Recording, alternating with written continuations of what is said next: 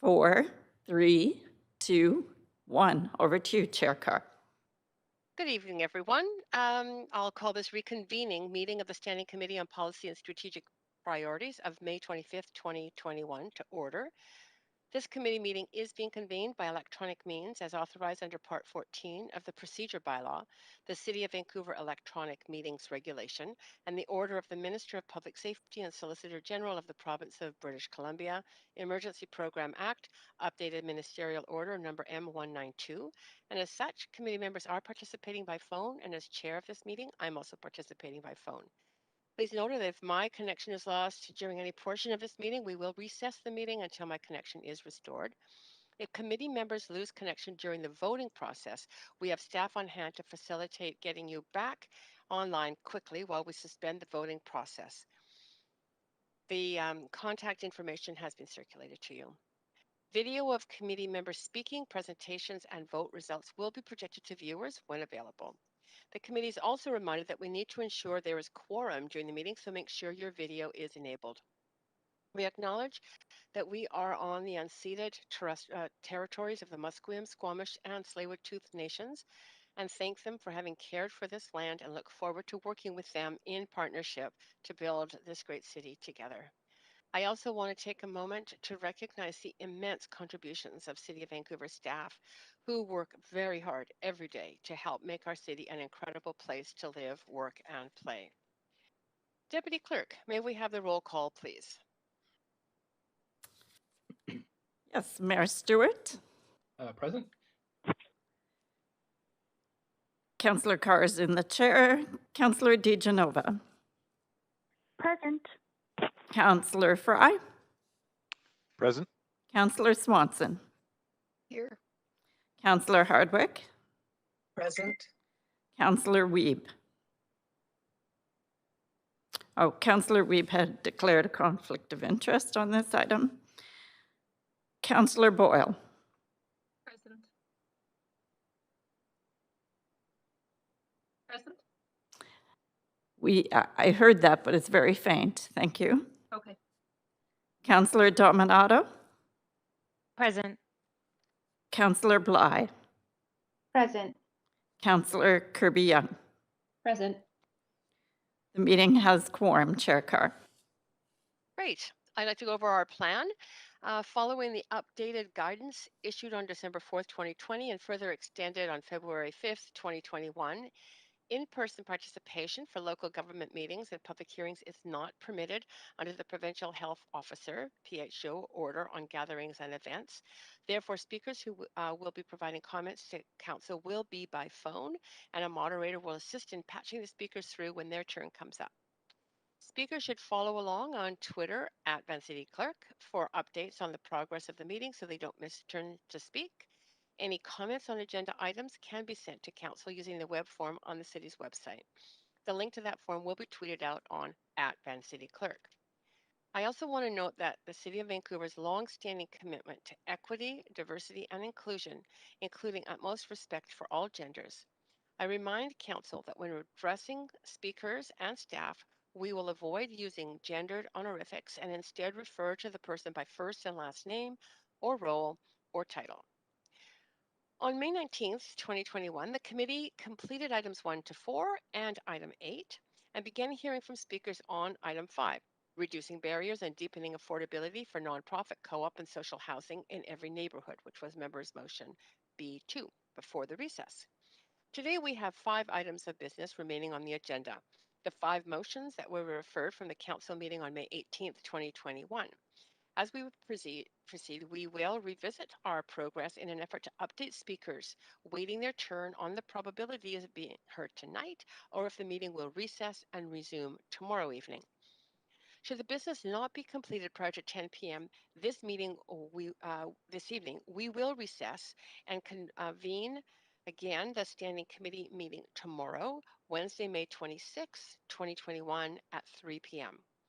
Finally, I would like to remind Council members that any amendments must be submitted to the City Clerk in final written form before the Council member introduces them.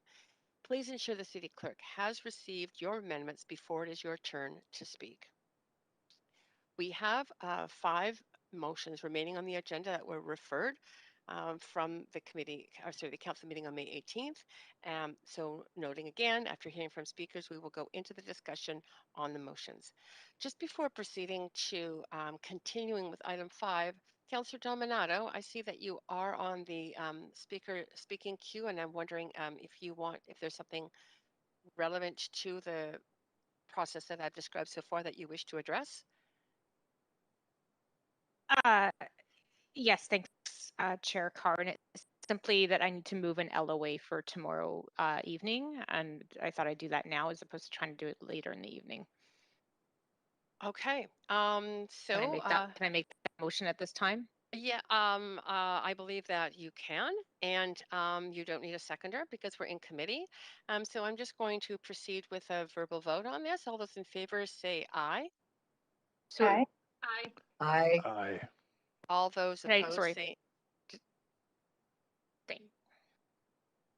all those opposed say nay. Sorry, Chair. I was going to actually finish the motion, but I wasn't quite done articulating it.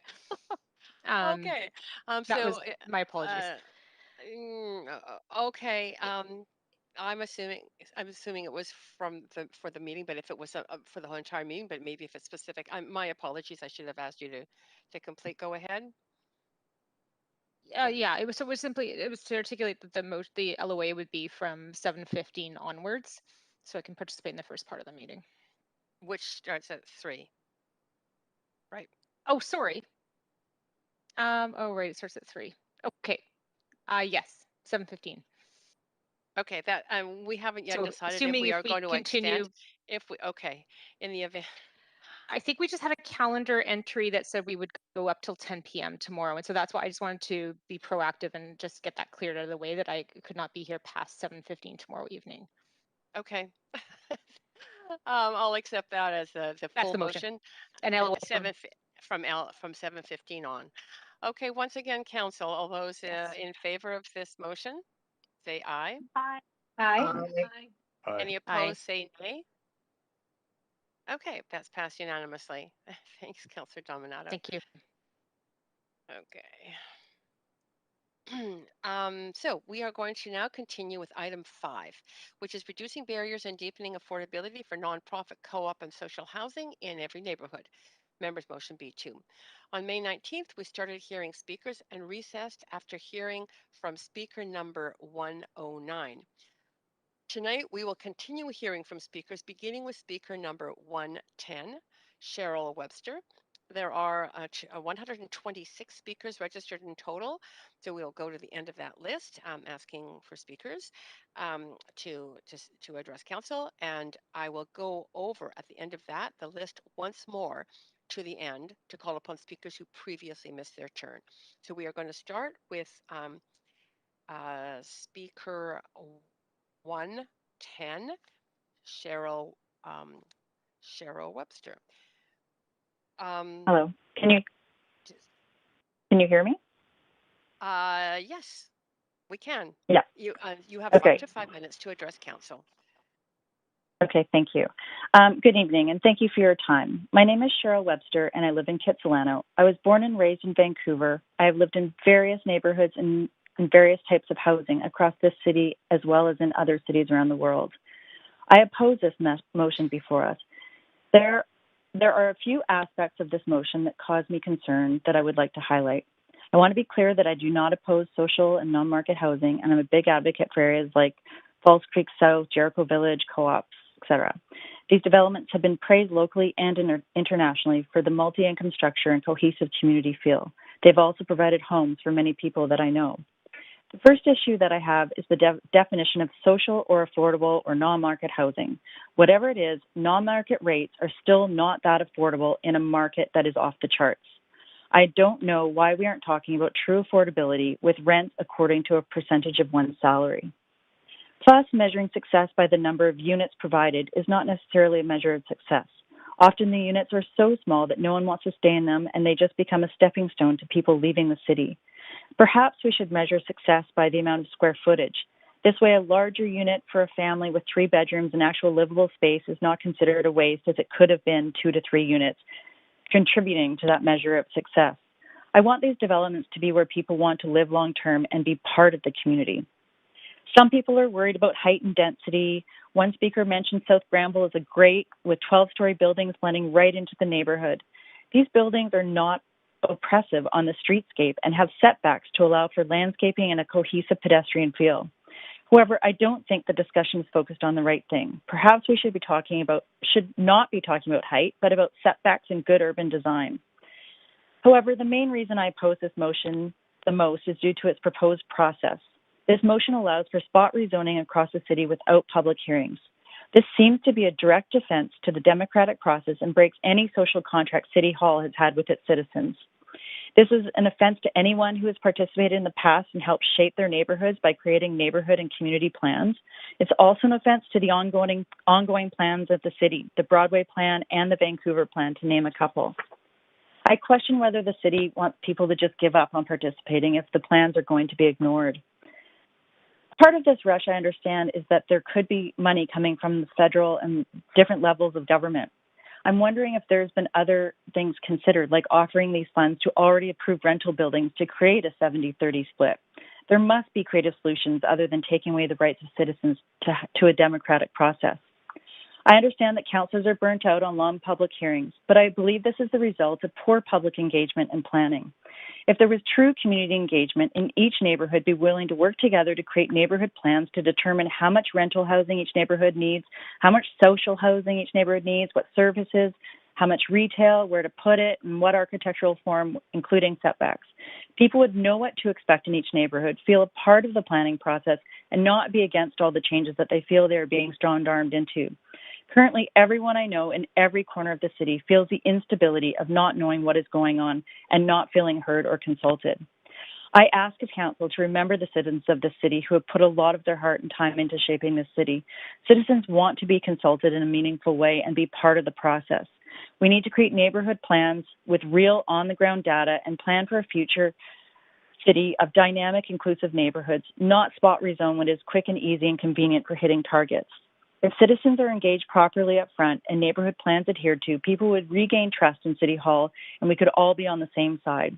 I hope Council opposes this motion and will look at enhancing community engagement early on in the process of neighborhood-based planning. Thank you. And thank you very much for coming to speak to us. There are no questions to you, but again, very much appreciate your providing your comments to Council. Thank you. Great. And we are now on to Speaker 111, Maxwell Bryant. Is Maxwell Bryant on the line? Yes, Chair Carr, I understand. Speaker number 111 is on the line. Great. Maxwell Bryant, if you can hear me, please, you can address Council at this point. Hello, can you hear me now? Yes, clearly. Thank you. You're loud and clear. Okay. Go ahead for up to 5 minutes. Thank you. As said, my name is Maxwell Bryant. I'm a resident of Vancouver and a rare example of a renter with a family on this call. Firstly, I want to recognize the good intentions of Councillor Boyle in aiming to accelerate a solution to Vancouver's housing affordability problem. As a father and a family with two beautiful daughters and a husband to an amazing wife, housing affordability is an issue that is personally close to my heart as I dream of providing the security of home ownership to my family someday.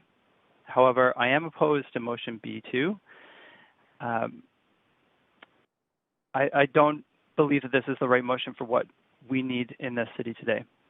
As you've heard from other members of our citizenry last week, I fear the outcome of this policy will undermine the democratic rights of Vancouver citizens who could be impacted by removing the rezoning application process for buildings in any neighborhood up to 12 stories. While I am a critic of the current overabundance of single-family housing zoning in place in Vancouver, the rezoning process is appropriate if newly proposed buildings will significantly change the character of the neighborhood or otherwise impact its current residents. We should be aiming at constructing housing in the missing middle and not 12-story monoliths across the street from a school or church. Last week, you heard from a number of members of the community to which I belong in Kitsilano, in many cases because of opposition to a specific project at West 8th and Arbutus. I bring up this project because it is an example of what could be approved and constructed under Motion B2 that we're debating today. I hope that eliminating the opportunity for local residents' input for this particular project is not the primary goal of this motion, but it is the likely outcome if it passes. BC Housing has published a website that provides details of a proposed supportive housing project which comprises 12-story, 140-unit building aimed to assist at-risk adults who are at risk or at risk of experiencing homelessness. I would like to rebut some of the remarks in favor of this motion, including 3 points made by certain speakers in favor of this project last week, including David Osberbury, a development manager for Affordable Housing Societies. Sorry, Firstly, 1 second, Maxwell, Bryant. This yes? is not about this particular project. So actually rebutting points made by other speakers about this project. I've allowed the mentioning of this project at Arbutus and 8th by speakers as just an example of some concerns, but not the details around it. Given that that is going through its own process, and you should be aware is that process will lead to a public hearing. So if you could just focus on the content of this motion in front of us, that is really what this meeting is about right now. Yeah, absolutely. I hear you. And I'm bringing this up specifically as an example.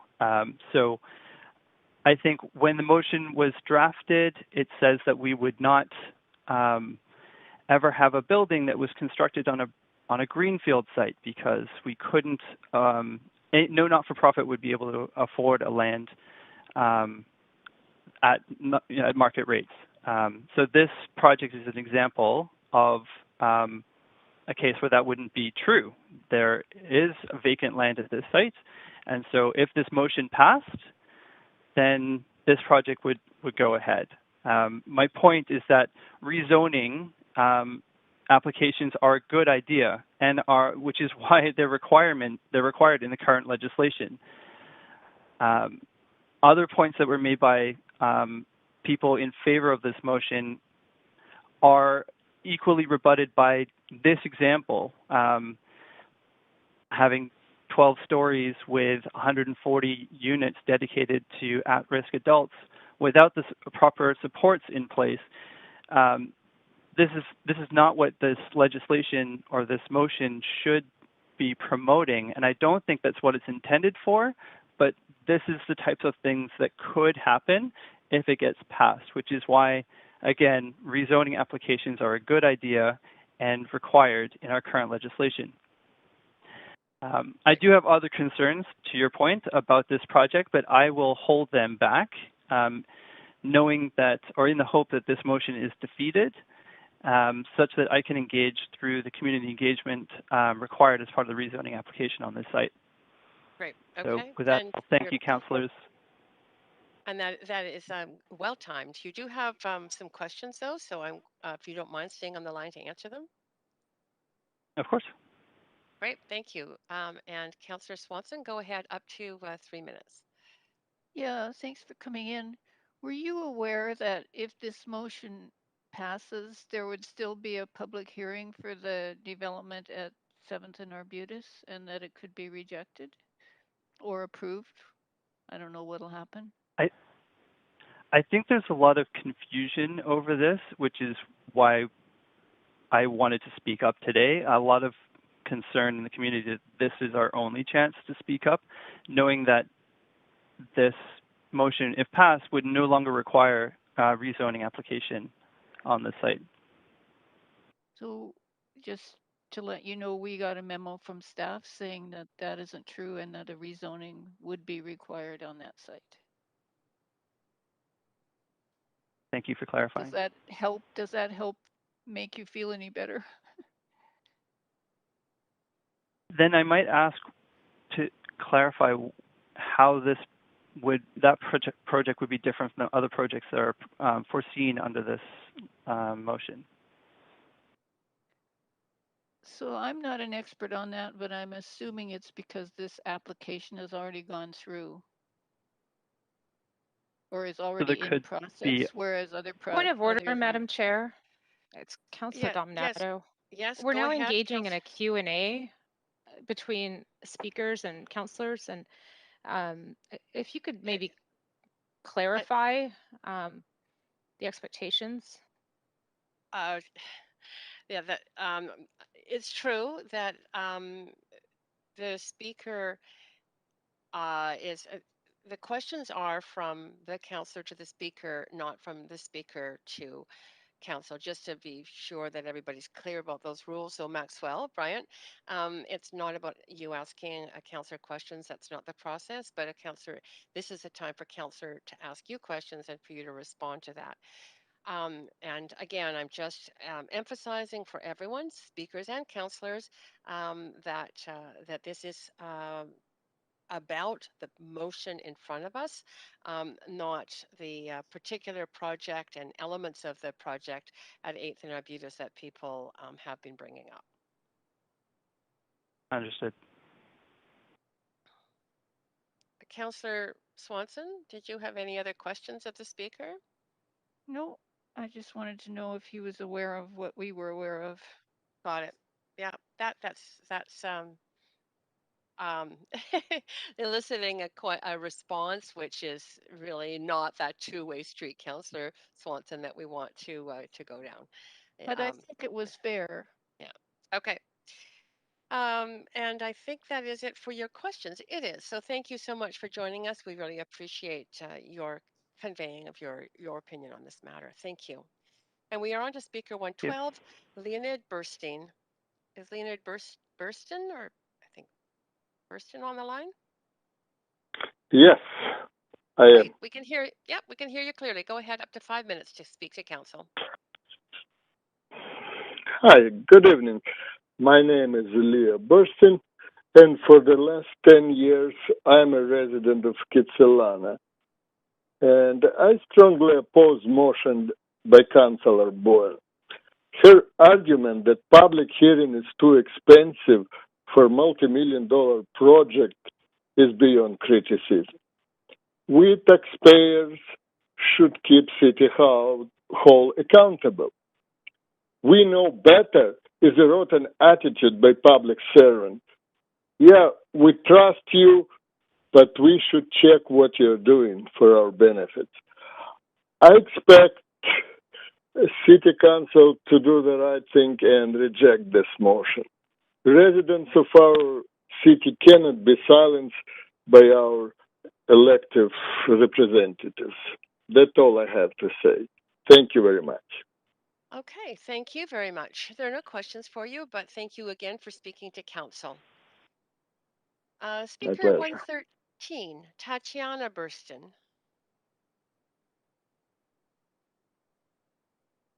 Are you on the line?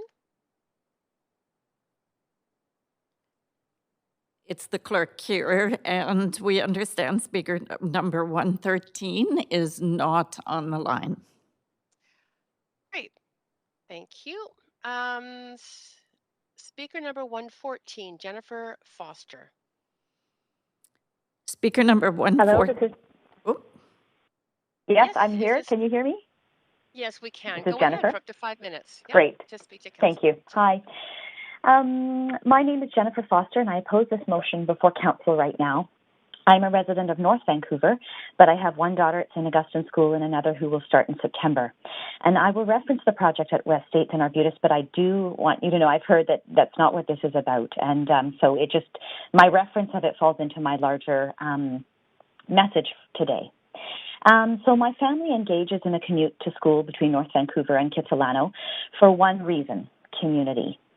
The St. Augustine community is kind, welcoming, and inclusive, and members of the St. Augustine community care deeply about each other and also about their neighbours.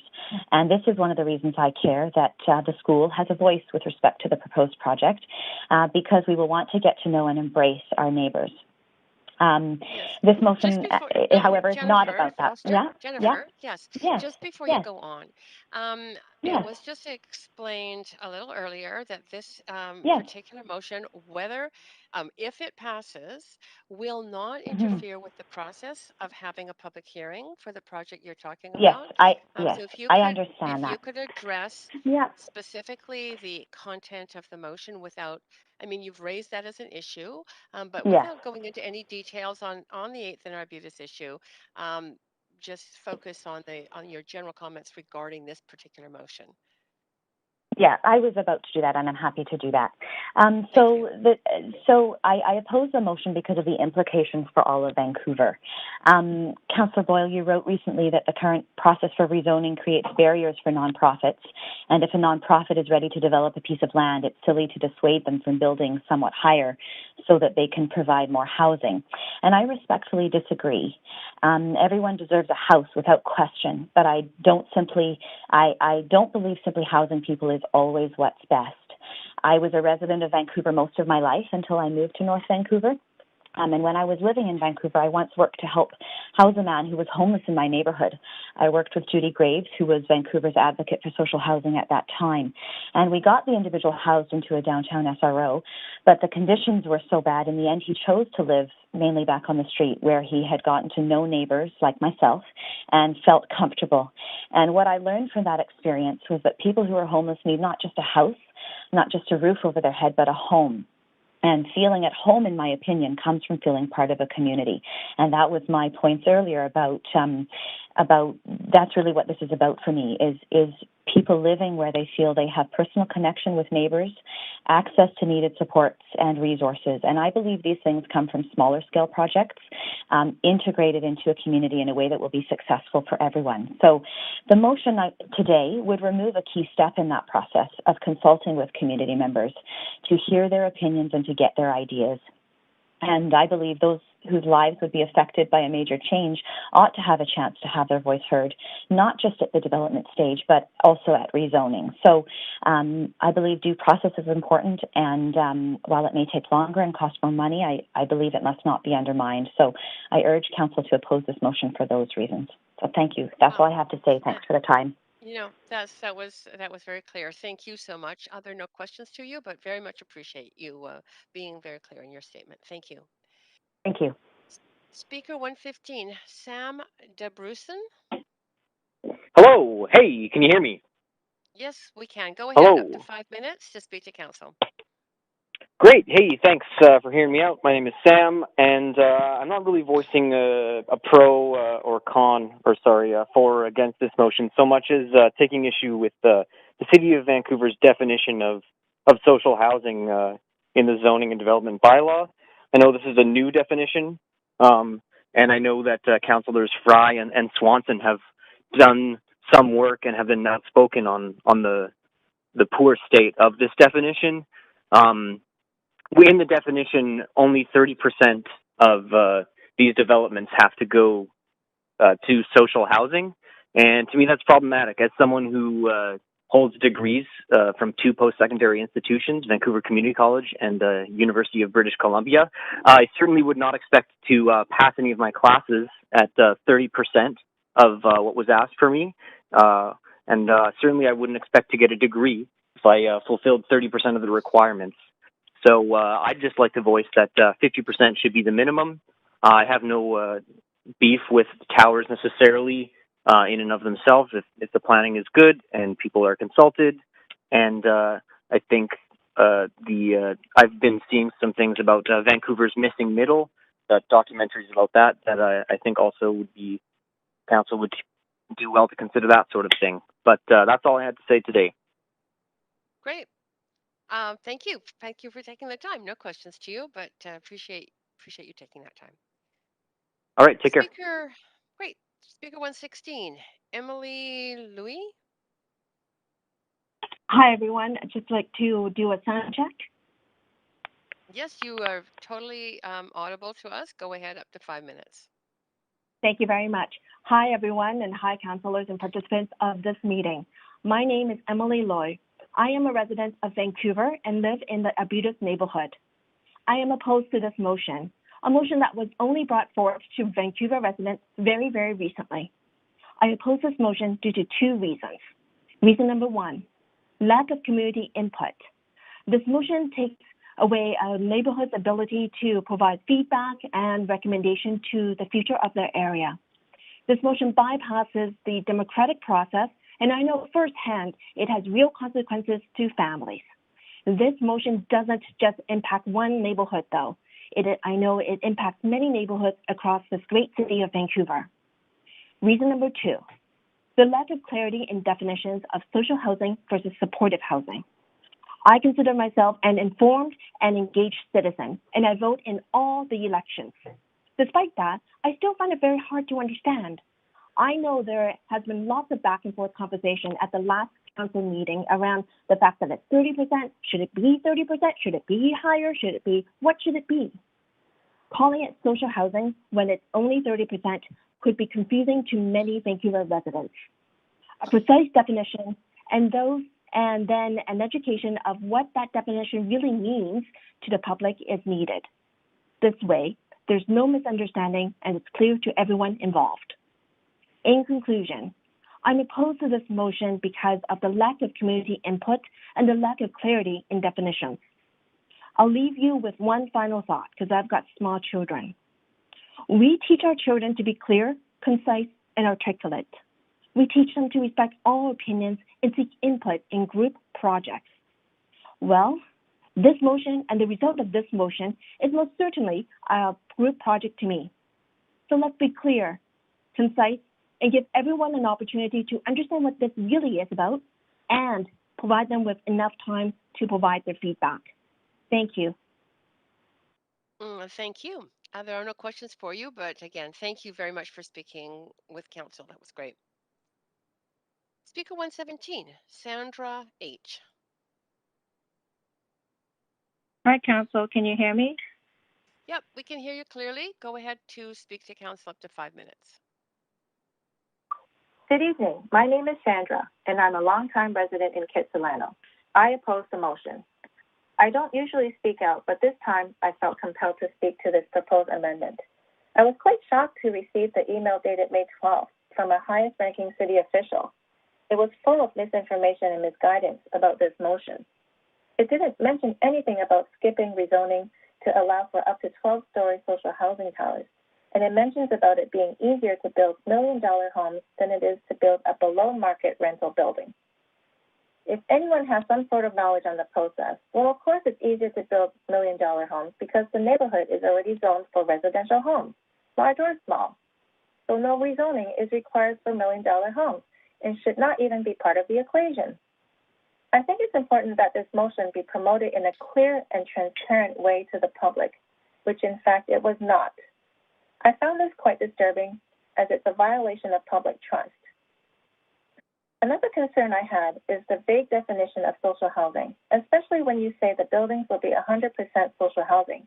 That sounds like to the average person that 100% of the units will be below market rentals, which in fact is not the case.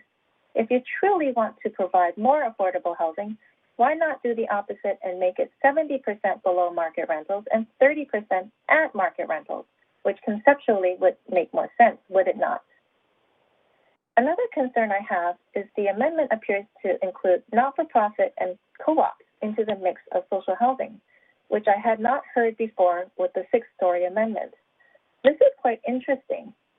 Will there be another motion next month to redefine social housing to include supportive housing? Do you see what I'm getting at here? So you can see how this ambiguity could easily result in the wild west of social order and chaos.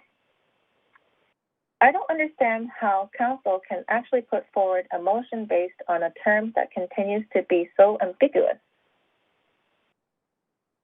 I find it incredulous that the city would actually say, no, you can't have the public hearing for a rezoning process, because that's usually by definition where you get approval for height and density.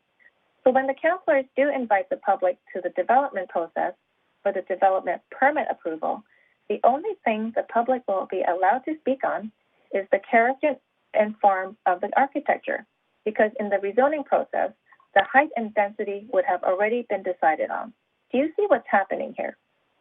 This motion contradicts the city's own development plans and processes and is a malfeasance of government responsibility.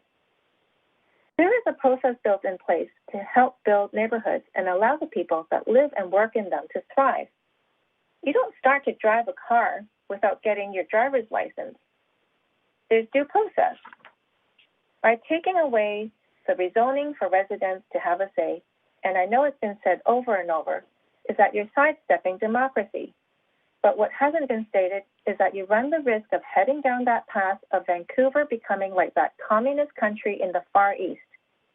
Do we really want to become a society where citizens no longer have a say in the matter?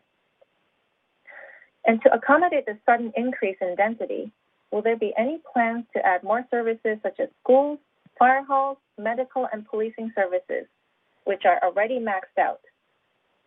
This motion makes me mad, okay? It's basically saying we're going to remove the process that tries to ensure that a well-planned and appropriate structure will be put into our neighborhoods. But instead, you are opting for a shotgun approach. Just pull the trigger. Who cares what we hit? I live in Kitsilano, but I don't speak for Kitsilano only. I think every neighborhood deserves to have proper consultation into these issues, which is affecting the height and density of their neighborhoods. For these reasons, I oppose the motion. Thank you. And thank you. And there are no questions to you, but again, thank you very much for speaking to council. Thank you. Thank you. We're on to speaker number 118, Stephanie Smith. Hello. My name is Stephanie Smith. I live in Vancouver. I'm speaking in a personal capacity, but for context, I'm a union activist and a Labour Council delegate. I was a long-time legal representative for tenants, many of them in nonprofit housing, and I've worked for nonprofits that provide social housing. I live in a co-op. And I hope you'll take all of that into account when I tell you that, unfortunately, I can't support this motion. And the reason is that I don't think the motion will achieve what it says it will. I don't think it deepens housing affordability, and I think it increases the risk of tenant displacement. And I think we're in this position because this is a policy that isn't driven by or responsive to the needs of actual renter households in Vancouver. Instead, it appears to be driven by the nonprofit housing sector, who are important institutional actors, but only a part of the picture. Last week, I heard a lot of comments about how nonprofit housing providers might deepen affordability. But I think it's important to evaluate this motion based on its bare language. We have to assume that it will achieve only the minimum standards it requires. Built into those standards is a very questionable definition of social housing. I think that if we've learned one thing from all the speakers, it's that this bad definition of social housing is getting in the way of making good housing policy. Within that definition of social housing, we're looking at a minimum standard of 30% of units at Hills rates and the rest at whatever the housing provider can charge. Housing income limit for a one-bedroom or studio is $55,500 a year. The median renter household income in Vancouver is $50,250 a year. So Hills rate units are only affordable to renter households above the median. This motion refers to grocery clerks and healthcare workers. Most grocery clerks can't afford a Hills rate unit, let alone the remaining 70% of the units in these buildings. Not too long ago, I was working in a City of Vancouver funded frontline position, and in that role, I was borderline for a Hills rate unit. It's compelling to talk about housing for healthcare workers, but meanwhile, there are waiters and line cooks and office cleaners and, in my acquaintance, singers and horn players and painters, and this housing is not for them. And these are the people who are hanging on by their fingernails in the last bits of affordable market rental housing in Vancouver. As we heard when Council considered the motion regarding six-story buildings, these zones contain a significant amount of what's left of Vancouver's affordable market rental stock. Between speculative pressure from REITs in one direction and developers on the other, these tenants are being squeezed out. And to be blunt, what's proposed here is to tear down their apartment buildings and replace them with more expensive buildings that they can't afford to live in, except that they'll be operated by nonprofit housing providers. If these folks have been able to secure a non-market unit, I don't see anything here that compels the housing provider to maintain the current affordability levels on redevelopment. And on top of it all, in these internally subsidized models, nonprofits are gravitating to a loophole in the residential tenancy regulation can result in unpredictable and unaffordable rent increases for tenants in these RGI units. I'm also concerned that this proposal uncritically advances the TRP as sufficient to protect those tenants. As someone who's worked with displaced tenants, and as any tenant advocate has told you, it isn't. I think it's important to take notice of the fact that Councillor Wiebe has recused himself because he's received advice that this proposal could increase his property value. Even if agreements with the city could dampen any increase in land lift on properties currently owned by nonprofits, and even if the density increases only apply to nonprofit housing development, all councillors will be familiar with one-off density increases for public benefit or otherwise being used as levers for increased density on nearby sites and creating upward pressure on land values. This motion proposes to give away an enormous amount of public density. I think it's incumbent on council to ensure that it returns sufficient public benefit. Unless we have workforce housing that actually houses the workforce, rental housing policies that are alive to the economic circumstances of actual renter households, I don't think it does. So what I would ask council is this: reconsider the definition of social housing, strengthen the TRP, and receive and consider the B2 report on tenant protections that I believe is due this quarter.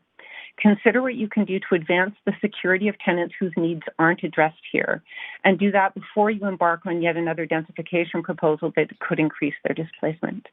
Thank you. And thank you very much. If you don't mind staying on the line, you do have questions from councillors. Certainly.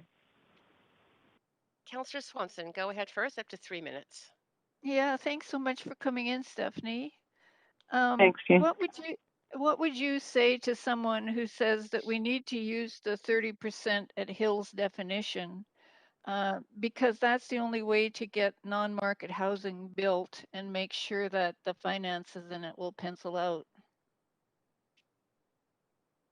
Well, okay, sorry, I'm not quite understanding your question. I mean, if what they're saying is 30, go ahead. When we asked the staff about this and we got a memo back and it said we have to, I'm paraphrasing here, but it basically said we have to use the 30% because that's the nonprofits need this sort of flexibility in order to make the finances of a building work. Like some buildings are expensive and they can only afford to give 30% at Hills. Some are cheaper and they can, or they might get a government grant and they can deepen the affordability. But they're saying that they need the people paying high market rents to subsidize the 30% that are paying a little bit lower. So what would you say to those folks? Well, what I'd say is that if council is actually looking at, an unusual time when all three levels of government are aligned to produce affordable non-market housing, now is the time to look for better. Right? That's what I would say. And I would say that, right, and I would say that if, the only way that a nonprofit could make their numbers work on a site is at 30% Hills rates and 70% at market, then we would need to have a much better set of protections and relocation options available for tenants who potentially could be displaced. What would you think would be a better definition of social housing than 30% at Hills, something that could work financially? Right. I think that a definition of social housing should start with the median renter household income in the city. And I think that social housing development should be focused on median and below, right? I mean, the thing about Hills rates is that's the income at which, according to BC Housing or CMHC, people should be able to find housing in the private market. Right. So that definition says people who make that much money and above are able to find housing in the private market. So when we're looking at developing social housing, right, we should be looking at people who can't. And that means that we're looking at everybody below Hills rates. Okay. Thanks so much, Jer. Thanks, Councillor Swanson. And Councillor Fry, up to 3 minutes with your questions. Thanks, Chair. And thanks, Stephanie. You did a really great job of articulating what Hills is in relation to market, which often gets lost. So I really appreciate you did a fantastic job in Jean's question there to articulate that. What you may have gotten wrong, though, is the assumption that this applies to nonprofit housing providers. In fact, as we've just learned from staff, the letter of the social housing definition really actually just applies to any nonprofit organization, not necessarily nonprofit housing providers. Does that change some of your reasoning around this? Well, I mean, I think that my central point, which is that if we're going to be giving away public density, we should be doing it for a public purpose. Doesn't change. I would also be concerned about some of the mutations in what's understood to be nonprofits potentially coming to, to land in Vancouver with our really sort of volatile real estate market. I don't think I can speak about it in any more detail than that, though. I need to get a look at what staff are saying. Yeah, fair enough. Just to touch, if you're comfortable touching on some of your work as a Sure. as a housing advocate. So, am I correct in assuming that a lot of your work was with folks living in nonprofit housing provider housing? Yeah, especially when I started working at Mosaic, actually, and I worked with newcomer households. I started working a lot with people who were living in non-market housing. I mean, yes. So be careful not to name. It's a challenging thing to talk about because when I see nonprofit housing providers, right? I mean, some folks do really good work, and also deep respect to the Cooperative Housing Federation of BC. I also think about all of the cases that I ran with tenants of nonprofit housing providers, and the perspective from tenants and from a tenant services provider is often very different. Okay. Being careful not to name names or anything too specific. No, I'm not going to. Yeah. What kind of issues are we talking about typically? Well, one of the problems, I mean, first of all, with the RGI units, in RGI units where nonprofit housing providers don't actually have an operating agreement for that building, but may have operating agreements for other buildings, there's a loophole in the residential tenancy regulation that essentially exempts them from the rent increase provisions of the regulation. And like when those provisions came into effect, the expectation was that a subsidized rent subsidy would be sort of governed by a contractual agreement, so that you needed to be able to raise the rent more because it was geared to income and people's incomes might go up. But there are all of these cases where they don't actually have a contract governing subsidy, which means that nonprofits have an enormous amount of latitude when they're raising rents in RGI units, and tenants have no protection under the Residential Tenancy Act. And this is something that unfortunately, that is unfortunately all of the Councillor time. time. He didn't leave you very much time to answer that question. I'm sorry about that, but no, sorry, and I went on at length. I apologize. No, not at all. It's all very interesting. But you still do have more questions from other councillors. So here, Councillor Hardwick, you have up to 3 minutes. Well, thank you very much for your commentary. Rather than a question, my first point is a request. Would you, presuming that you've written all that down, would you share it with council by email? Of course. Yes. Thank you. I think some of the points that you made were unique among what we've heard. But one of the things that just came up in your conversation or questions with Councillor Fry was really, you mentioned the legal opinion or what we'd heard from staff with respect to the definition of social housing and its implications here. And I think this is as good a time as many, Chair Carr, to comment or put the question back as a point of information to you. And that is, it was suggested that subject. Just 1 second, Councillor Hardwick, there is going to be ample time for points of information, but this is your time to question the speakers. So can you hold your point of information? Certainly I can do that, but I just, again, it was prompted by Councillor Fry's question of the speaker. Yes. And so I will be touching back on that later. Thank you. I'm quite happy to postpone it. But again, thank you very much to the speaker for your well thought through and articulate remarks, and hope to see them in writing. Thank you. Great. Thank you. Thank you. Thank you. That is it for your questions. Thank you, Councillor Hardwick, and thank you so much, Stephanie Smith, for your presentation and answering all those questions. We are now on to speaker 119, Neil Murphy. Hello. Hi. Yep, we can hear you clearly. Hi. Go ahead. Up to 5 minutes. Okay. Perfect. Hi, my name is Neil Murphy, and I'm a lifelong resident of Vancouver. I've lived in Dunbar, Kitsilano, South Granville, Grandview Woodlands, Mount Pleasant, and now for the last 15 years in Hastings Sunrise. I'm opposed to the proposal. A majority of Vancouver's 675,000 residents do not even know about the proposal before council tonight. Personally, I regularly read the Vancouver Sun online, watch and listen to and read the CBC on all its different media platforms. I only found out about this proposal through an email from a family member and with only about 12 hours to register to speak.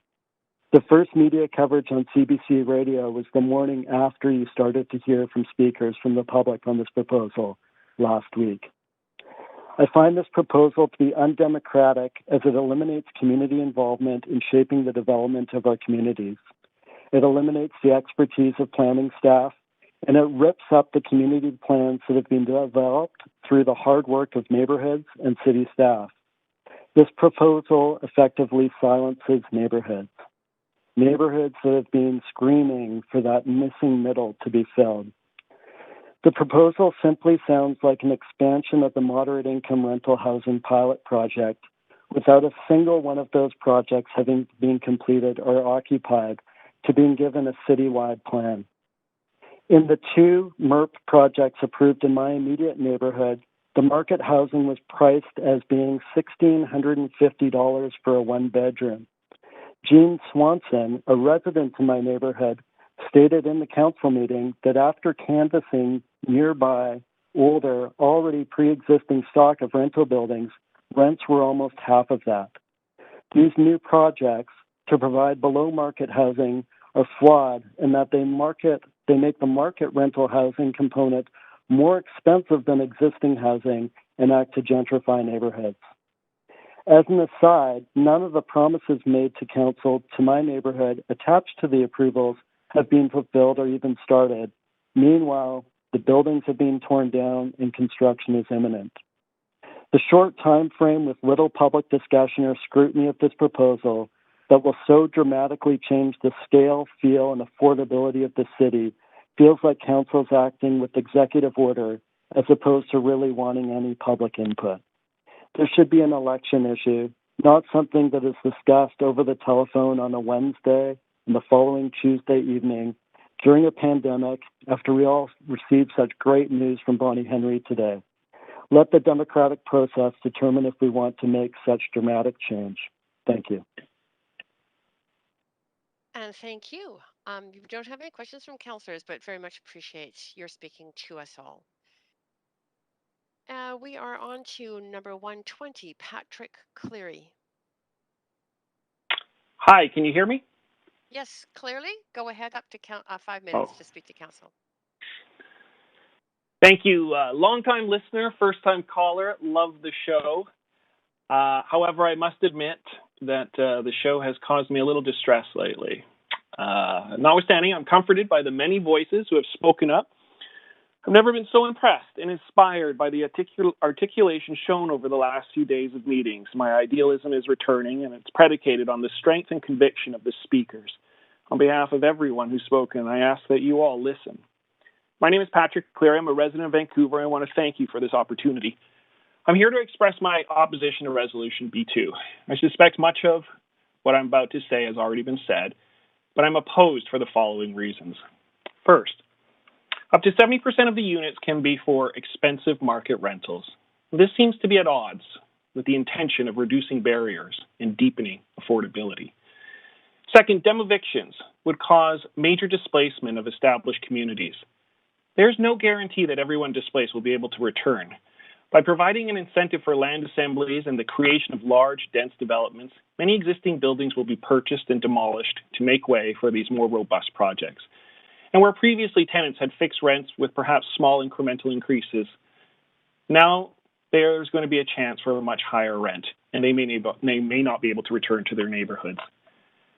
Thirdly, there will be an increase in land value due to zoning changes for increased height and density. This will occur, and it will occur regardless of the proposed use of land. There will be speculation, and a result, more expensive land. In fact, the Georgia Straight published an article yesterday about real estate increasing by nearly 300% of assessed value on a Vancouver street that had a new 6-story condo project. Fourth, this motion goes against community planning practices and consultation processes. I note Kennedy Stewart's webpage for election as mayor boldly stated that by working together, I believe we can make Vancouver a city that works for everyone. I think the key phrase there was working together. How is allowing towers to be built without rezoning public hearings working together? In fact, it is circumventing the public consultation process. Fifth, the motion references 12 stories and provides no actual dimension height, but the proposal, let's be honest, means heights of 120 to 130 feet, and these could be located anywhere in the reference zones. This makes for poor urban design. This motion is not the right approach for a city to embark on such significant changes in the design of neighborhoods. Doing 12 stories with 6 FSR anywhere in any neighborhood on narrow streets throws urban design principles out the window. 6, this creates an untenable opportunity for review and consideration. 7th, I'm concerned about the email communications and actual representations from our council members, some of our council members, about not-for-profit organizations and social housing. Specifically representations such as, I quote, CRA status requires them to not make a profit, or because there is no profit, there is no speculative increase in land value. I direct your attention to the Government of Canada website on not-for-profit corporations, which explicitly states, and I quote, not-for-profits are free to conduct the same business activities as business corporations. In other words, not-for-profit corporations can make a profit, end quote. And 8th, most importantly, is the principle of democratic consultation. This motion eliminates public consultation, takes away the right to be fully informed, takes away the right to have confidence in existing bylaws and regulations. The activities above erode democracy. And there's a theory that democracy requires 3 fundamental principles. Upward control, i.e. sovereignty residing at the lowest levels of authority, in other words, the people. Political equality, we're all treated the same. And thirdly, social norms by which individuals and institutions can consider reliable, acceptable, and predictable. By fast-tracking, by removing public debate, by misinforming people, by using ambiguous definitions, and eliminating consultation, you are potentially violating these fundamental principles. I agree, consultation is a pain. Listening to people is a pain. But I submit there are sacrifices that need to be made for principles. And what greater principle than democracy? And I remind all of you who chose to enter the public arena that we honor democracy, even when inconvenient. Thank you. Thank you. And you do, if you don't mind staying on the line, have questions from council, Councillor, to answer? Okay. Thank you. Councillor Hardwick, yes, go ahead. Thank you, 3. Patrick. What was number 6 again? Are you still there? An untenable opportunity, this creates an untenable opportunity for review and consideration. What does that mean? What does it mean? It means that Councillor Boyle's motion would lead to a staff report and then one single rezoning public hearing with just several days' notice for the public to review documents. And after that, development applications go straight to the Development Permit Board, and in some cases straight to the desk of just one person for approval. Mm-hmm. And it basically circumvents any real opportunity for neighborhood input. Great. Thank you. I was trying to keep up and taking notes as you were going along, to which I'll ask also if you would be so kind as to share your remarks in writing with council. It would be appreciated. Certainly. Thank you very much. Thank you. That's it for your questions. And thank you again for joining council. And I had missed number 6 too, Councillor Hardwick. So thank you. On to speaker number 121, Stuart Smith. Hi there. Yes, we can hear you clearly. Yes, go ahead. Up to 5 minutes to speak to council. Hello, Chair and Council. Thanks for the opportunity to speak to this important motion. I'm Stuart Smith. I'm with Abundant Housing Vancouver, and I'm speaking in support. Today's housing shortage has been escalating for decades and won't be fixed by any one building or any one neighborhood or any one council motion. But I think it's important that we not let the perfect become the enemy of the good. We have to do something rather than nothing, and this is a pretty significant something. So I thank Councillor Boyle for putting it on the table. The types of buildings proposed will not just benefit the tenants who live in them, but also benefit every other tenant in the city by giving them more options and ensuring that they face less competition for existing housing. I hear several recent speakers express a concern about displacement. It's a very pertinent concern to me, given my landlord is showing my building. But there's a really easy way out of that. Just only apply to owner-occupied housing. Simple.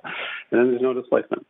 Anyways, for tenants across the city and the region, I hope you will take this step forward, and I just have a few comments. To begin with, I think that the height proposed is fine. Sorry, the definition of social housing is fine. Many people want it to be better, and that's fine too. I'm sure one day it can be. But if we wait for that day to do anything, real people will suffer in the meantime. We live in a region where almost all of the land was sold off 150 years ago and remains privately owned today. In such a region, there is no housing reform that doesn't involve some element of compromise. Insisting on 100% is the same as insisting on nothing. Insisting on 100% is the same as insisting that until the revolution, no change of any kind should be fought for. Real people are struggling today because of exclusionary land use policies. In the absence of other reforms or funding, a 70-30 split allows market renters to subsidize below-market renters rather than subsidizing the lifestyle of a landlord or a homeowner. This seems like a pretty good arrangement compared to the status quo. Furthermore, the height is also fine. There's nothing remarkable about 12 stories in any part of our city. Many 12-story buildings were built before zoning was introduced with no public hearing. They required nothing more than a building permit. The location of 12-story buildings built before 1927 was chosen in the only way that makes sense. They were built where people wanted to live. Well, today, people want to live in currently exclusive neighborhoods, so that's where we should build 12-story buildings. Today, the location of homes is chosen by income and wealth. If you can access landed capital, you get access to the whole city. If you can only afford to rent an apartment, perhaps in a 12-story building, you're constrained to a few small, heavily populated quarantine zones, the West End, Mount Pleasant, Fairview. Despite a quadrupling of population over the last 95 years, those among us who cannot afford to buy or rent houses, those who must live in apartments, are still largely restricted to this same small portion of the city. Today's motion is a small step back toward the radical notion that every neighborhood is for everyone, even people who can't afford houses. Finally, democracy is a system of government in which all people get a say in how our government works, no matter their station in life. Democracy is not about giving some people the right to choose their neighbors. Vancouver can and should strengthen this democracy, but the biggest barrier to democracy in Vancouver has nothing to do with public hearings. The biggest barrier is the cost of rent and the length of non-market waiting lists. Vancouver can and should strengthen its democracy, but we cannot succeed by letting rent, prices, and waiting lists determine who can vote and who can't. Requiring a public hearing to approve every square foot of housing is not an example of strengthening democracy. It's an exercise in which some of the people are able to use council as a mechanism to choose their neighbors. Good neighbors welcome people who want to live near them, no matter what their home looks like. Good neighbors work together. Good neighbors work with each other, whether they've lived in the city for 40 years, 24 hours, or whether they plan to make their home here tomorrow. I urge council to approve this motion. Thank you. Great, and thank you very much. I see no questions from councillors to you, but thank you again for coming to speak to council. Thank you. Number 122, David Barkwell. Hi there, can you hear me? Yes, perfectly. Up to 5 minutes to speak to council. Great, thanks for the opportunity to speak here. I want to start off by saying that we all feel bad for those less fortunate and believe that the concept of social housing with appropriate support is important. Our community is actually quite supportive of social housing, but doing so in a way that sets individuals affected and the neighborhood up for success.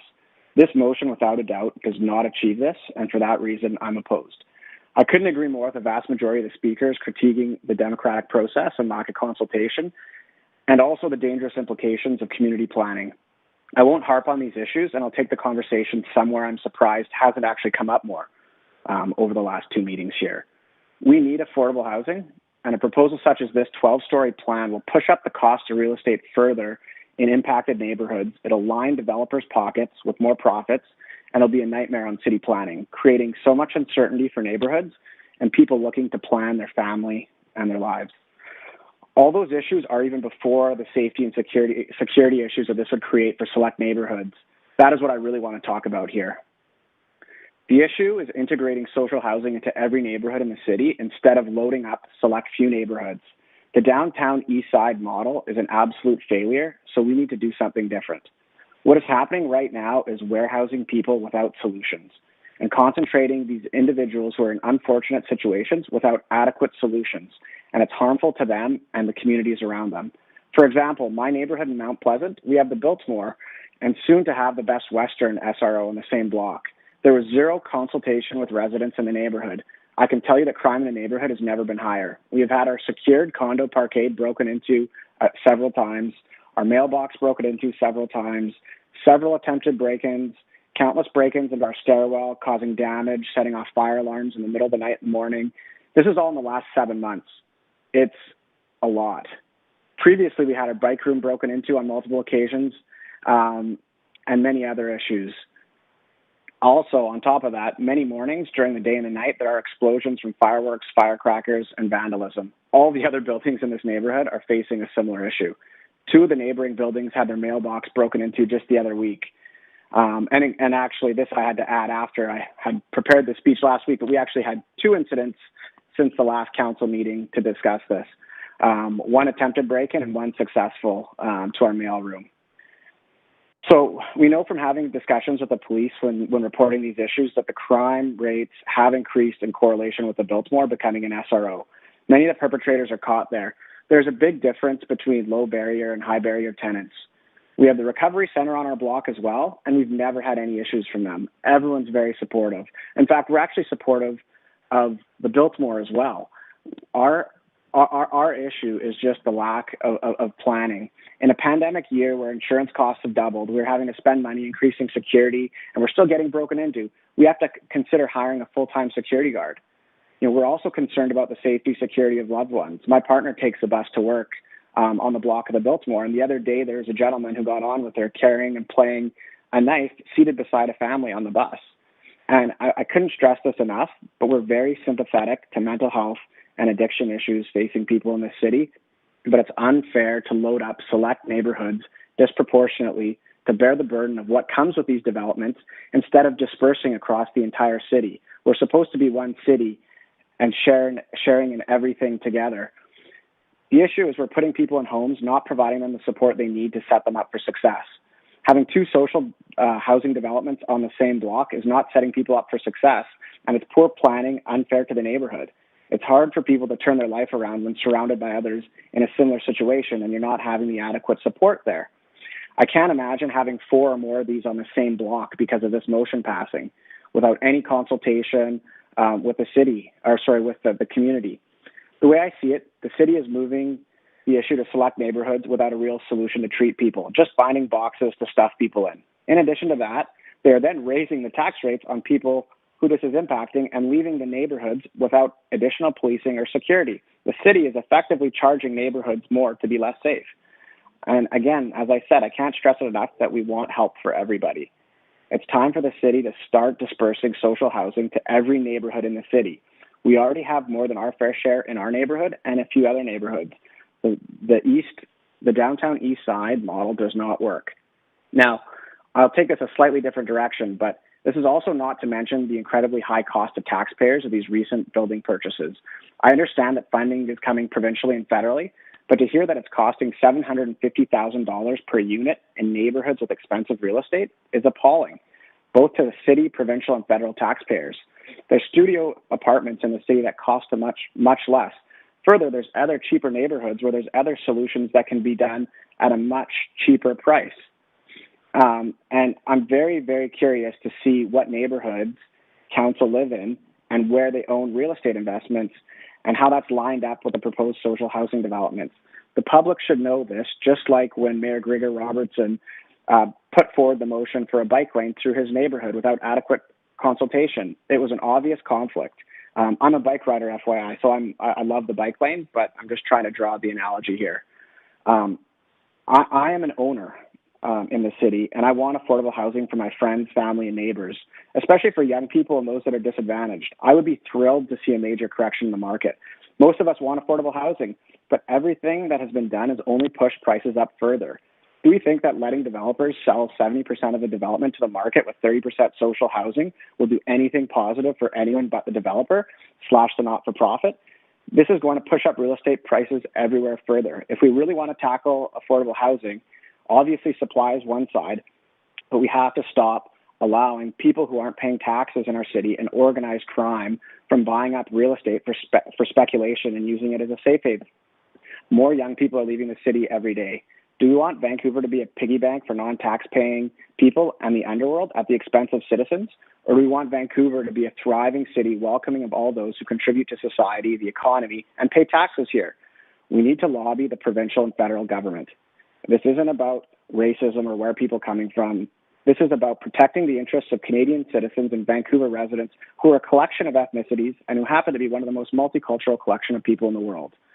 And I'm not sure if this policy is virtue signaling to make it look like we're trying to make a difference, or if it hasn't been fully thought through. Are developers supportive of this policy? I really want to know this question because I bet you they're really supportive of it. I would be if I was them. When are our representatives finally going to work for the people, not developers? And just from participating today and the other day on the meetings, it's very clear that the people have spoken. I listened all day the other week and today, and I would say that the ratio of people opposed to this versus for this motion is much more than 10 to 1. Democracy is showing that people want to address social housing in a different way. I think almost all the speakers are actually supportive of social housing. So we have a whole bunch of people who are supportive of social housing, and we have a motion that everyone is opposed to. There's got to be a way to make everybody happy and achieve benefits for social housing. And all I have to say is if this goes through, it will show that our representatives are not working in our best interest. If anything, these types of motions should go to a public vote for affected neighborhoods. Thank you. Great, and thank you. If you don't mind staying on the line, you do have some questions by a councillor. Is that okay? Yes, of course. Great. Councillor DeGenova, go ahead, up to 3 minutes. Thanks very much. And I appreciate your comments and thanks for listening. I'm wondering, just to really zone in, because I only have 3 minutes, there are lots of questions I want to ask you, but specifically on the services that you're talking about. And I would suppose that you were talking about shelter rate housing or housing where that would allow property tax exemption for nonprofit organizations. Is that correct when you talk about the burden of providing services that are funded by property taxes? Onto the current taxpayers, which I include renters in that because they also pay taxes for their rent, that would be unsustainable after a certain period of time, depending on how much social housing we were able to, I suppose, approve or move forward with. Well, I think my point was more so around services in terms of treating mental health and those sort of things. Like, it seems to me that a lot of people are just getting sort of warehoused and they put in a home. And I know there are some services, but the services are not enough. And there's a lot of people working hard to try to provide services. And I think they're doing a good job, but I don't think they're provided probably enough resources federally, provincially, and maybe by the city as well to actually help people instead of just having people getting, 10% of the services that they should be getting to actually get better and become fully functioning members of society. So that's more so what I was talking about. And in terms of the burden on others, I'm talking about increased security, having things broken into, worrying about the safety of your family, all those sort of costs that are not all tangible. A lot of them are intangible as well, but there's some of them are definitely tangible. Thanks for that. Just also a follow-up to something that you just mentioned, and I'm not sure I hear typing there, Chair, but yeah, maybe someone's not on mute. But just wanted to ask specifically when you think about sort of the way that we consider those services, because those services need to be paid for, whether it's looking at as you said, policing or fire, water. If we have properties that are, we'd be talking about land right now that's owned by a nonprofit that could be property tax exempt. Does that concern you? That there would be, the province and the federal government may not be contributing, because this is about social housing. It's not about, as you well noted, supportive housing. Okay, you Which have is about something 10 different. seconds to respond. I'm sorry, but I you've hope you'll still give have me run my out of 10 time. seconds for the typing there, Chair. I agree. Thanks. Yeah, that wasn't me typing, FYI. But yeah, I agree with that. I think this is a federal, provincial issue as well. We have a lot of people coming from across the country to live in Vancouver, and I think it's really unfair that the financial burden is on the city of Vancouver. And I think there's a lot of people from the Lower Mainland that are coming to Vancouver as well that are getting put in these social housing. And I know for a fact from people I know who work in social housing that there's a lot of people from Surrey, Abbotsford, these other places that are getting put there, and it's unfair to the Vancouver taxpayer. Right, Thank and you that very I'm much well for your over time. comments. Thank And you so much. I'd just Appreciate like to that. ask, Chair, that No, if the yeah. speaker could send in their comments as well, if they are typed out, I'd very much appreciate all of council being able to receive those. Right, Thanks so much. thank you. Again, well over your time, Councillor DeGenova. But that's it. Thank you very much. That's it for your questions, and very much appreciate your staying on the line and your presentation. Thank you. Thanks. I appreciate it, and I'll send in my comments. Thank you. Thank you. Okay, and Speaker 123, Jens von Bergman. No, Chair Carr, that speaker is not on the line. Okay, thank you. We're on to Speaker 124, Elizabeth Murphy. Hello, Council. Can you hear me? Yes, perfectly. Go ahead. Oh. Up to 5 minutes to speak to Council. Thank you. So good evening. I just wanted to say that social housing with appropriate locations, supports, and amenities could be provided in every neighborhood if the scale, form, and context of each neighborhood were properly considered. This motion doesn't do this, as the proposed scale and form would have major negative consequences for the affected communities without requiring project rezoning public hearings. Therefore, I'm speaking in opposition. The main reasons are the scale of the proposed RM buildings to 12 stories and 6 FSR are too big at 400% of the outright height and FSR, with major negative impacts on existing rentals, land inflation, eviction, and displacement. That staff need to provide the data as directed by Council motion in May 2020 to inform the planning for how much social housing is actually needed. The city's definition of social housing that currently allows 70% of the units at market rent but counts it as 100% social housing when it is mostly market rents. And it is undemocratic to allow major increases in height and density without public hearing and undermines community plans. I'm going to focus on the first point regarding the impacts on land values and the role of zoning. Land values are based on development expectations. This is set mainly by, 1, what is allowed under the zoning both outright and conditionally, 2, the site influences such as location, views, amenities, and 3, speculation based on precedents in the area that determine potential for zoning increases. The huge increase in scale proposed for RM3 and RM4 of up to 400% of that allowed by current outright zoning would increase land lift for the subject property and all of the area around the site. It would go from 3 to 4 stories at 1.45 FSR to 12 to 13 stories, including the exempted top floor amenities, with 6 FSR. This would definitely increase land values, especially since it would be within the zoning without a public hearing at 70% market rentals, and that in many cases it would have spectacular views in otherwise low height areas. This would be a huge incentive for developers to create nonprofit corporations to take advantage of this benefit, including potential subsidies from senior governments for very low financing.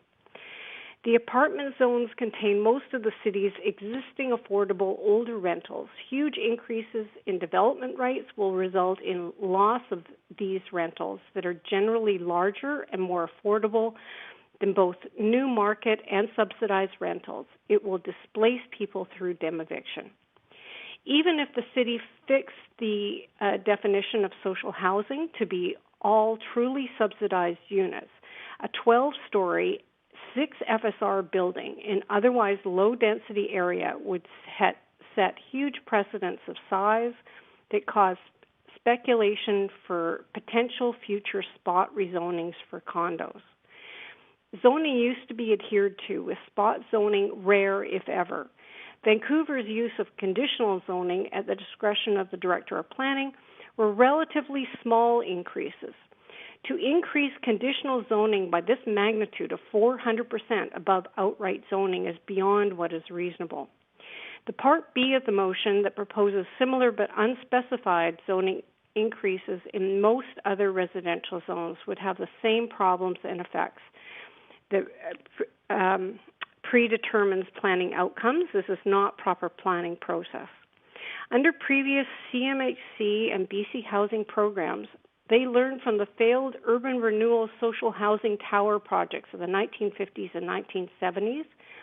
The priority was changed to ground-oriented family housing that fit into the context, generally up to 4 stories, with a limit of 50 units per project that was fully subsidized in a co-op model. This could be successfully integrated in most neighborhoods and should be reinstated.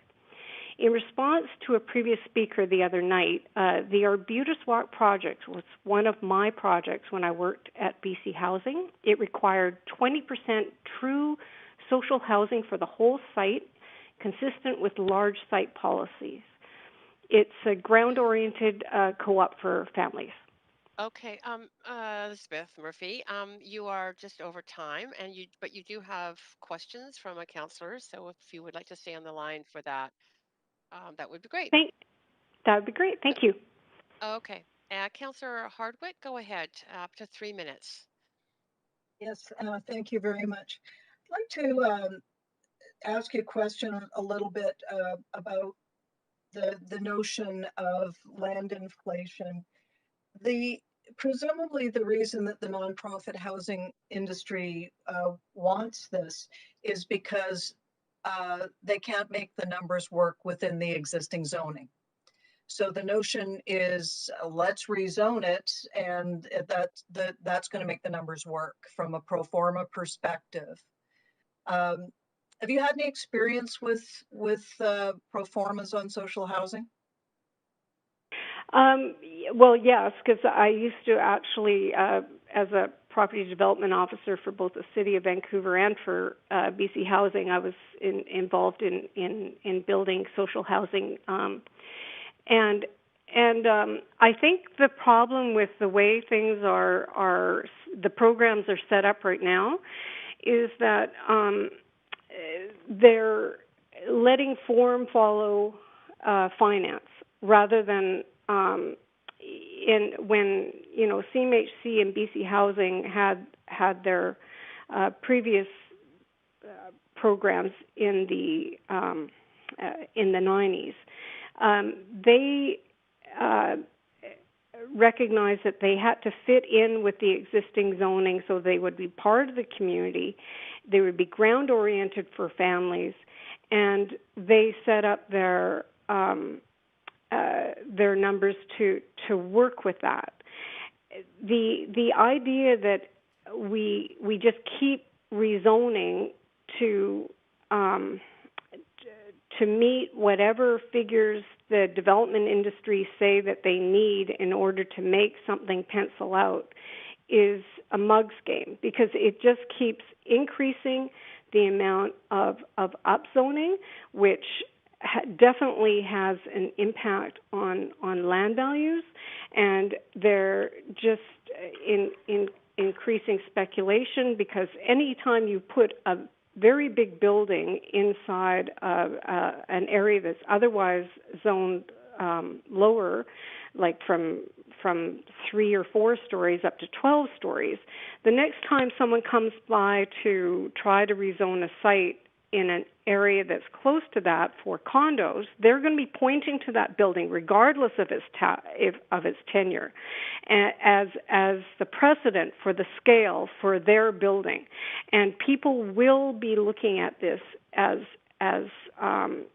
speculation for what they can build in terms of market, both rentals and for condos in the future. So it just ups the ante and creates the new height to beat.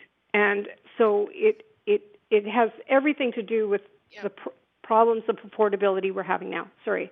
Great. Yeah, that's okay. But that is it for your time, Councillor Hardwick. Thank you very much, Elizabeth Murphy, for coming to speak to Council and for answering those questions. Very much appreciated. Thank you, Councillor Carr. So we're on to Speaker 125, Larry Benge. Good evening. Yep, we can hear you clearly. Up to 5 minutes to speak to Council. Okay.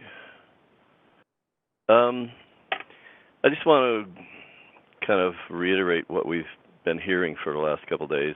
The problems with this motion are the definition of social housing, either by the city or by the provincial requirements. And the second largest kind of comment by most people is the anti-democratic feeling of this motion, how it harms the process. It ignores the process. It removes and silences citizens' voices in the process. Although claiming that you will have further opportunities to comment, those opportunities come by way of a development permit board, which is very, very limited in its comment ability, or not at all. Because the motion is moving towards, it's the first step towards embedding these changes into these very zoning bylaws. And as somebody said, these buildings can appear without any public consultation. You would hardly know that they're coming because they are part of the zoning bylaws, so there's not even a sign that will show up. Some of the other things, it overrides existing community plans, very little time to consider the information for feedback and consideration, because the information is released on a Thursday for a Tuesday hearing following, so most people don't know about it. And the other part is the continuing problem with data and the lack thereof. How much social housing do we actually need in the city? We don't know, because we don't have the data. The staff has not given out that data so that people know what it is. And a clarification of a question that Jean Swanson asked, Councillor Swanson asked of one of the earlier speakers, of the concern about 8th and Arbutus development. It is an example of what could happen, whether it is subject to this passage of this or not. It is an example of what could happen in the future, that a building such as that would be allowed because the embedding of 12-story maximum height in the zoning bylaws would allow that to go ahead without any public consultation, any public hearing at all. The idea given by another speaker just a few speakers ago, that what people who oppose this motion are asking for is that every building built in the city of Vancouver should be open to public consultation. Well, that's simply not true, because the existing zoning bylaws, under which probably a majority of the buildings currently being built are built, those buildings are approved without public consultation, because the zoning has gone through a consultation process in the establishment of that zoning. So that's something. How am I doing? Let's see. Yeah, this points out just over 1 minute left. Okay, this points out the importance of neighborhood-based planning policies and the need for better ones. It also points out The possibility of setting a target for affordable housing, should that be 100% median income, or could it possibly be something other than 30/70, such as a combination of rent-secured income, median income, and deep subsidy housing?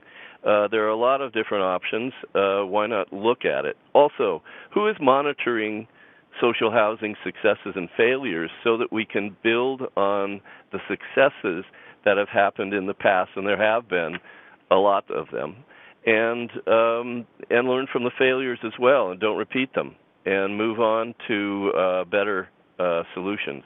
Also, don't use public hearings as the premier tool of public engagement. It is one tool; it's not the prime one. If you give it more importance, it builds tension, and it creates these public hearings where you have 126 speakers, or 200 or 300, which we've had before.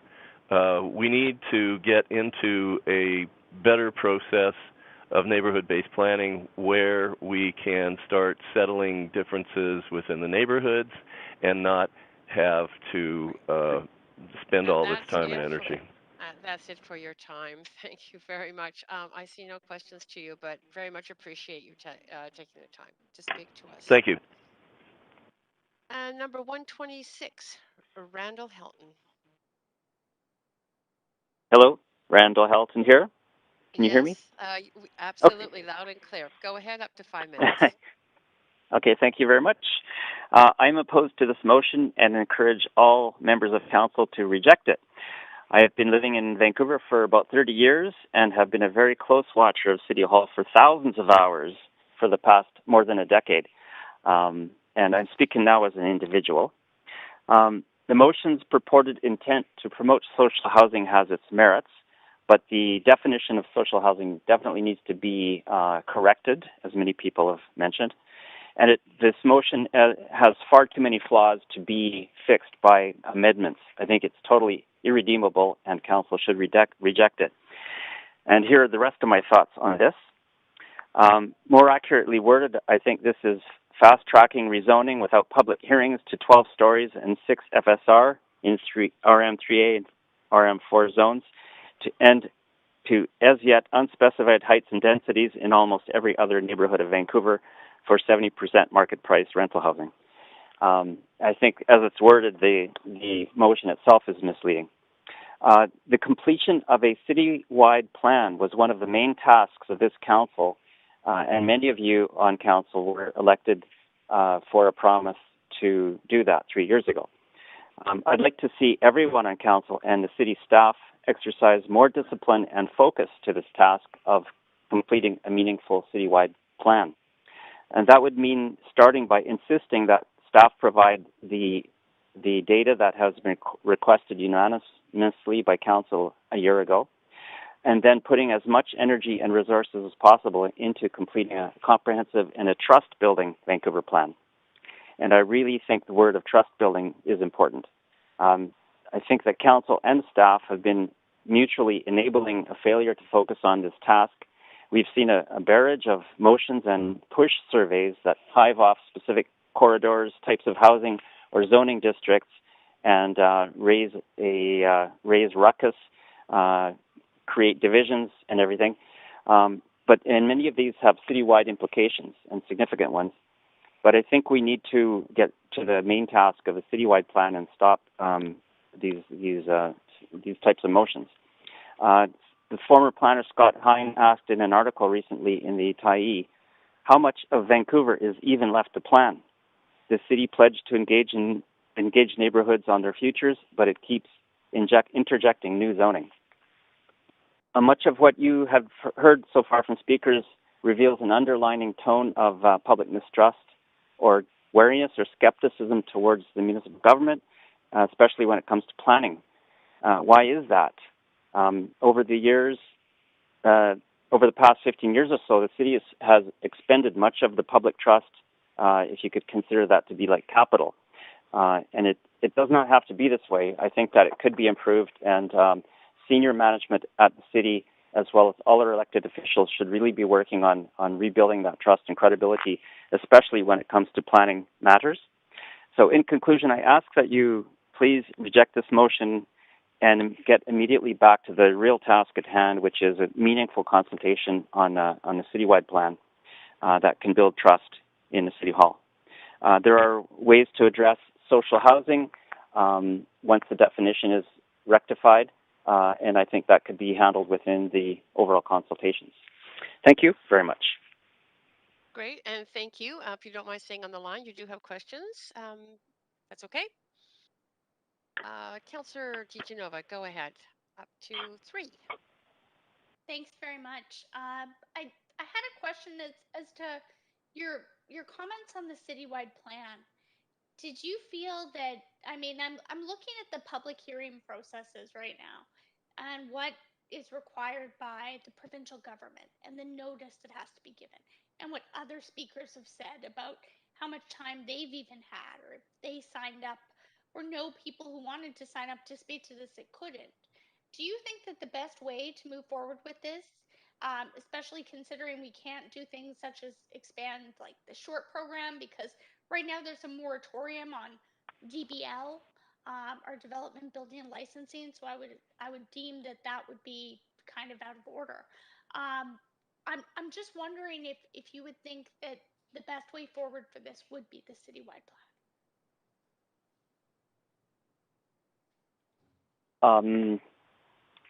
Yes, well, I think, so you're asking me if the best way forward is a citywide plan?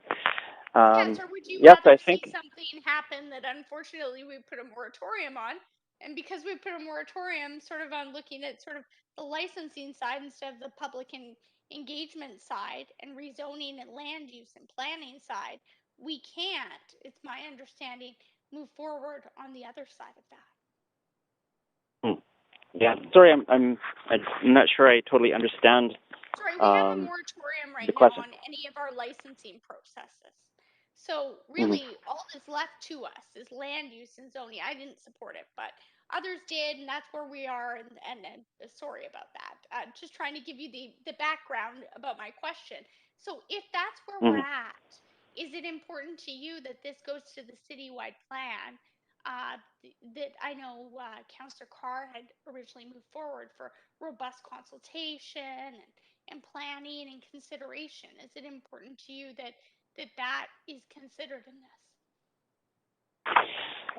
Yes, well, I think I'm still not sure about, I don't know the background of the moratorium and stuff like that, but I do think that the city is spending a large amount of resources on many different consultations now through Shape Your City, and these are all seem to me distracting from the, your different sections of the city are being sectioned off with isolated consultations on them. And in fact, they often seem to be working towards preset conclusions. So I think, as I mentioned before, need to build trust in the consultation processes, but focus on getting the citywide plan going. And I'm sorry, I don't know about what moratoriums are in place right now. That's okay. That's it for Councillor Gianova's time. But if you could send your comments in writing, that would be great. I would really appreciate it. Okay, that's great, Councillor. Thank you so much. And thank you so much for taking the time to speak to Council and to answer the questions. Appreciate it very much. Thank you very much. Okay, great. Council, we are at the end of the list. However, I'm going to go back and call out the names of those people who were on the list, but were absent when I called their names before. So I'll only do this once, but I am going to go through this list, and we are going to start from the top with Tom Armstrong, who was public body representative from Cooperative Housing Federation of BC. Tom Armstrong, are you on the line? I am. Can you hear me? Yeah, perfectly. Go ahead. Up to 5 minutes. Thank you very much. Good evening, Chair Carr and Council. My name is Tom Armstrong. I'm the CEO of the Co-op Housing Federation of BC and the Community Land Trust Foundation. I'm also a resident of Vancouver. Thank you very much for the opportunity to speak. I'm speaking in favor of the motion. When I spoke to you about a month ago on the motion to allow automatic increases from 4 to 6 stories, I described it then as a modest proposal. And I recall saying it's the least you can do to make it more likely that existing co-op and nonprofit housing can be redeveloped over time and preserve affordable homes in affordable communities. So here we are. considering a motion that invites us to have another conversation about what more we might do. And that's all, a conversation with a recommendation to come from staff. And, you know, I have to admit, I'm dismayed and more than a bit surprised at the organized outrage in response to a request for a staff report. You've heard so much speculation about this proposal. None of it's based on the language of the motion or any data I'm aware of. We hear warnings of profiteering by co-ops and nonprofits as if that were even possible. I hope we might have some time to explore this question of what nonprofit means, because the version you heard on the first evening of speakers bears no resemblance to what you'll find in the Federal Income Tax Act or the Provincial Societies Act. We're warned about a tsunami of 12-story buildings running roughshod over neighborhoods, tenants being dem-evicted, inflation in land prices, real estate speculation run rampant. But the people who make this argument are confusing value with price. And they're ignoring the fact that co-ops and nonprofits are not speculators. They own and operate housing on a not-for-profit basis. It's all they do. We know, you heard the last time we got together, Jill Ackey spoke about housing as a long game. You need to get it built on a timeline that doesn't make it too expensive to operate on day one. And then from the first day you open, it becomes more affordable as time passes. So for a few hundred great examples of how this really works, I invite you to look at how affordable many of our member housing co-ops are today, most of them built in the 80s and 90s. But first you have to get it built, and you need to get it built at a density that supports the incomes you're trying to house. This motion just opens the door to more opportunities to achieve workable economies of scale. Now, it's pretty obvious that the definition of social housing has taken a serious beating in this discussion. And to be candid with you, I'm not a fan of the definition. I'm not a fan of any definition, for that matter. I believe that starting with a cap on your income misses the point in how you build out a housing development pro forma. But I get why it's a problem. The definition is a flashpoint, so let's deal with it. Co-ops and nonprofits are not trying to game the system by minimizing or reducing affordability. We would be happy to negotiate the highest possible affordability targets as part of each development.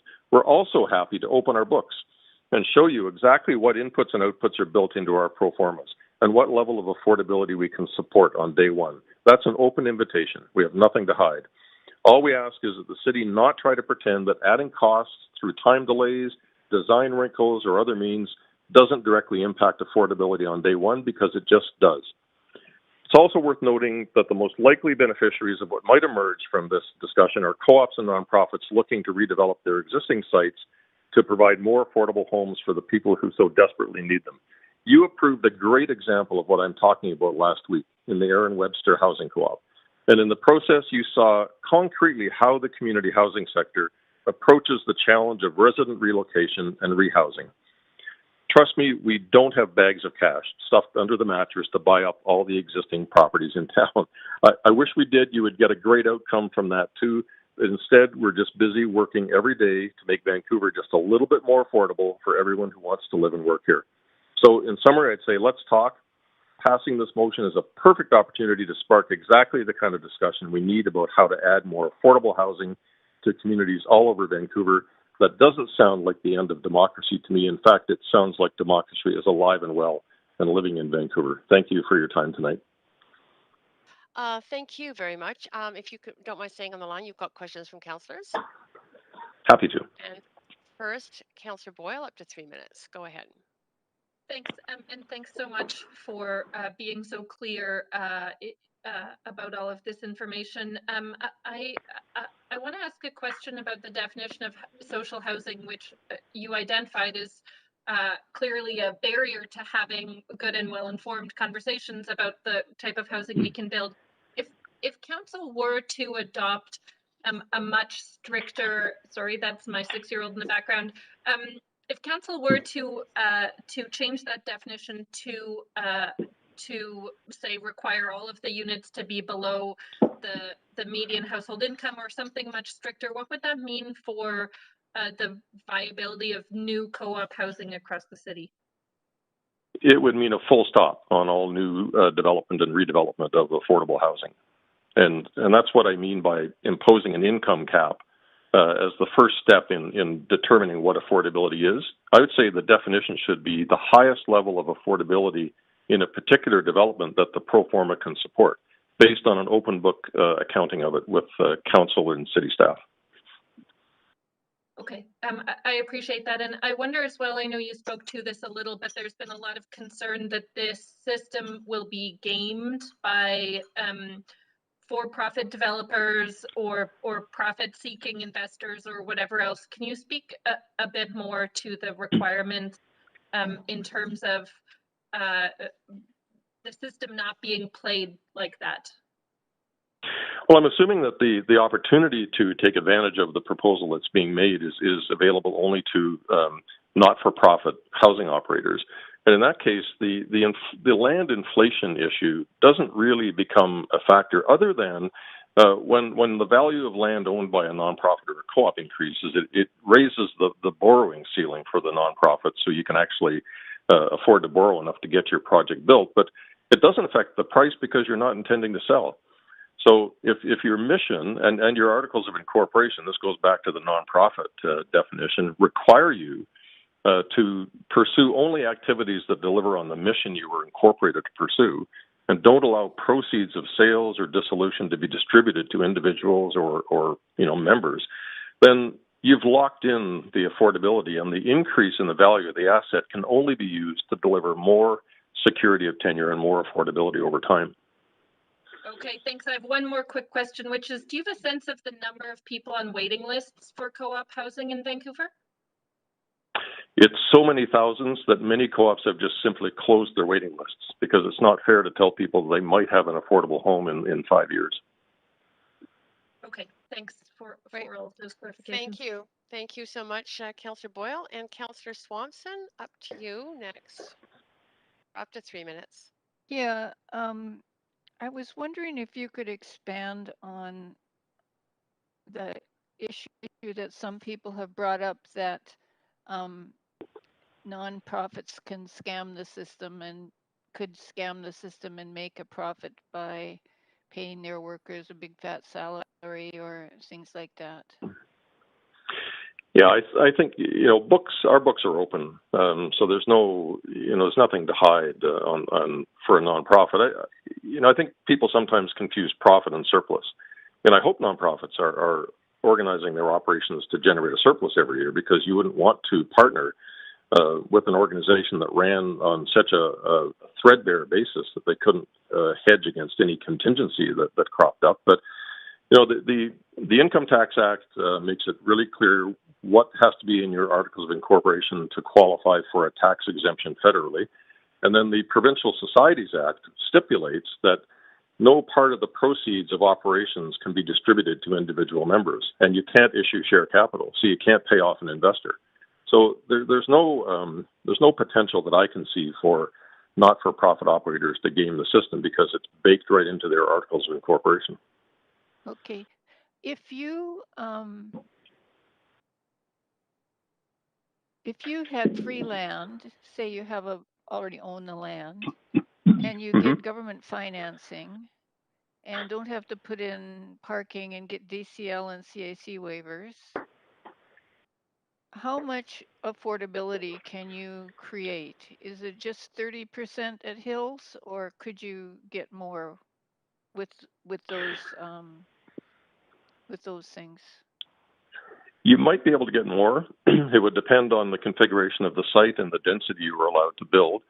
We just built out the 4 sites down on the Fraser River and the one on Kingsway. And that was a deal that we did with the city in 2014. And that was free land, 99-year leasehold for $10. And then it was possible to expect to deliver homes at an average of 3/4 of market rent with a target of 20% at shelter rate. You couldn't do that today. Just in 7 years, the market has shifted so dramatically. Construction prices, labor, soft costs have gone up so much that it really needs to be a site-specific, deal-specific penciling in of the numbers. So how could we get more affordability? Just get more money from other levels of government? Or how much will the increased density allow you to increase affordability? And you don't have too long to answer. Okay, thank 9 seconds. Yeah. I think it comes down to when you measure affordability. Affordability needs to be measured at 1, 5, and 10 years. And the housing you build today is the least affordable it will ever be on day one, and the most affordable 10 years and on.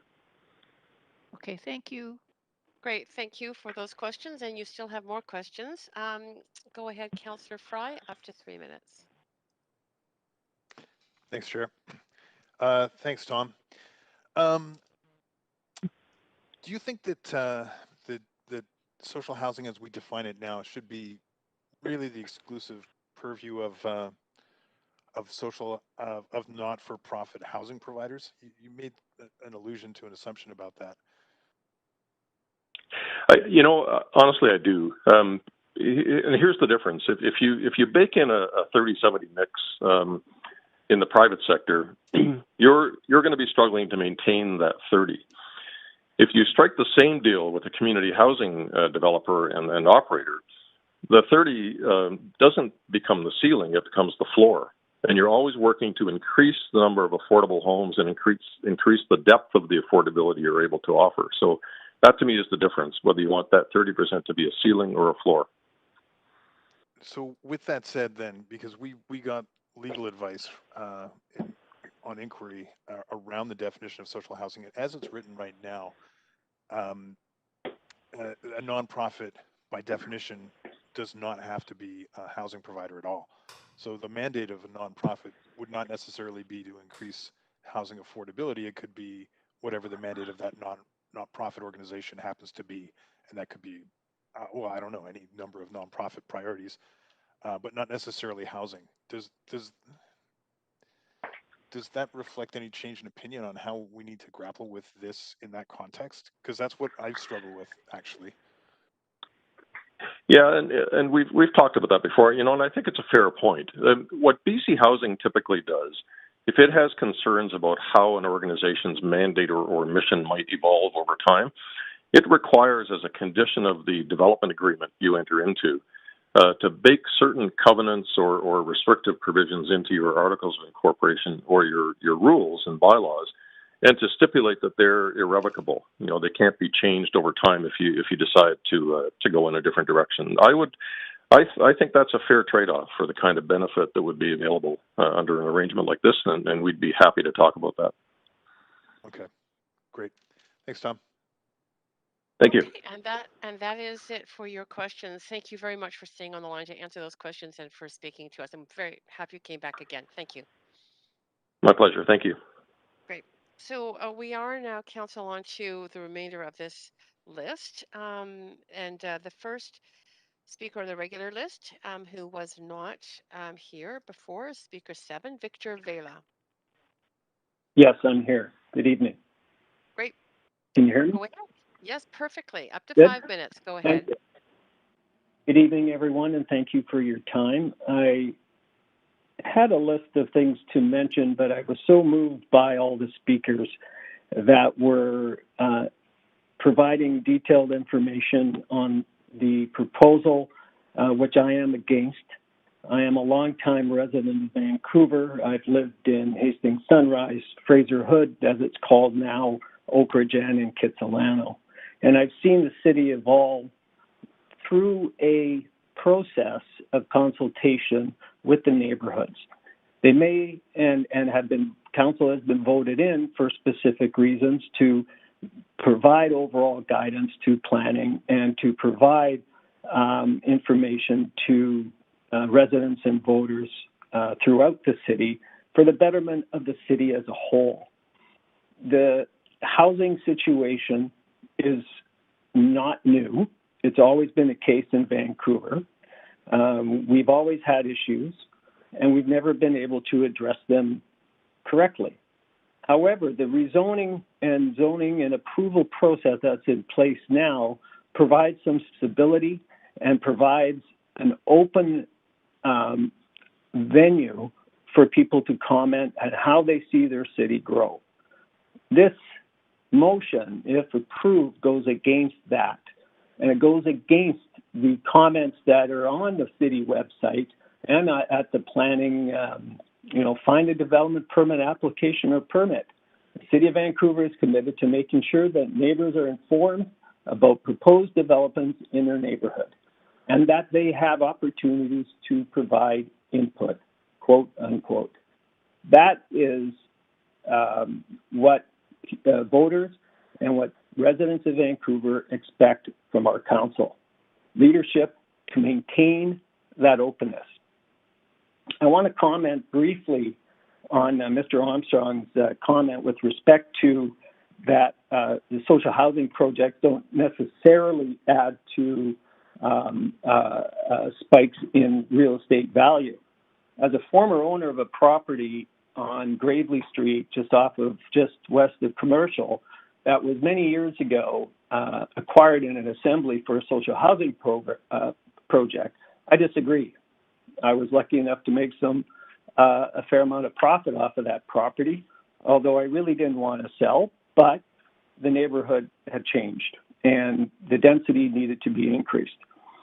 His comment also about approve this motion and then let's talk, that goes against the grain of what and where we live. That is not a position of openness. It's a position of weakness to the voter. If council retains that strength, that leverage to do what they will, and this is what this motion gives the power to council. And I'm in disagreement on that. Thank you. And thank you. I appreciate you coming back to speak to us tonight. There are no questions for you, but again, thanks very much for being here. On to speaker 11, Jordan Strong.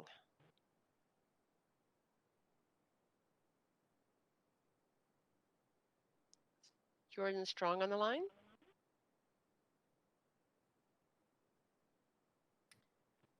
It is the clerk here, Chair Carr. I do understand that speaker number 11 is not on the line.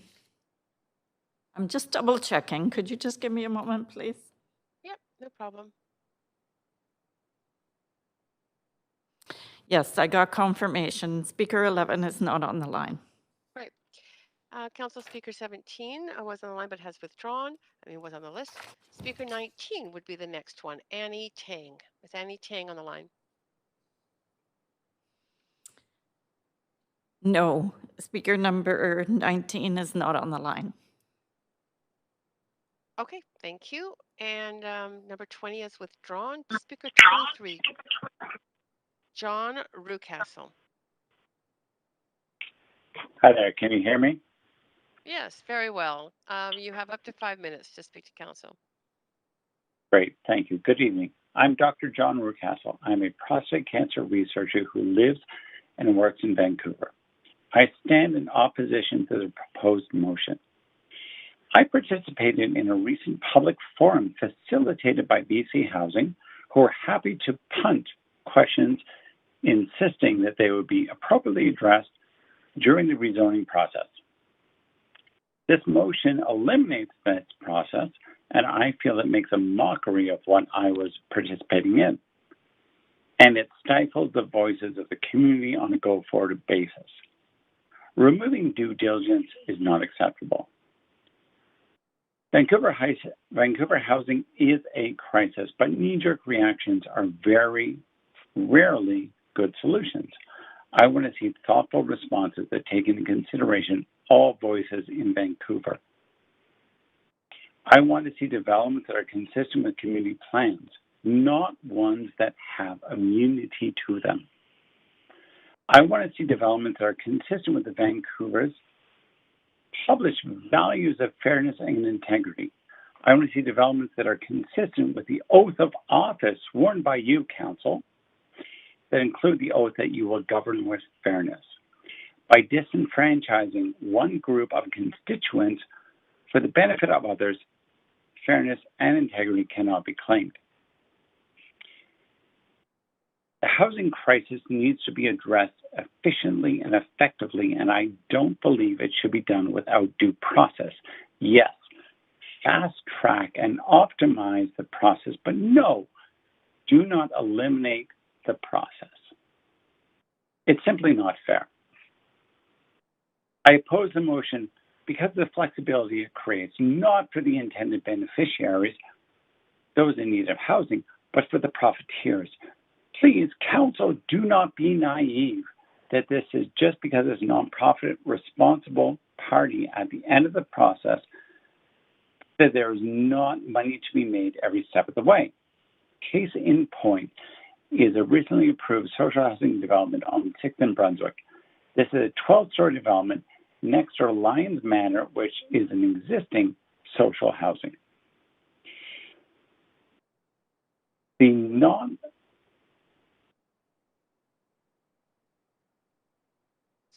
Speaker, are you speaker? Sorry, I was cut off for a second. Yes, okay. I'm still here. Go ahead. Yeah, you were cut off for about the last 5 to 10 seconds. The applicant for the City of Vancouver rezoning was Wealth Financial, a publicly traded company with a market capital of $500 million.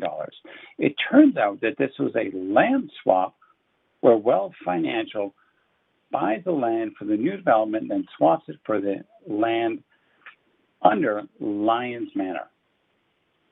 This, based on the City of Vancouver's assessed value, will generate a $2.4 million profit for Wealth Financial on the backs of the Affordable Housing Crusade of Vancouver. This is one example of the shenanigans played with stringent oversight in place vis-a-vis the current rezoning process. What Councillor Boyle is proposing is actually a complete financial bonanza. As Councillor Weeb and his lawyers both have noted, this is problematic. The motion claims 100% of residential floor area must be for social housing. However, the city's definition of social housing only requires a minimum 30% of the units be occupied by households with low incomes. It seems that the 100% requirement is only 30%, but that's not true. It's actually less than that. Remember that the city's definition is based upon the number of units, not the square footage. With the flexibility provided by this proposal, one could have a design where 30 300 square foot supportive units and 70 1,200 square foot units at market value. This would be compliant with the council's proposal, but would actually have less than 10% of the units being supportive of those people in need. The proposal of Councillor Boyle is well-intentioned but short-sighted. It is rife with the potential for abuse. A developer could simply enter into an agreement with a nonprofit to finance a project. The nonprofit would then be on the hook to pay the developer back at a premium. The 10 or maybe 20% of units on the lower floors which are supportive would more than compensate for the rent generated for the luxury units above. Effectively, the developer would siphon off the cash, eliminating profits from the nonprofit. It is misleading to dress this up as an exclusively social housing proposal when only a small minority. And you are well over your time. It's just I'm sorry, but you've taken an extra 30 seconds. So, and I don't see any questions, but I do really want to appreciate you taking the time. I gave you a little bit of extra time because of the blank out in part of your time where we couldn't hear you. But thank you very much for coming to speak. It is very much appreciated.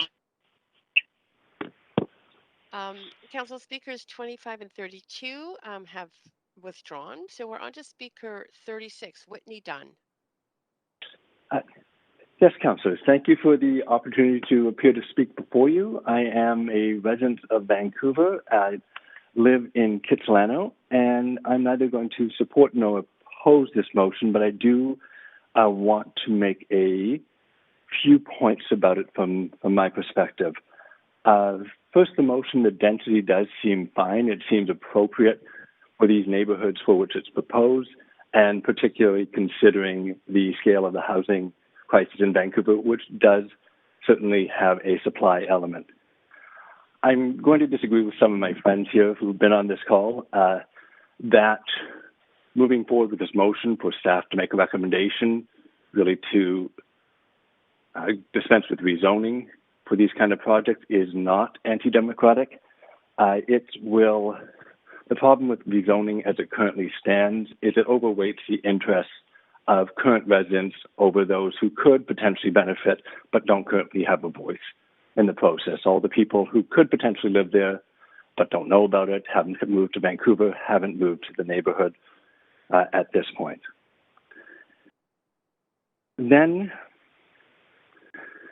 I want to ask or propose to the council 4 specific things. The first 2 dealing with other potential changes to the RM3, RM4, or to ask staff to consider, is if we're going to be first increasing the density in these neighborhoods by that amount, perhaps staff could consider other changes to RM3, RM4, for example, allowing commercial at grade. Those zones don't seem to currently allow things like restaurants or coffee shops. And with the neighborhoods potentially becoming much denser, that is something to consider. The second is a major theme, I think, from everyone who's spoken, is the affordability of housing, which turned on the cost, partially on the cost to build it. And perhaps staff could consider other potential changes to the zoning, such as, for example, removing any mandatory parking minimums or alternative construction methods which might not be currently allowed. A third point deals with the uplift in land value. And I can see that's a sore point. It's a touch point that if we allow this increased density on the land, that it's going to be a transfer to potentially private landowners, including who might want to seek similar density. To me, that's confusing. Let me take that back. That is unquestionably is a transfer of public wealth to private hands if the land does increase in value. But the solution to that isn't to prevent this kind of rezoning, it's to capture that value. And city does have means to do that. So if we are transferring public wealth in the terms of the value of that land, then we should capture that back because it is a public value. The last point is simply that zoning is separate from funding. There's a lot of argument over the definition of social housing and how we can best pay for it, but how we pay for social housing is quite a different issue from the amount that we allow in this city. And those are my comments for the council. That is great. You don't have any questions from council, but thank you so much for taking the time to be with us and speak to this motion. So council, we're moving. Thank you. We're moving on to speaker 37, Alexander Skudlarek.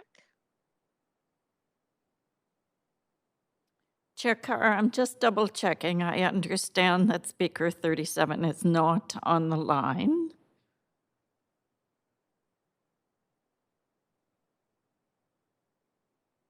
Sorry for the pause. No problem. That's correct. Speaker number 37 is not on the line. Great. 39, Marcus Youssef. Hey, can you hear me? Yes, we can hear you perfectly. Up to 5 minutes to speak to council. Great. Thank you so much for taking it and listening to all of us. My name is Marcus Youssef. I speak to you not as a housing policy expert at all, definitely not that, but as a member of this city's arts and culture community. I've been working as an artist in this city for 30 years. I'm a playwright, educator, and actor. I was honored to receive the Mayor's Arts Award a few years ago, and I was the inaugural chair of the city's Arts and Cultural Advisory Committee.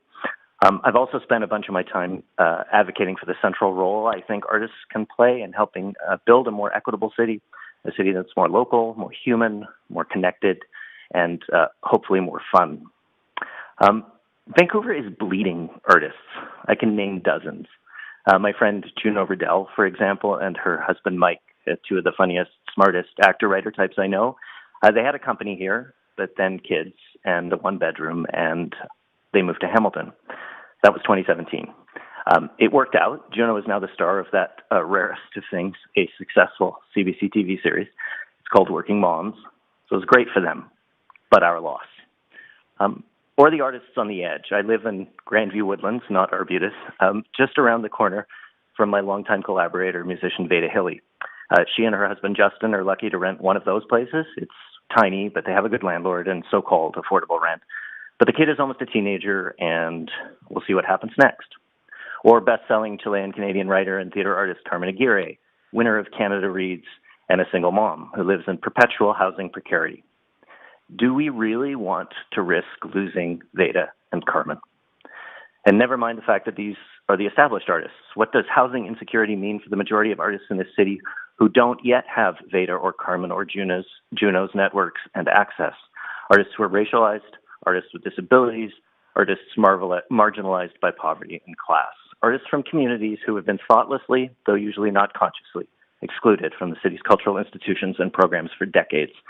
Ironically enough, this is occurring right at the moment when we as a sector are actually at long last beginning to face the undeniable fact of that exclusion. But you know who's not leaving? My friend, writer and stand-up comedian Charlie Damaris and his wife, Cara Ng, or actor Andrew McNee and his partner Karen, who's a teacher. These artists are okay, relatively secure, like my longtime associate Chelsea Haberlin, who recently took over the company I ran for 15 years, New World Theatre. They're all low to middle income in their 30s and 40s with kids in tow. And you know why these artists aren't leaving? Because they live in co-ops. Over and over again, the artists I know who are able to stay are those who are lucky or connected enough to snag one of those rare coveted spots in a co-op built in the 1980s. Co-ops and nonprofit housing are the last decent shot artists in this city have of not being forced out, and maybe of even continuing to contribute to the cultural life of this city, because we do want local artists, right? We do want our own distinct local culture, right? Here's a layperson's observation. A policy is proposed that advantages nonprofit housing over the for-profit sector, and many people rush to City Council to say we cannot prioritize nonprofit and co-op housing because it will make land speculation and maybe some other problems caused by a for-profit housing system worse. I don't get that. I'm not an expert at all, but I don't get it, and I really appreciate Tom Anderson for his comments. This motion is something City Council, with its very limited jurisdictional power, can actually try, because it's a crisis. And I think we have to try. That's what artists do too. We try things before we know if they will succeed. And if they don't, we keep working on them until it's clear that they never will. Then we admit we failed. We gripe a lot about bad reviews, and we move on. And we don't risk failure and public criticism and sometimes very real threats to our careers because we think we're going to make a lot of money. We do it because we hope it might make our collective experience of this life and this city a little better. And I think that's how we should treat this policy and this idea too. I think enough smart people who are experts have said this could work, that with a little luck and good collaborative process, this motion could help the city be more than the playground for the wealthy that I believe it is in grave danger of becoming. So as an artist, in conclusion, as someone who is housing secure, largely because of my class privilege, as someone who's received support from the city that has allowed me to take my work to 4 continents across the globe, and as someone who has watched so many of my friends and colleagues be forced to leave, I don't see an option except to support it, to try. And I strongly and respectfully urge you to do the same. Thanks very much. And thank you very much. I don't see any questions for you, but I very much appreciate you taking the time to come and speak to us. Thanks.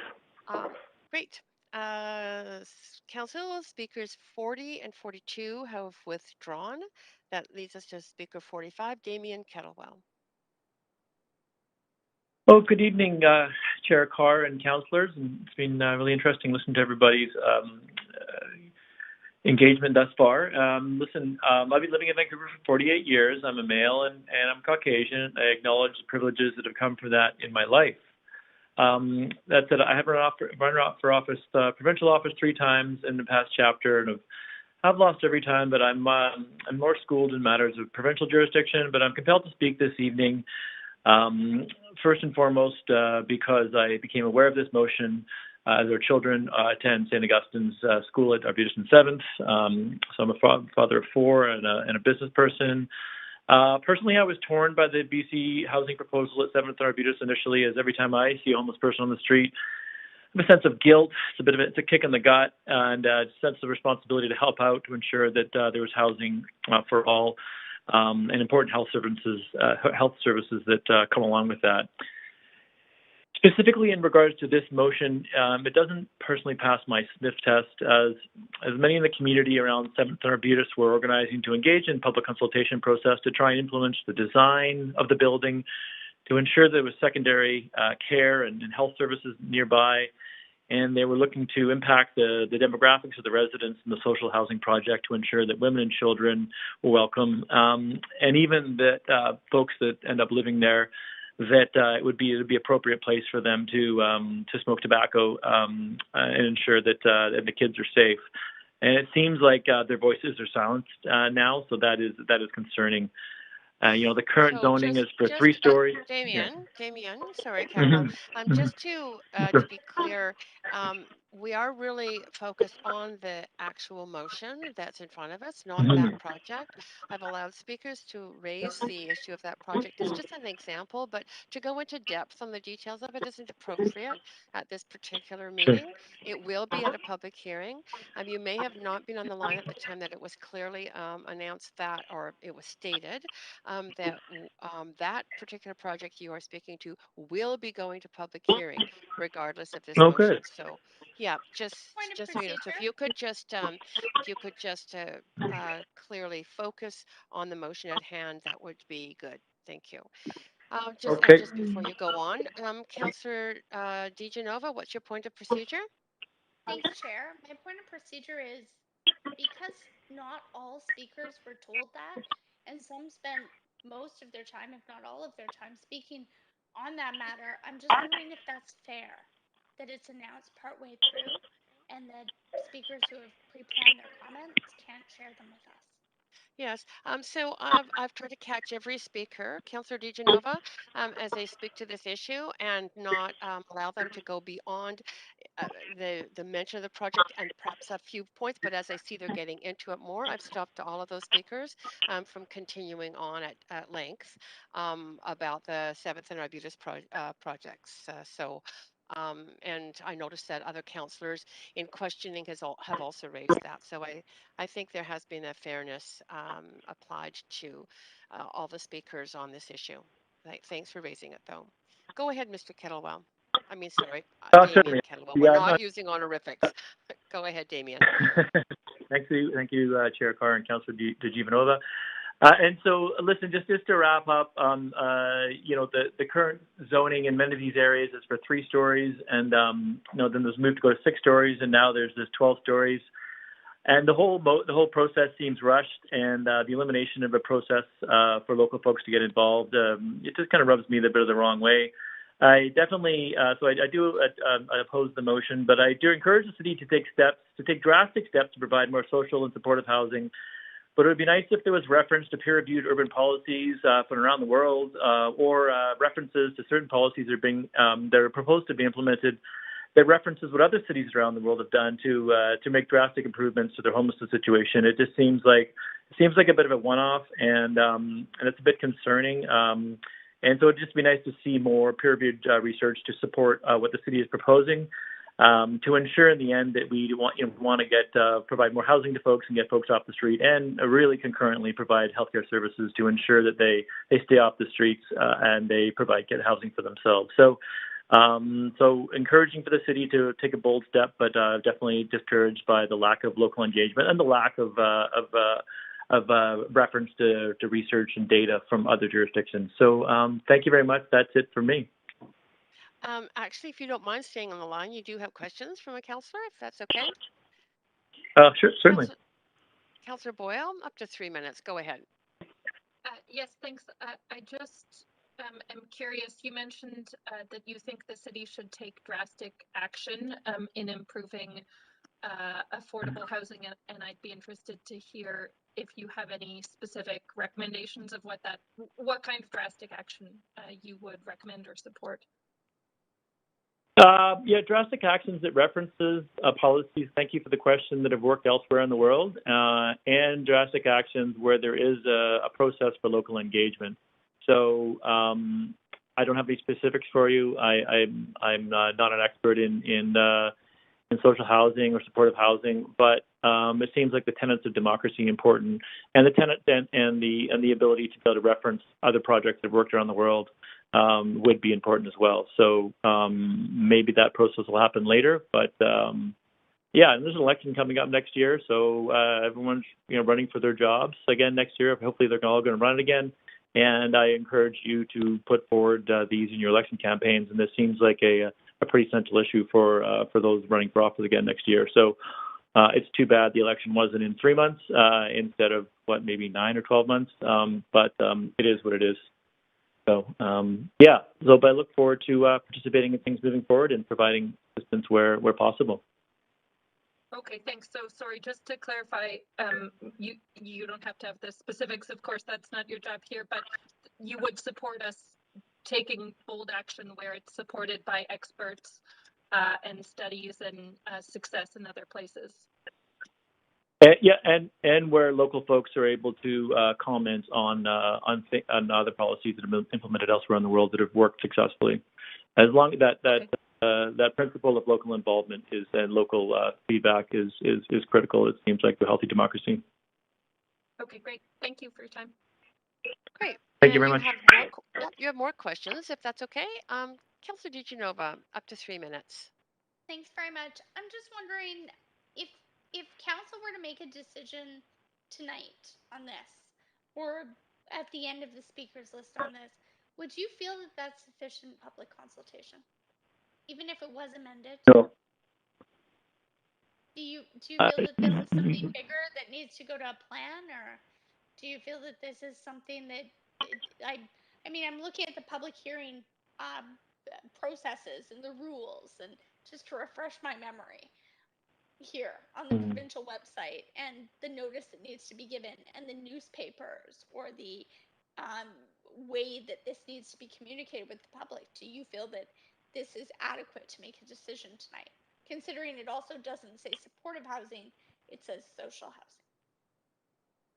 I don't think it has. No, I don't think that the tenets of democracy are being followed in the specific motion. It seems rushed, and there isn't enough peer-reviewed research to support such a drastic motion. Thanks very much. Okay, and that is it for your questions. So thank you very much for staying and answering those questions, and also for coming back to speak to us tonight. Very much appreciated. Thank you very much. Thank you. Great. Speaker 46, Lydia Cleary.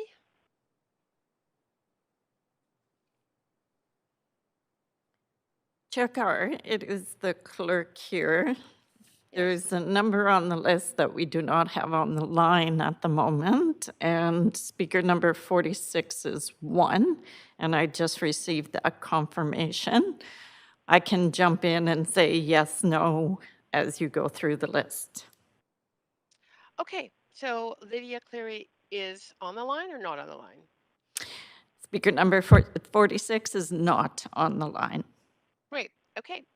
Council, speakers 54, 58, and 60 have withdrawn. Speaker 61, Paul Makowski. Is he on the line?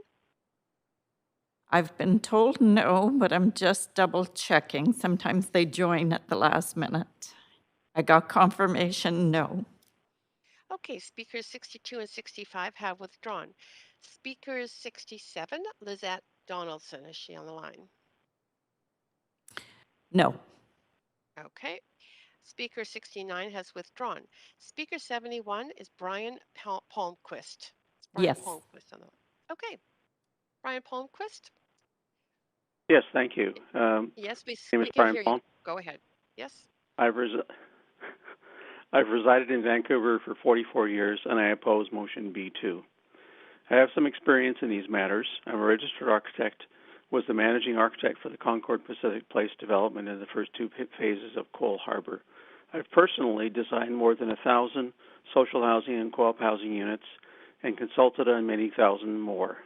Perhaps most pertinent to this discussion, I served from 1998 through the year 2000 on the City of Vancouver's Community and Industry Advisory Panel for rezoning, permitting, and inspection. This panel of community and industry representatives convened at Council's direction, met for a half day every 2 weeks, focused on improving City Hall's development processes. I resigned after 18 months because not a single carefully considered recommendation of the panel was accepted by City staff. After a year and a half, I sadly concluded I was on a fool's errand. Other representatives also resigned and nothing came of it.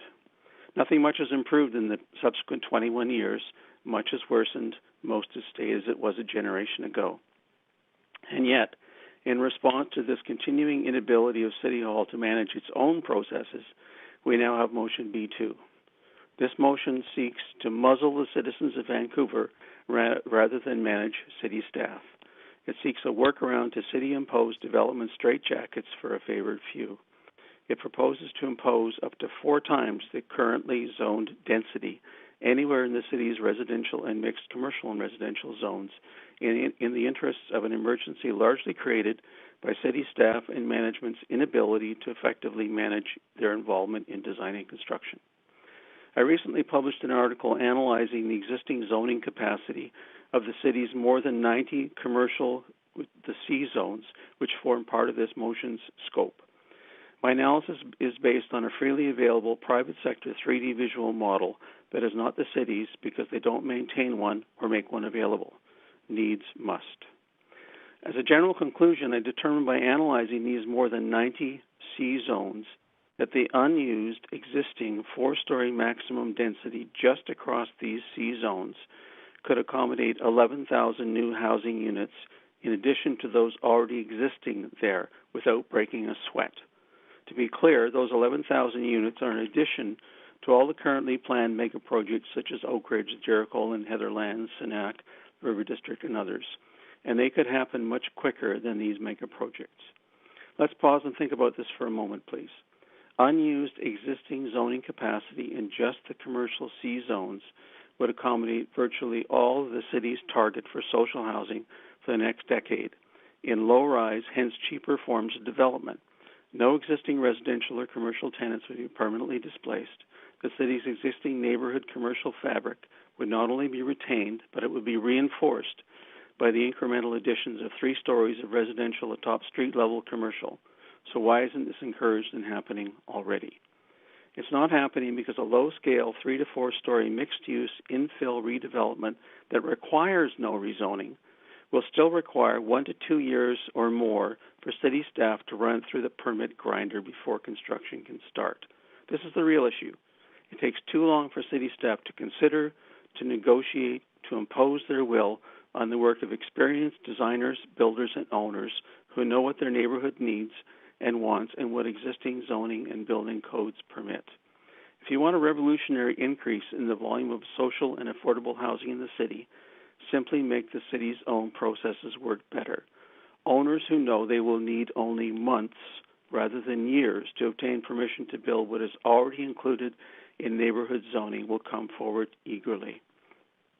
To conclude, and in the spirit of putting my money where my mouth is, I'll be the first to volunteer my experience and expertise to a community industry advisory panel that is truly empowered to make City Hall's development, design, and construction processes work for the citizens of Vancouver.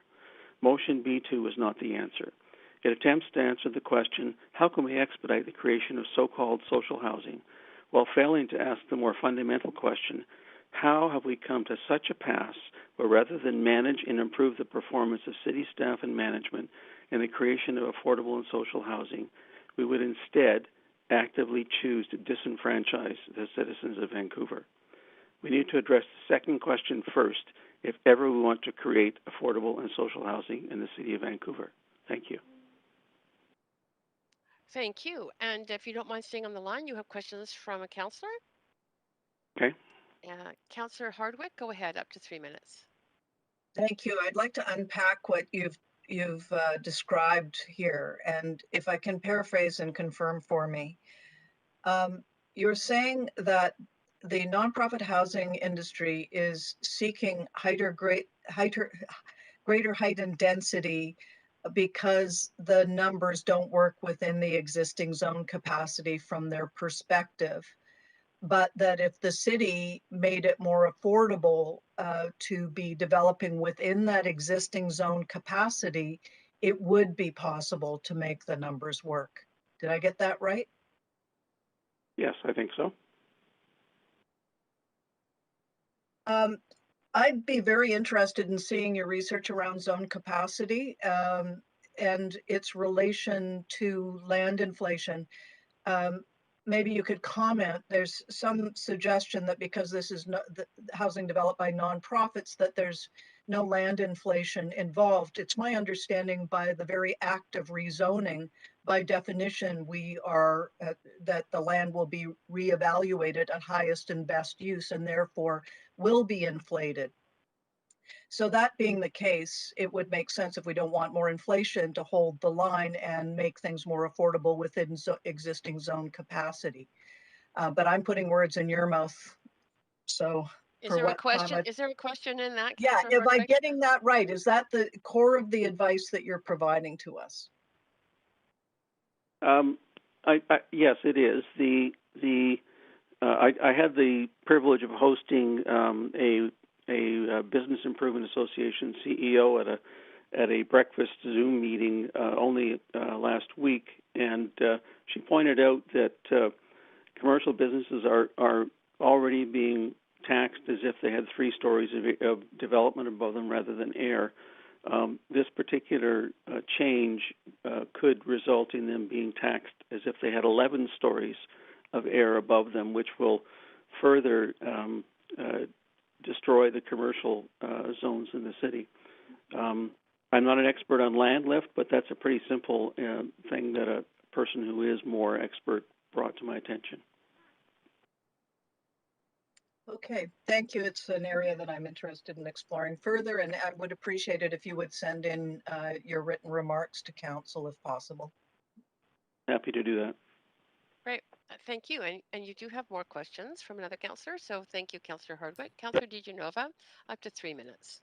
Thanks very much, and thanks for making the time to speak with council this evening. I'm just wondering, given your expertise, do you think that this perhaps creates inequity within the nonprofit organizations for those who have land and, you know, land that was purchased maybe years and years ago?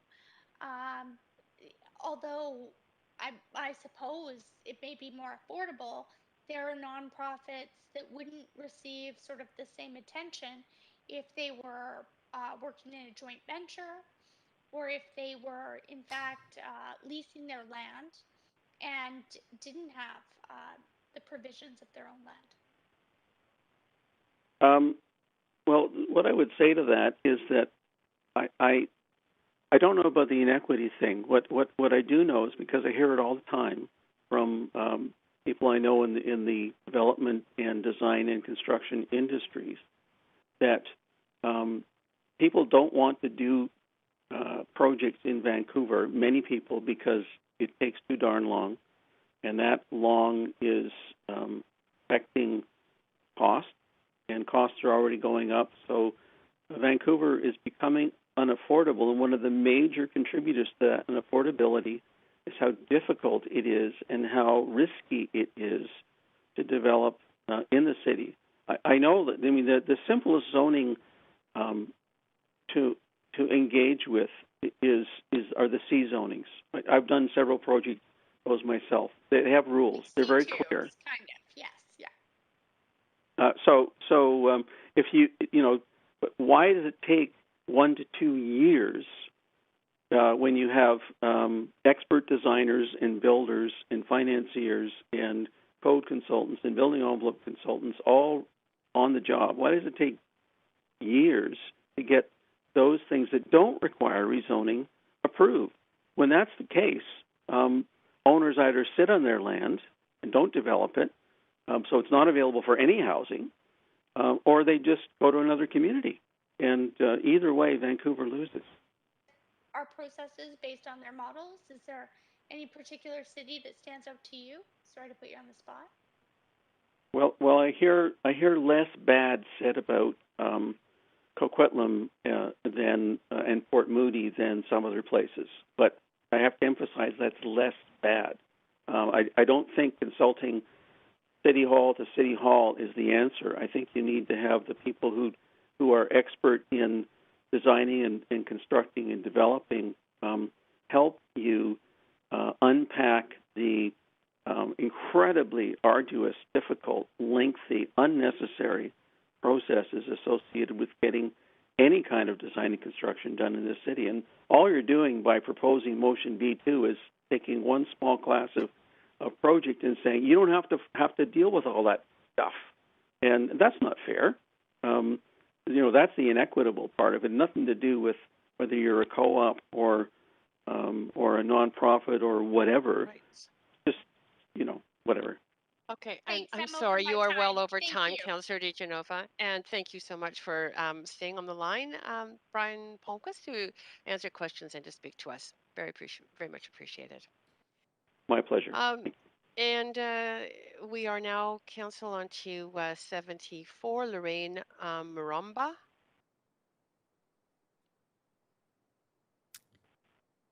Not on the line. Okay, Speaker 75, Stephen Natiak.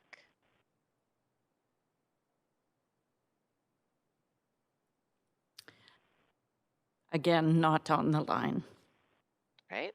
Speaker 86 has withdrawn. Speaker 91 has withdrawn. Speaker 92, Sean. Not on the line. Okay.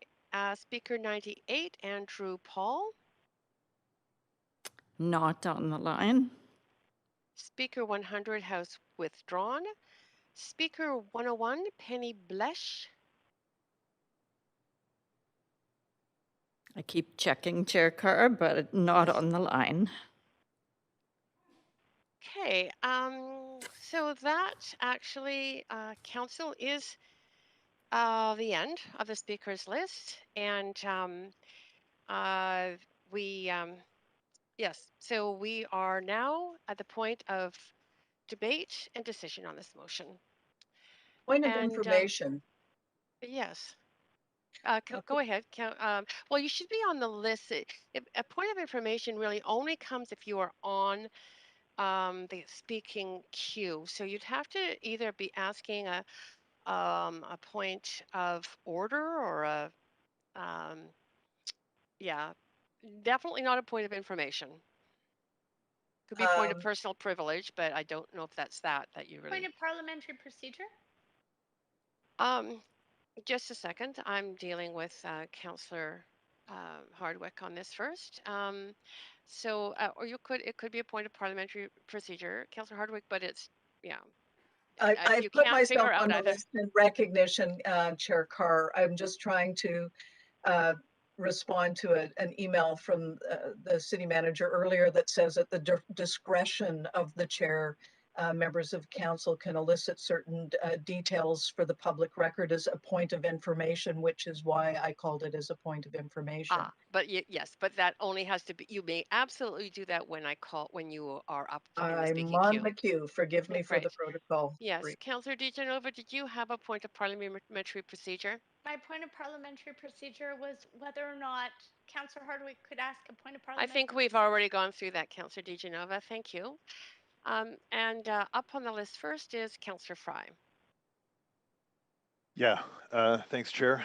I can't believe we're through all the speakers. This was a long session, and thanks to all the speakers who attended and staff for sitting, and of course, council colleagues for sitting through this. I've definitely struggled with this this member motion. I see the merits and some of the intention, but a lot of the details were challenging, and I think don't do us any favors when it comes to our roles and responsibility, in particular with the importance of what rezoning means. I think when we consider that land use decisions really are about a lot more than just sort of preserving single family home neighborhoods or racist constructs that came about with the Bartholomew Plan or any of these other different kind of permutations of zoning and land use. It also comes down to practical considerations around school capacity, around financing the cost of growth, parks, public spaces, all those kind of pieces. And it really requires a thoughtful, disciplined approach. And that's why we have planners in the first place. And that's why we have zoning. So with that in mind, I've submitted a pretty substantive amendment that I shared with the rest of council earlier. And if we move to a amendment queue, I can just sort of walk through Yep, it. I'll move us right now. So just 1 second. Councillor Fry, I'll go on first. Go ahead. Sure, and I can't see my orange cone, so I'm just going to assume that it's on screen and everybody's Yes, following it is along on with me. screen. Fantastic. So number one in A, moving this towards options, just a semantic change really, but recognizing that striking a lot of the details here and really recognizing that what we're looking for is tools to speed up the delivery of social housing, including but not limited to decreasing the processing times for social housing developments, such as expediting rezonings for social housing or expanding things like the SHORT program, which was the social housing and renter tenure program that we know can speed up the times of delivery for these kind of projects, but it gives staff and our rules the sort of discretion to prioritize which those would be. In B, the council directs staff to robustly consult through the Vancouver plan and the complete neighborhoods work that we're doing now, as well as the Broadway plan. And through these consultations, report back with recommendations to allow additional height and density in zoning districts throughout our city, basically. And in particular, with a nonprofit housing provider owned projects, and making very clear that it's about a nonprofit housing provider owned project, because what we learned today from legal is that under the definition of social housing, a nonprofit org does not necessarily have to be in the business of providing affordable housing.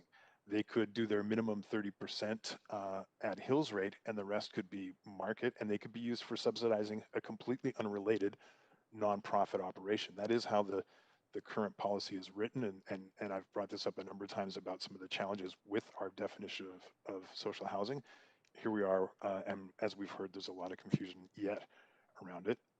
And then just really highlighting what the BC housing income limits are today in real time, as one of our speakers alluded, it's really a snapshot of the market and what your income would need to afford a market unit. And in the case of Vancouver's market today, and the housing income limits published with CMHC data from BC Housing, it's $13.75 a month for a bachelor or one bedroom. Moving on, also adding a new clause about the costs of, I eliminated the report back to council in Q3 2021. We don't think that's possible given staff's feedback. Added a piece about cost of financing growth and services, just so we're tracking what those DCL waivers and CAC's exemptions cost us in the context of city growing and city building. Asking staff to bring forward recommendations to strengthen the TRPP. We know under section 4.1, if and we know that the RM 3, 4, those areas are concentrated with existent low rent market units. And under the current process, if those were to be purchased by a not-for-profit organization, be it a housing provider or whatever not-for-profit, those tenants aren't afforded the same kind of protections unless they submit to income testing. They don't get the same kind of compensation package. So if you were there for 10 years, 20 years, it doesn't matter. You'd get 1 month compensation. So we want to sort of put forward tools to prevent rent eviction. And lastly, that if any of this work requires DBL, of course, in accordance with the moratorium that we declared at this council, we would not proceed until the moratorium is ended. Okay. Appreciate that was a mouthful. Sorry. Yes, indeed. Thank you, Councillor Fry. It was good to go over that orally as well. And thank you, Clerk, for enlarging the the font size on the public screen. Appreciate that. On to you, Councillor Boyle, for comments, etc. to this up to 5. Thanks, Chair Carr. I want to say a number of things, and the first is that this council, despite getting elected across a political spectrum, was elected to tackle a housing crisis that's been ignored for too long. We were elected to shift the balance of housing from condos and luxury homes in favor of more rental housing and more affordable housing. And I think we're all proud that we've done a bit of that. But we still regularly hear from families having to leave town, from renters whose rent is going up much faster than their incomes, from small businesses who can't find local workers to cover shifts, from low-wage workers trapped in long commutes because they can't find stable and affordable housing near their work. There's been a lot of misinformation circulating about this motion, so I want to be clear on the record about a few things. The democratic process is and needs to be much deeper than public hearings on spot rezonings. We know from studies that comfortably housed residents are overrepresented at public hearings and that renters and more vulnerable residents are very underrepresented. Absolutely, absolutely, we need to listen and to engage residents in equitable ways, and this motion doesn't eliminate that at all. And we were elected. It's our job to balance that engagement with the right to housing. And I think we can do that in a better way than we're currently doing.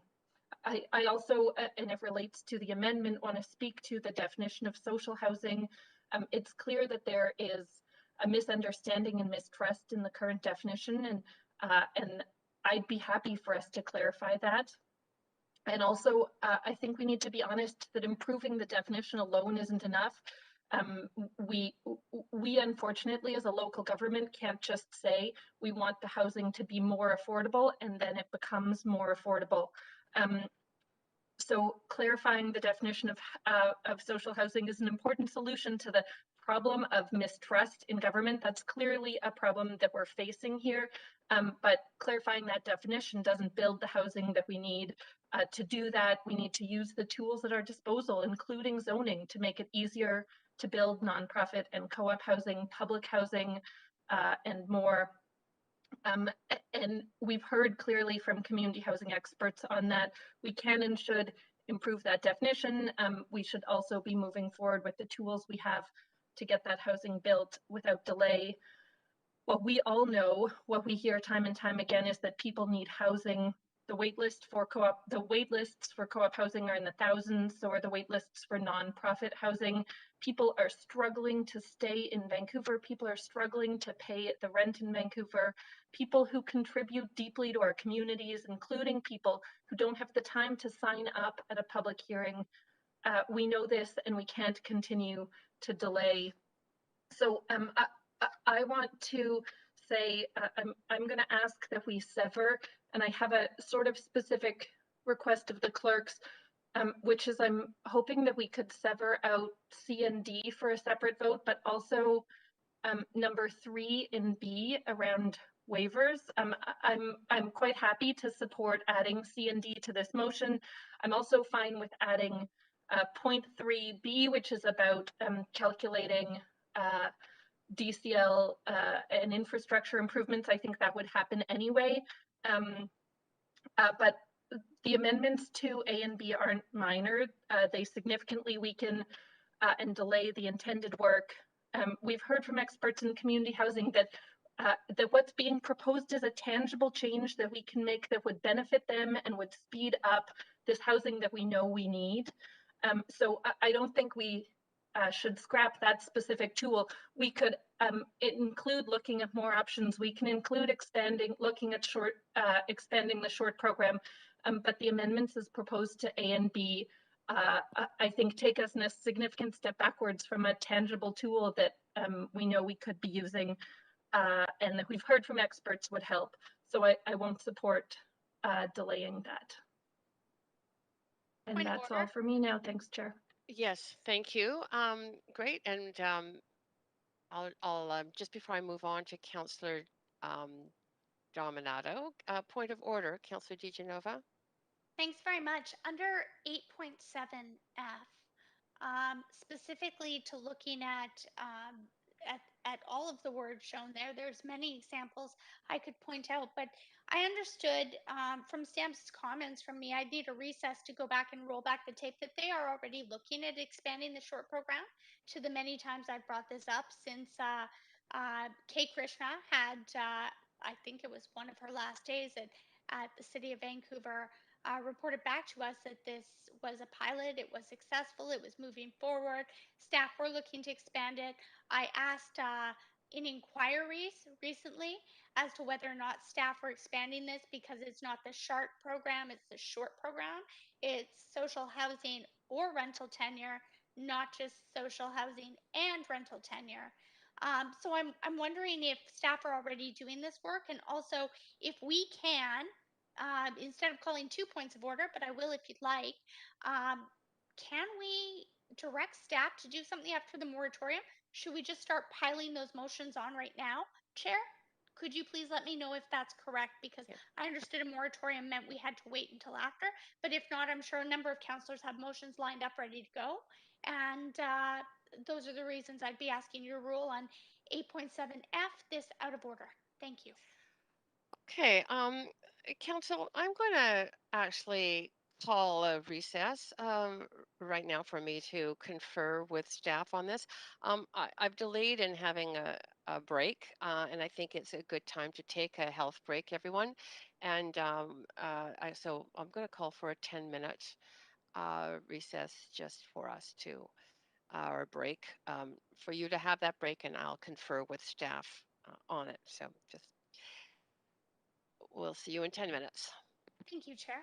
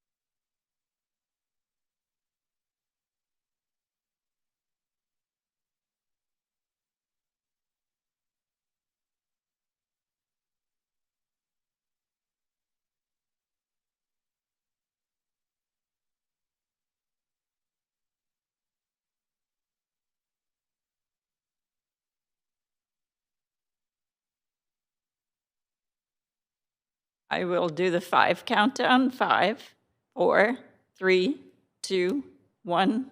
Chair Carr. Great. Thank you very much, Council and public, for your patience. This was a little bit of conferring with staff on these two issues. On the first request for a ruling by Councillor DeGenova regarding whether or not it was deleterious, basically a section 8.7F of our procedure bylaw, is the inclusion of language around the short program and increasing it in any way deleterious, incorrect, frivolous, or whatever, rude. I have ruled that it's not. So I'm not ruling that that's out of order because the short program was only used as an example. However, the paragraph section A that includes the short program as a whole, I am ruling out of order. And I'm ruling it out of order on the basis of a motion that was moved by council that initiated a moratorium on any new member motions, and that would result in new work for the staff involved in issuing development and building permits and business licenses until the end of this year, 2021. This particular paragraph, including the short program language that's contained in it, is definitely focused on work of the DBL department. And so my interpretation of the motion that was already passed by council is that it's not necessarily work that would start in January, but any motion now, because it specifically notes members' motions, and an amendment would fall under that, would set the stage for that work. So would be included in work plans, and the department would have to accommodate that in their planning. So that's out of order. So we can proceed with not including the amendments that have been proposed by Councillor Fry and A, but the amendments in the rest of the document. So we are Councillor Boyle. Chair Carr, I'm on the queue for a point of order related to that ruling. You don't have to be on the queue for a point of order, Councillor Kirby. You can just raise it. So I'll now acknowledge you regarding a point of order. Thank you. I appreciate that. I would like to clarify, because in the past at this council, and I believe including meetings that you have chaired, when any part of an amendment or motion was out of order, and when an amendment was out of order, the entire motion was therefore ruled out of order. And that has been our practice consistently. And I believe you have done that on several occasions. So I wonder if you can explain for council why we would differ from that practice for this and only rule part of an amendment out of order and not the entire thing. Because that's the first time I've heard that, and we have not done that at council previously. Okay. I am going to take a brief recess to confer with the clerk on this. So we're not going to necessarily, I think we should only take a moment, but just bear with me on this. Thank you.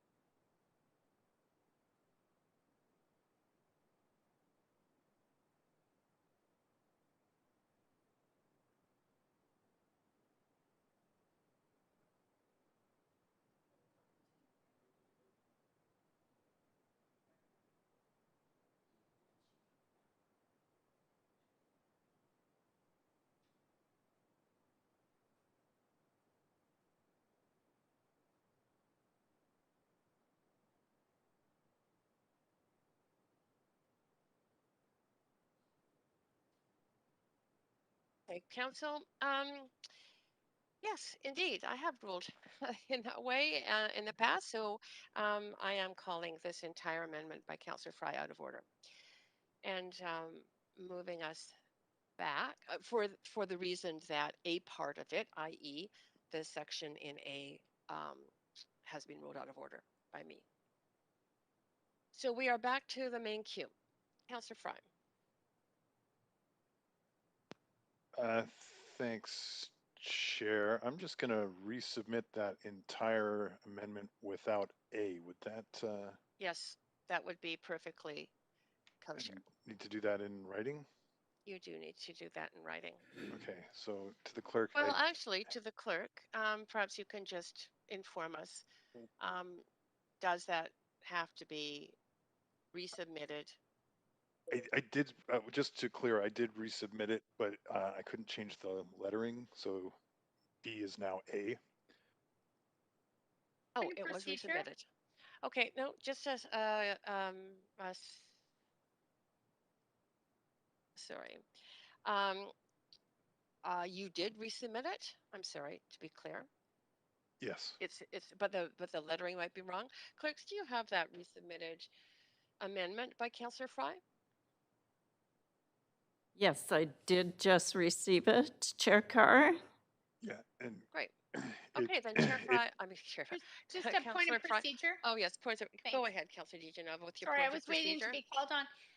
Just under 8.14, I'm just wondering the amendments, and I'm trying to see if they're coming through here on my email, but I understood that you called that out of order.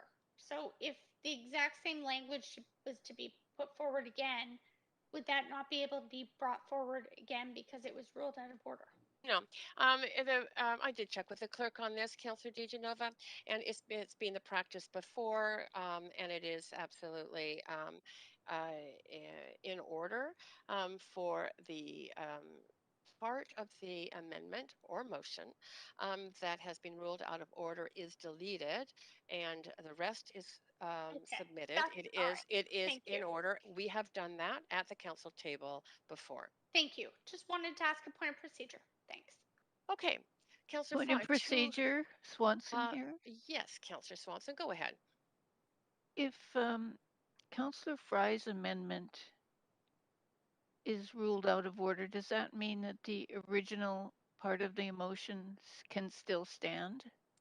That means that A, as the motion that that is Councillor Boyle's motion, indeed stands as is without any changes. Just the A part. Okay, thank you. Okay, Councillor Fry, to your amendment now.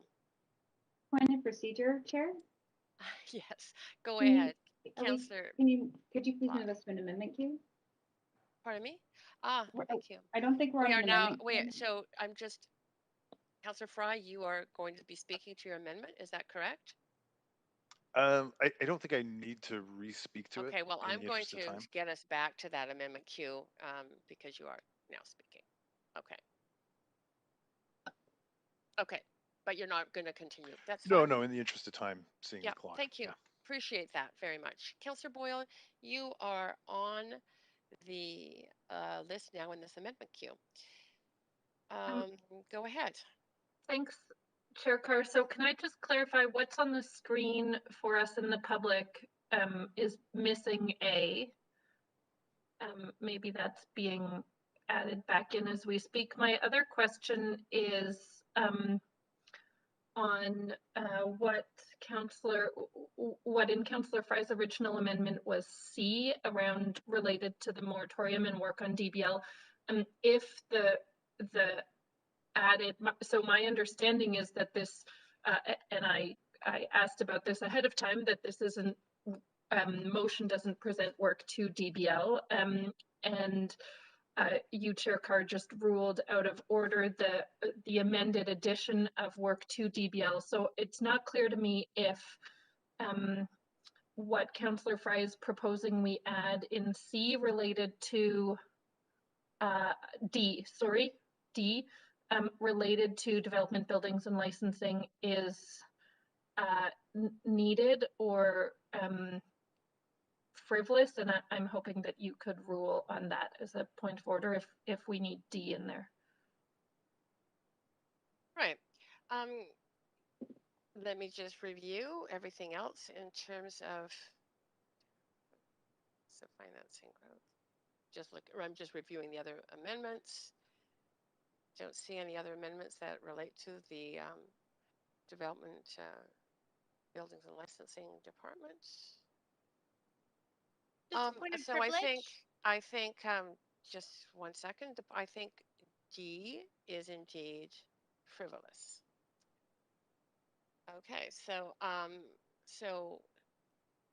D, I am ruling under section 8.7F of our procedure bylaws as frivolous. Nothing in that motion is related now to DBL. Yes, did you have a point of personal privilege, Councillor DeGenova? I just wanted to make sure I was following along correctly, that the email sent at 9:21 noted this is C now, not D. It's still D up on our screen, Councillor Okay. DeGenova. So I understood. I just wanted to make sure that it's the elements of this motion that require the work of staff. Correct. That is the language. Thank you for indulging me in that. No problem. It's important for you to know exactly what you're going to be voting on or not voting on. Councillor Boyle? Those are all of my questions, except, sorry, we're removing D? That's right. I've just ruled it out of order. Yes, okay. I just wanted to reiterate my request on severing, but I see there's others on the list, so I'll come back on to make sure I'm clear on how exactly I hope that we can sever. Thanks. I just have a point of procedure, Chair. Yes, go ahead, Councillor DeGenova. To Council, I don't want to have to reiterate what Councillor Kirby Young said, and I think she said it well and very efficiently. Go ahead. I will have to. Is if a part of an amendment is ruled out of order, is the entire amendment ruled out of order, and then is it just C or is it all of the amendment?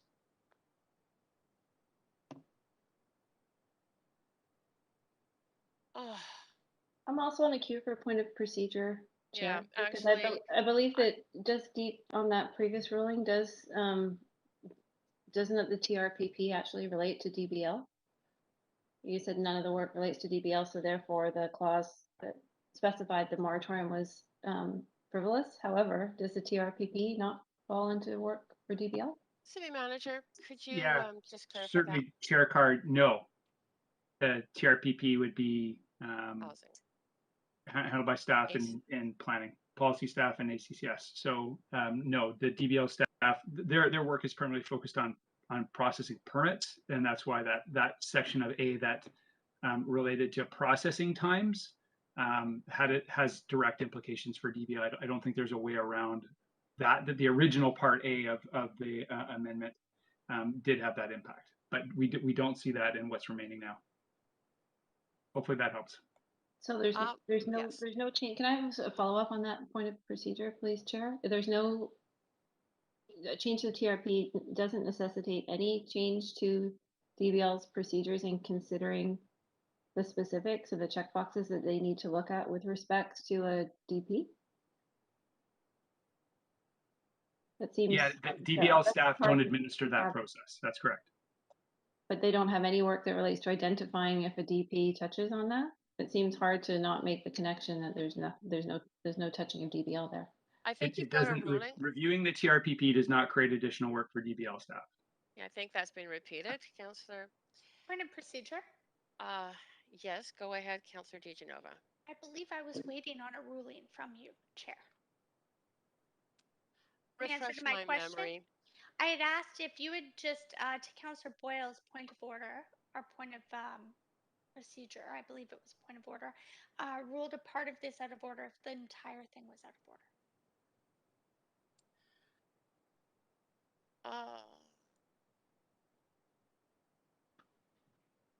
Yeah, it should have been deleted at the same time as, yeah, it's now all out of order again. I'm so I'm sorry, happy to Councillor move Fry. I'm happy to move a recess so Councillor Fry could resubmit the other pieces. Well, Councillor Maybe Fry a is, 5-minute recess. you know what? Councillor Fry is no longer has the, oh, wait a second. We're out of this amendment queue. We are back to the main queue. Councillor Fry. Yes, Councillor Fry. That's very kind of you, Councillor DeGenova. I'm trying. Thanks. Because Councillor Fry does still have time. And so, well, why don't we take a 5-minute recess? Thanks. Point of order, Madam Chair. We don't normally take recesses to allow councillors to write amendments. And if we're Okay, going to do that, we haven't done that either previously. If we're going to do that, we're establishing a new precedent that will enable all councillors to do that. And I really believe in consistency of procedure. we Councillor have Fry does have time left on his clock where he could resubmit or he could go back on the queue, yeah, which is what we've done previously. yes, Councillor DeGenova said she would be happy to move for a recess. So I will just ask for yays and nays on this for a 5-minute recess. All those in favor say yay. Nay. Yay. All those opposed say nay. Nay. Nay. I think we're going to have to go to a vote. I'll just withdraw. Chair, Chair.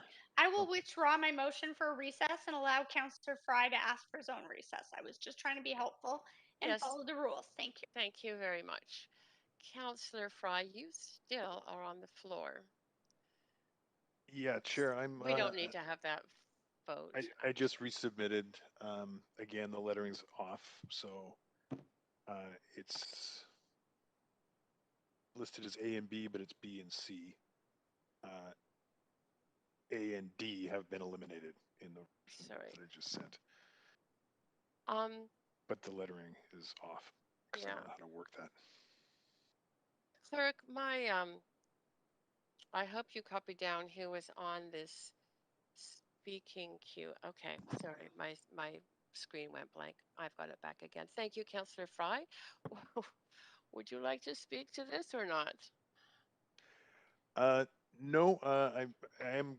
No, I won't. Actually. Great, thank you, Councillor Fry.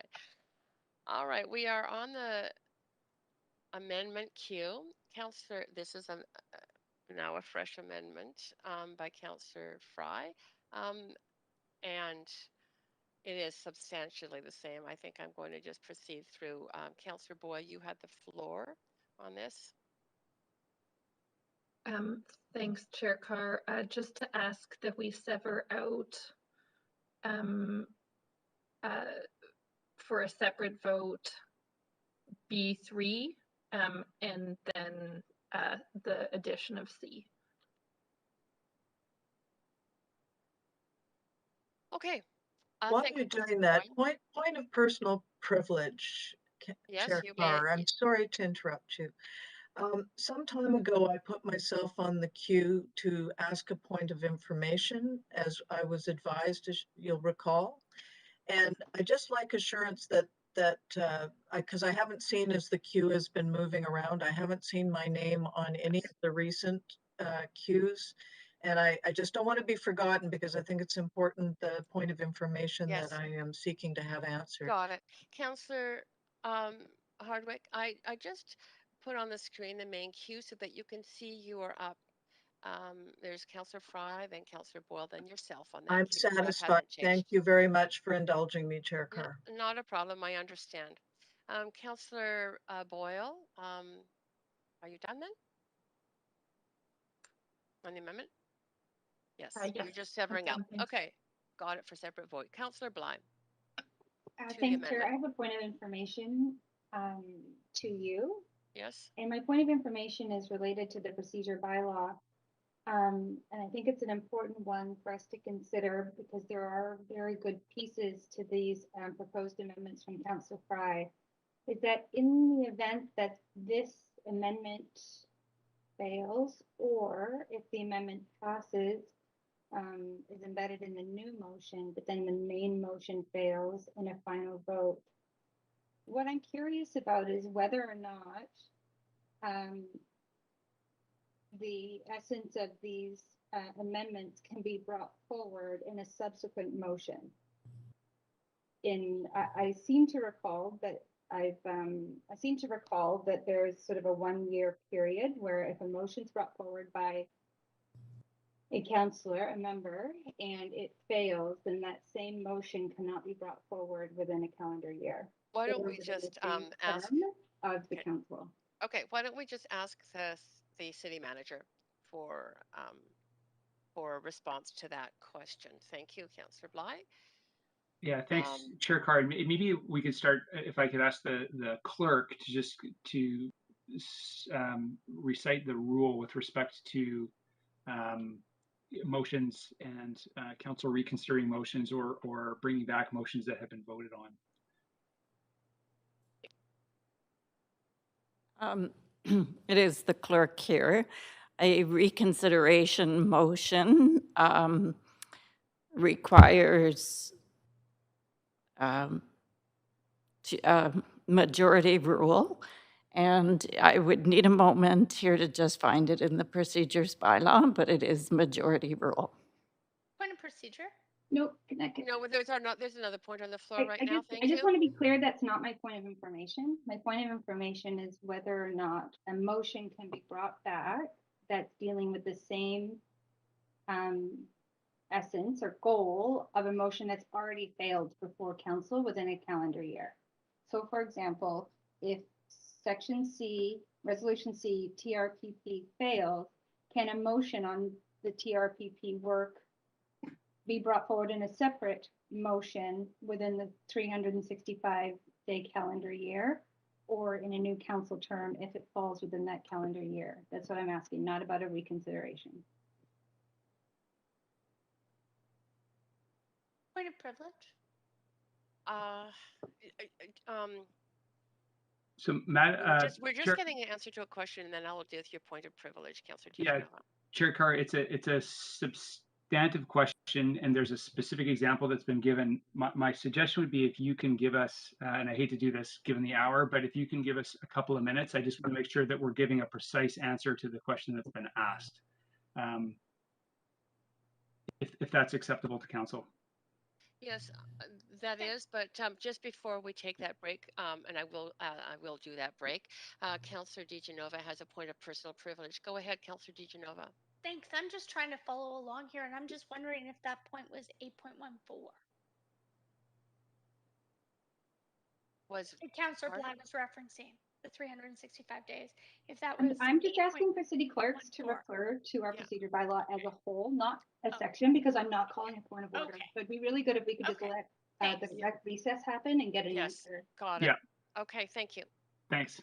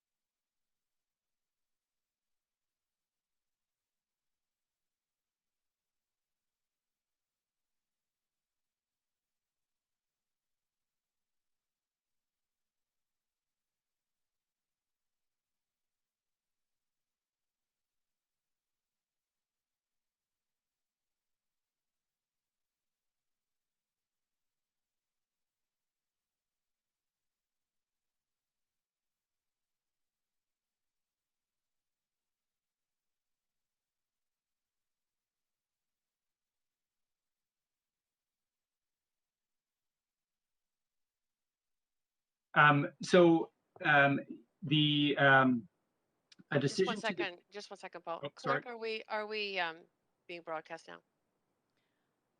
Yes, we are broadcasting over to you, Thank Chair you. Carr. Yes, and actually over to you, City Manager, for the answer to that question. Go ahead. Great. So a vote to defeat this would trigger section 8.14 of the procedure bylaw, which provides that a defeated motion may not be brought back to council, can only be brought back to council within 365 days by a member of council who voted in the majority.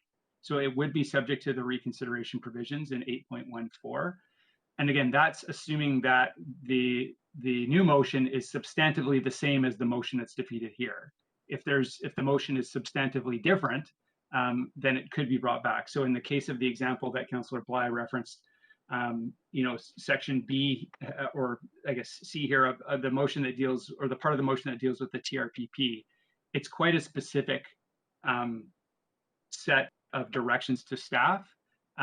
So it's if council were to come back with a different construct or a different direction to staff regarding a review of the TRPP, would not necessarily be subject to reconsideration. So it really depends on the nature of on the motion that's being brought back in the future. So hopefully that's not too confusing. Happy to answer, provide any more clarification if that's required. Great. Okay, and that, Councillor Bligh, is an answer to your question. Are you satisfied with that? I am.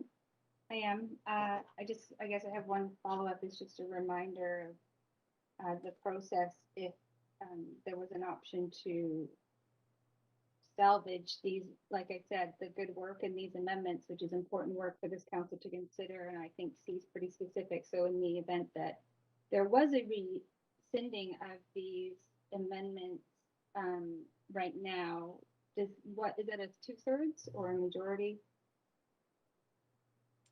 It's a majority, as I understand.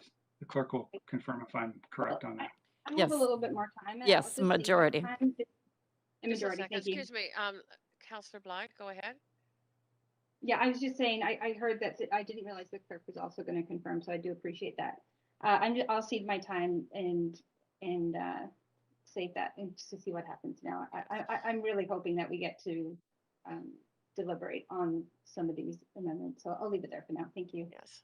Great. Okay, Council, I am looking at the time and realizing that we actually have 11 minutes, and I will need, or actually 10 minutes, and we will need a motion to extend. Motion to extend. Okay, Councillor Bligh, a motion to extend to. Motion to extend to finish this item. Okay, we have a motion, Council, to extend to finish this item. And that would require a unanimous vote of council. So, point of procedure. Yes, go ahead. Is this debatable? Motion to extend. I don't think it is, but clerk.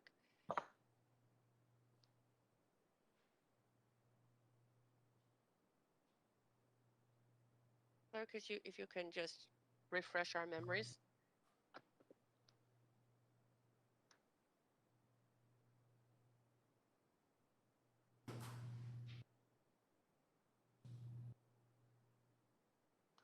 Yes, it's debatable. I would just like to amend this to 11 p.m. I mean, we could be debating this motion until 5 in the morning. So I do think that it's fair and reasonable to set a time, not only for us, but for our staff, who I imagine also may have meetings in the morning and other responsibilities. So I'm happy to extend, but I'd like to know what time we would be extending until. Okay, it's debatable. Motion to extend to finish this item, but not to go later than 11 p.m. Okay, there we have it.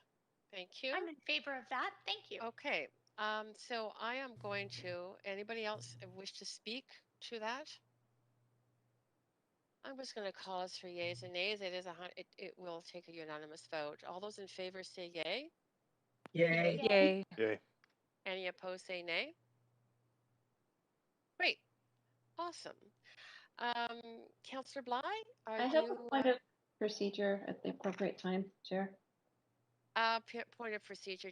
You don't have to have the floor for that. Go ahead. Okay. I'm asking this just because I want to be consistent with procedure, and I feel that we're not being tonight. And it was just with response to Councillor Bligh's question when the clerk said a withdrawal has to be a majority. But I'm reading section 8.4 of the procedure bylaw that says the council member who moved the motion may withdraw it, and I quote, and then only with the unanimous consent of the council members present. So that's what the procedure bylaw states. Has that rule changed? It is the clerk here, Chair Carr. Yes. To withdraw a motion, it does require unanimity. To reconsider a motion, it is majority. I thought we were earlier referring to reconsideration, and I advised that it was majority. Yes, this was the motion to extend the meeting. Is that what you're talking No, about? just to clarify, sorry, Chair Carr, I'm referring to Councillor Bligh's previous point, and I understood it to be related to withdrawal of the amendment on the floor. No. That was prior to the discussion about extending the meeting. It was the point about Okay. about motion. Okay. Okay, so we are extended to 11. Go ahead. Councillor Bligh, do you have anything more to add? Chair Carr, Oh, sorry. Did I get the confirmed answer to that? I just want to be clear. The point is, and I'm just going to reflect that back because I'm not clear. If a member wants to withdraw a motion or amendment that's on the floor, which motion is it that you're referring to? Councillor Fry's amendment, and I'm following up on a point of procedure to the question that Councillor Bligh raised, is that does a withdrawal per the procedure bylaw in section 8.4 require a unanimous consent of council? That's my point of procedure in question. Right, but we don't have that motion on the floor, Councillor. Then can I ask it as a point of procedure? That's what I'm asking. Oh, okay. No one has withdrawn at this point. There's just been resubmissions of new motions or new amendments. So you are asking if there was a decision to withdraw. Yes. Is it 100%? Correct. It is unanimous, yes. Okay. That is correct. Thank you. Okay, Councillor Bligh. Are you? I had ceded my time at 3. Got it. Thank you. Councillor Delminato. Go ahead, up to 5 minutes on the amendment on the floor. Thanks, Chair. I have a point of information and also a point of parliamentary procedure. And the point of parliamentary procedure is simply a comment that a number of councillors have been putting forward points of parliamentary procedure. Well, actually, this is a point of information then, or just a statement. That are not, they're points of information and they're jumping the queue for those of us who are waiting on the queue. And so I just want to flag that there are a number, and that there's a bit of a nuance here, but we're starting to delve into more questions that are information based and not related to parliamentary procedure. I do have a point of information through you to staff about the current Vancouver plan and the consultation underway with respect to connected communities.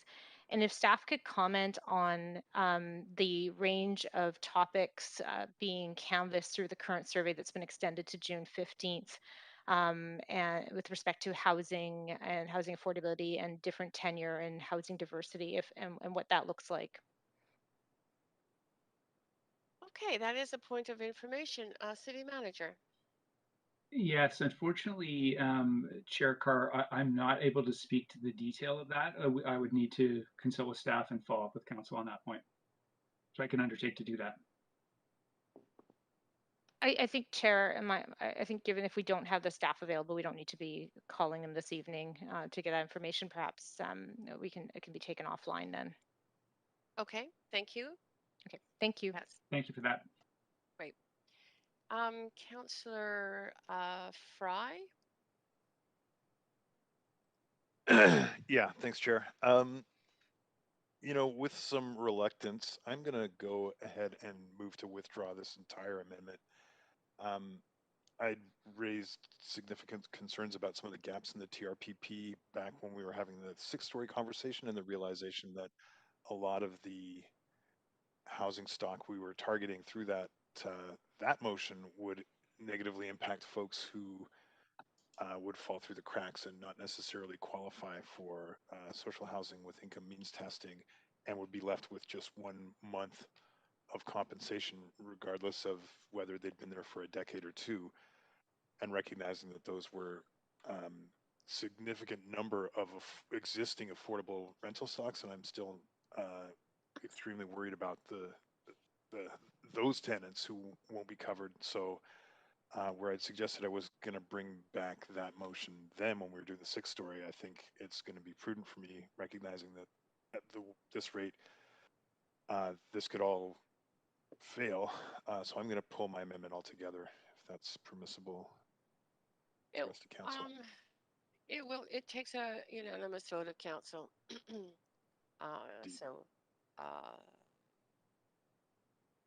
I will start with just doing a, well, I guess this is debatable. Clerk, just confirm. Just clerk, if you could just confirm it's debatable. I actually am sure. Yes. Okay, are you on the list to speak to this this motion, Councillor Boyle? This is a motion to withdraw. Yes, thanks, Chair Curry. Just wanted to clarify, because Councillor Fry was speaking about the TRPP portion, that the withdraw is the whole amendment. So the amendments to B and C, the portions of the amendment that still remain, not just the TRPP portion. Is a nonprofit does not necessarily have to be a nonprofit housing provider. It's just a nonprofit organization that provides affordable housing. Most social housing providers are incorporated as societies, and they would typically do so in order to receive grants from senior governments. In terms of what societies, how they conduct business, they have to act in accordance with their bylaws and cannot act contrary to their purposes. But a nonprofit, as defined, doesn't have to have a mandate simply to provide maximum affordability in housing. The nonprofit could have a variety of different purposes, or it could be one that's exclusive to delivery of social housing. So yes, the terms that are used in the bylaws and charters, so nonprofit organization, nonprofit corporation, nonprofit cooperative association are not defined.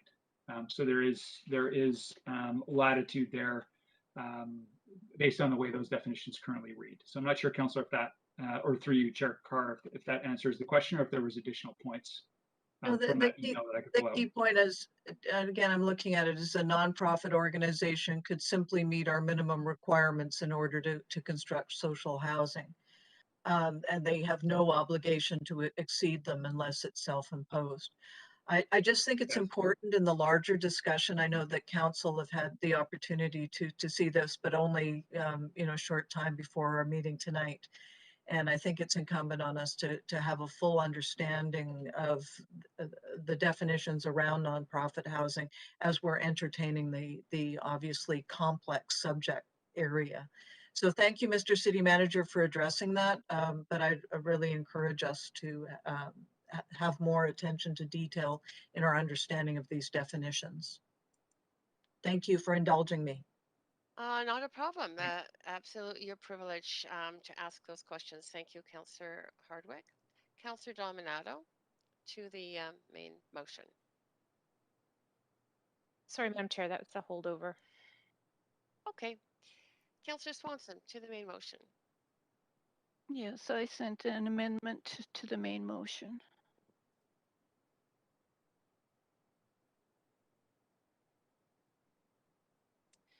Okay, I'm going to move us to the amendment queue. Go ahead, Councillor Swanson, to speak to your amendment.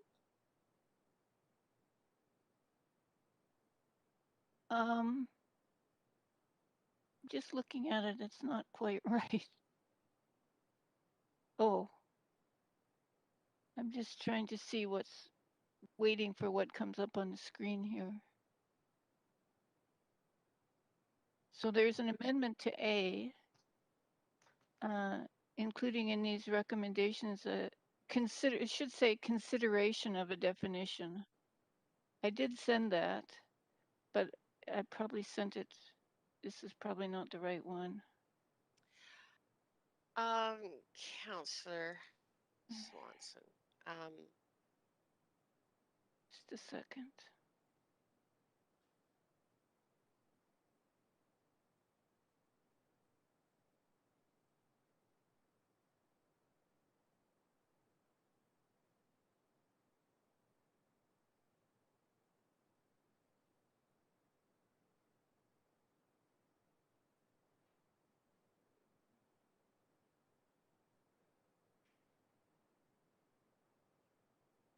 I'm just going to send it again. Make sure it's the right one. So you can use your time to do that. Mm.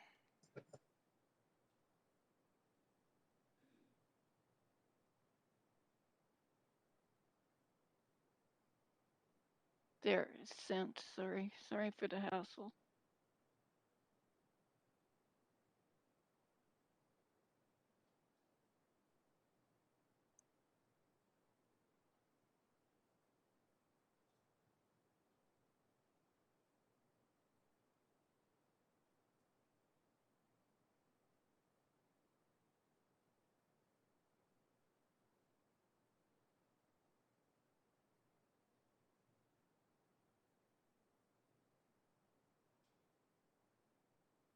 Yeah, so I love the idea that we could zone for nonprofit. How can we create advantages for nonprofits, and how can regulations? How deep can we drive the affordability by creating those advantages? But I think there is a problem with our definition of social housing. So this is just to try and push a little bit more affordability out of that. That's the first part.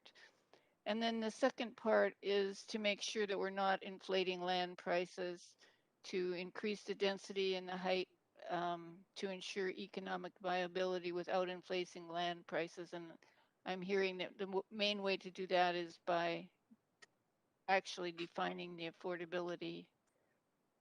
And then the third part is to have a report back as part of that process on how to increase affordability for people in the 30 to 50K range. Yeah, I think it's really important that we use our zoning for the affordability that we need. I really like the idea of allowing extra density for nonprofits only, or at least investigating that to see how it would work, so that we can get the kind of affordability that we need in the city. And so I'm just trying to make amendments that would work in that direction.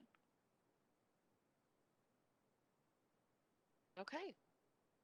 Thank you, Councillor Swanson and Councillor Boyle. Thanks, Chair Carr. I'll be brief just to say I'm happy to support these. We heard a lot about the definition of social housing. I think we all, including the co-op, the community housing providers that we heard from, would all like to see deeper levels of affordability wherever possible. And so I appreciate Councillor Swanson's language in A around consideration of that wouldn't lock us to a definition that actually makes real housing impossible, but that aims to continue to move us in that direction of more affordability, which again, I think we all agree on. And similarly, I think the amendment to B is good clarifying language, and I'm happy to support it, and happy to hear as a report back about how this would impact housing for some of our lowest income residents. So overall, happy to see these amendments added. Okay, that's great. Thank you, Councillor DeGenova. Thanks. I just don't think that this goes far enough for me. The word supportive housing still is not there, and for those who were confused, who came to speak to us tonight, that thought social housing perhaps meant people living at shelter rates or meant them being able to access services. I I don't feel that this amendment still it's asking for something that if we could have done this already, we would have. So I'm not going to send staff back to the drawing board to ask them to do something that they've already, looked at, and that's specifically looking at how do we increase density, not inflate land, but still allow this to be a nonprofit. And to points made by Councillor Swanson, I believe earlier in this meeting, not today, but on other days, and nonprofit housing um, operators and nonprofit housing societies are different than just nonprofits. So uh, this is a point that was brought up by a speaker. It's a point that was just made by Councillor Hardwick, and I'm concerned that saying that social housing, yes, it's important. I believe it's important, but if we are going to be helping those who need the help the most, I think that this requires a broader conversation, and to just approve something that we don't even have assurances from, which I'm excited that we will have assurances from BC Housing, for instance, on affordable home ownership, but I don't see anything about an MOU with BC Housing on supporting any services within this social housing for people who are at welfare shelter rates. And I would have liked to have seen that. I know that that's something that our staff are working diligently on. But because of that, and because I think that this just further muddies the waters for people who aren't really understanding not only our definition of social housing, but tonight who came here trying to express that what they were really hoping for was supportive housing that was funded through the Ministry of Mental Health or the Ministry of Health, or in part with BC Housing. um, I won't be able to support this because I know that when we get held to task as a council, people will come back and say, I thought this is what I urged you to support. So for those reasons, although I understand that this is well intentioned, I won't be able to support it. Thank you. Thanks, Councillor DeGenova. Councillor Fry, to the amendment. Thanks, Chair. And I hate to do this, but only in light of the fact that earlier amendments that were circulated, my earlier amendments circulated to staff, highlighted that the definition of social housing was redundant based on a motion that I'd already submitted and they'd reported back on. So I'm wondering if this is legal and if it's been vetted by staff.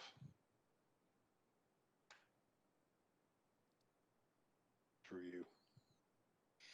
Okay, City Manager. Or Clerk.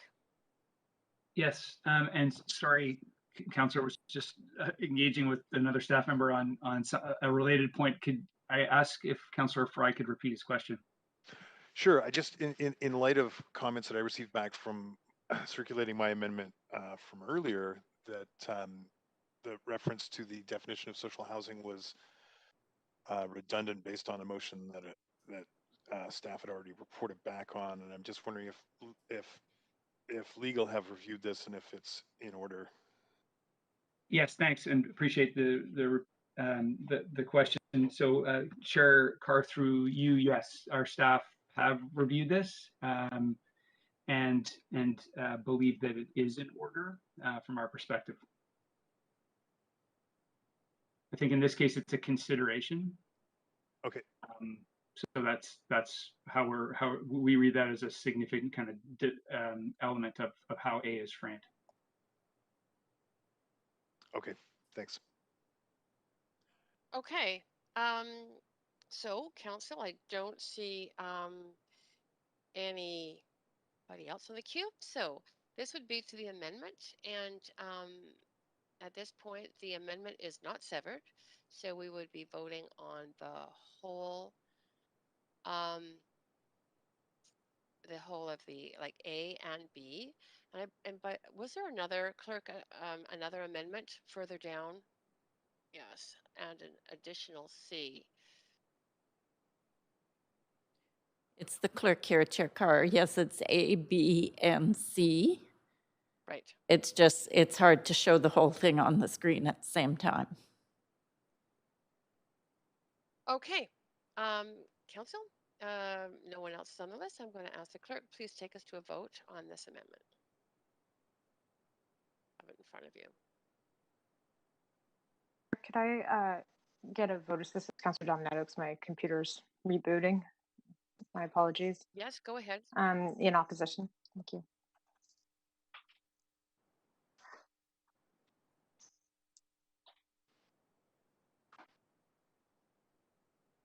Okay. Sorry. Yes, that vote does pass with Councillors DeGenova, Hardwick, Bligh, and Kirby Young in opposition. Chair. Point of privilege. Madam Chair, I communicated in opposition as Councillor Dominato. I don't know if you heard me. Oh. I asked sorry. for vote assist in opposition. I'm sorry. I didn't record that, but it is the clerk here, Chair Carr, and that is correct. I had pressed the opposition button. For some reason, it didn't come out that way. Okay, so can we go back to that vote? Sorry, clerk. I just does that Chair Carr, the vote. It must be 5 and 5 then. Is that right? the vote. I believe the vote was reset. I think I called out. I'm so sorry. It's a little late. I think I called out 4 votes in opposition, but if the vote by Councillor Dominato was misrecorded, that would make it 5-5, so the vote would fail. But I need confirmation from you, clerk. That is correct, Chair Carr. Okay. Okay. So right, we're back to the main queue. Councillor Swanson. You are on the main queue. Councillor Swanson? Sorry, I'll hold off for a minute. Okay, Councillor Boyle. This is to the main motion. Thanks, Chair Carr. To the main motion, I just want to reiterate that while we spent, I don't know the total, 12 hours hearing from the public, and there was heated debate, and that is great. That's democracy, and that's what we are, of course, here for. In the end, what we're voting for or against is asking staff to go and do the work in the study to bring back recommendations that align with the advice and the expertise we've heard from those in the community housing sector about how we can support them in building more homes that are more affordable for folks who badly need them across our city. People can't live in imaginary housing. I know we want all of it to be the most affordable and, and only 3 stories, etc. It's not a vote. We unfortunately don't get to vote for perfect housing or imperfect housing. We vote on tangible actions that we can take within our jurisdiction that improve housing for residents who we know need it, who we hear from need it.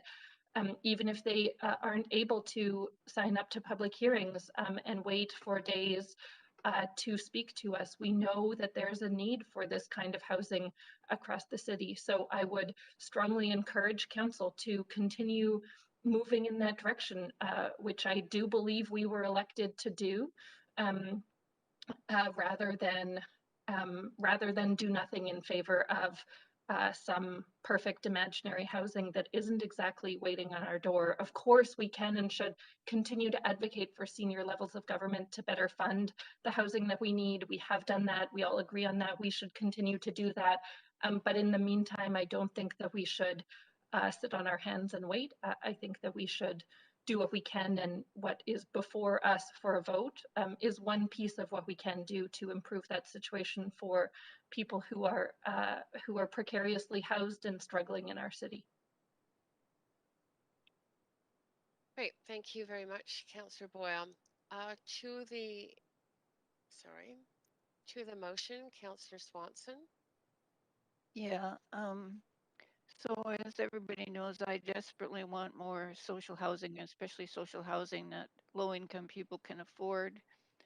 I love the idea of figuring out how we can create advantages for nonprofits and how these advantages can drive affordability how they can drive affordability. Um, I wanted more affordability in this motion, and that's what my amendments were about. I wanted to deal with some arguments about the motion. One is that private developers will profit from it. I don't think this will happen. I think Tom Armstrong told us BC Housing has some pretty strict requirements. Uh, will it increase land values? I don't think it'll increase land values if there's strong affordability requirements. That's why I made my amendment. Could current residents be dem evicted if they're paying affordable rents? Yes, that's a problem.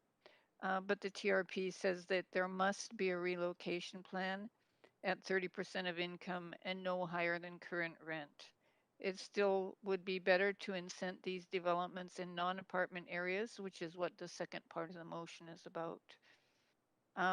The proposed supportive housing at 7th and Arbutus will still have a public hearing. So I wanted to just get that on the record again, and it could still be turned down. It is a problem that with our current definition, we only get 30% for middle income and 70% for market. I don't like that, but most nonprofits do try to get affordability on this. And right now, there's the BC government's plan of 20% shelter rate, 50% at housing income limits, and 30% at market, which is quite a bit better than just 30% and 70%. And I think we need to take advantage of that program now. Should this be part of the Vancouver plan? Well, that's what the second part of the motion talks about. We do need to put a lot more effort into changing senior government housing programs so that they help nonprofits more than profit-making housing. And if they won't give us the dough, we have to fight really hard to get the ability for a progressive tax so we can get the money that we need to build good social housing and enough social housing to solve the housing crisis. I think this might help if it passed a little bit. It would help us build maybe a few hundred more units a year if we're very, very lucky.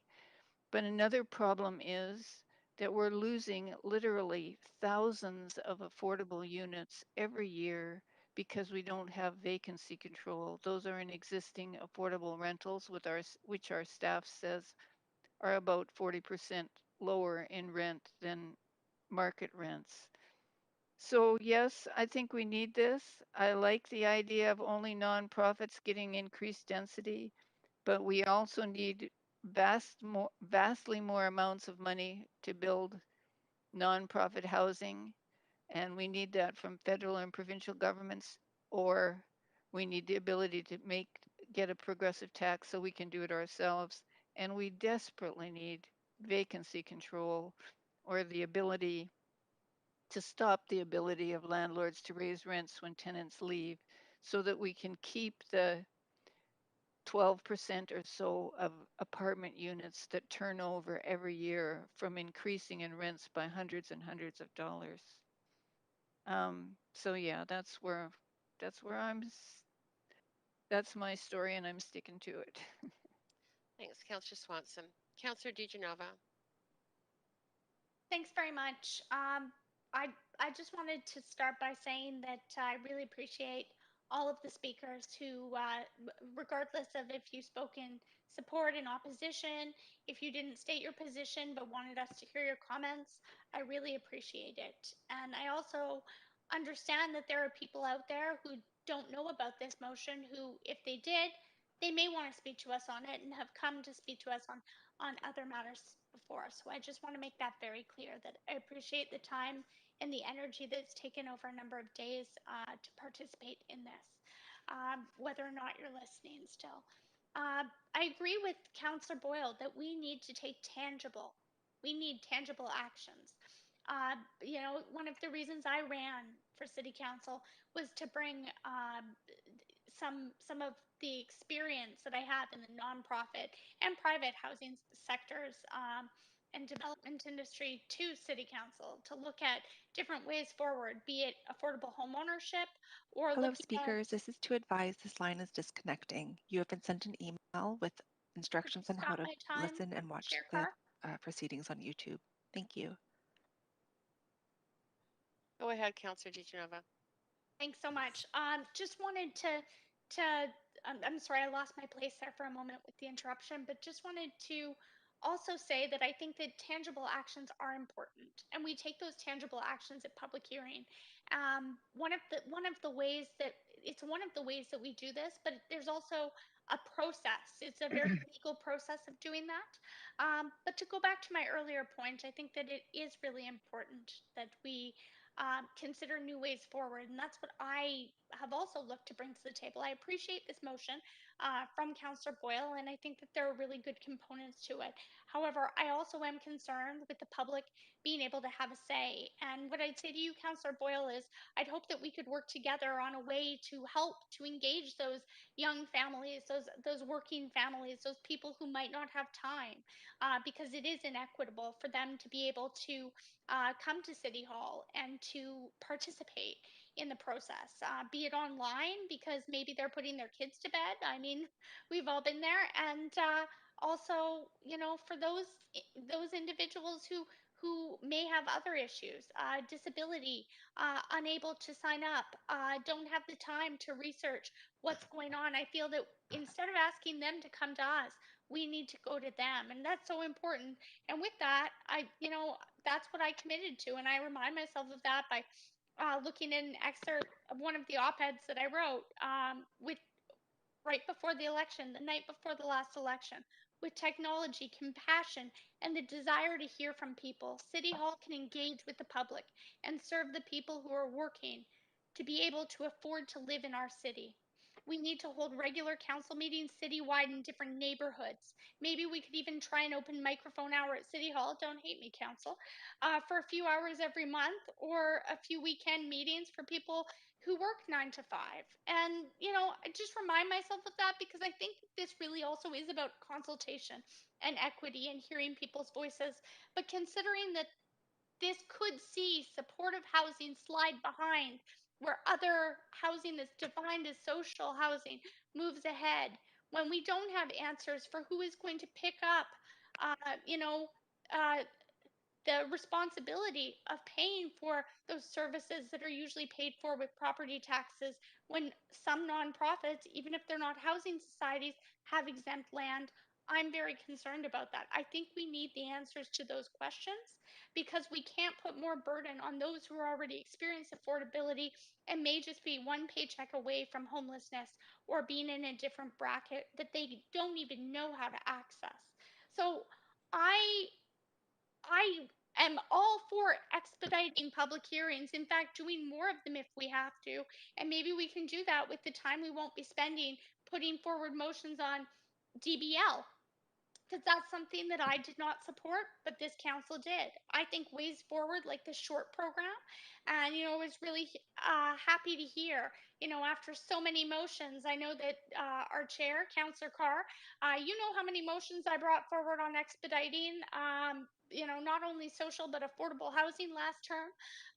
Really proud that many of those you supported, and thank you for that. But I think that there's ways forward that maybe aren't just uh, absolving ourselves of the responsibility that people feel that we should have as council members. So I'm all for fast tracking social, affordable housing, and most of all, shelter rate and supportive housing. But we do have a responsibility to public consultation. And for that reason, I won't be able to support this motion. Thank you. Okay, thank you. That was well timed. Councillor Hardwick, go ahead. Well, thank you. I think this motion is well intentioned. And I think everyone that we heard from to a person said, yes, we realize that we have a deficit in social housing in the city and we need to do something about it. I just don't think this is the right thing to do about it. And I'll tell you why.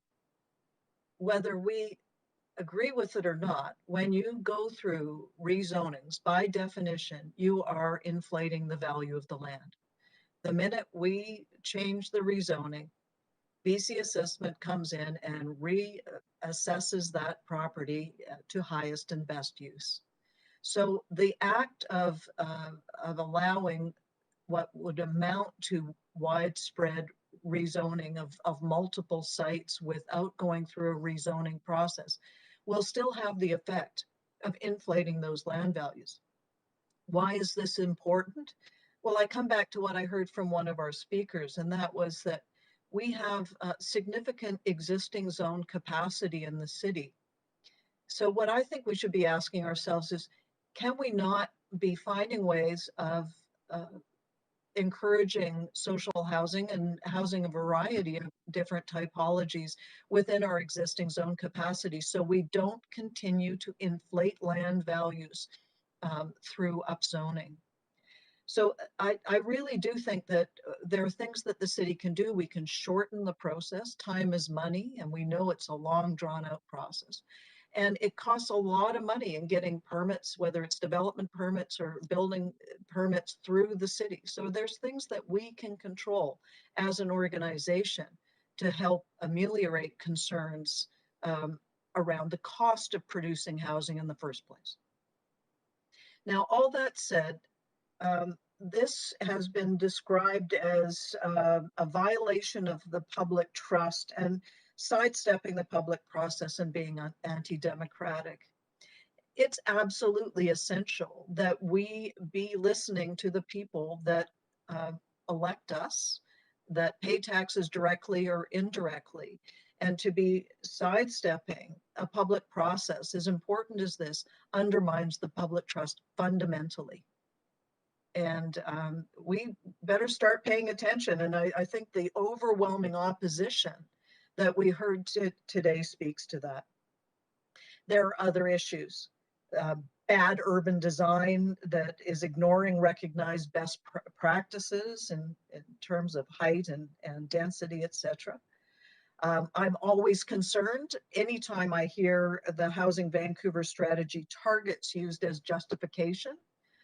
As we've already had it determined that these targets are aspirational and not evidence-based, as several speakers pointed out, we continue to wait for the data that we need to be making more informed decisions.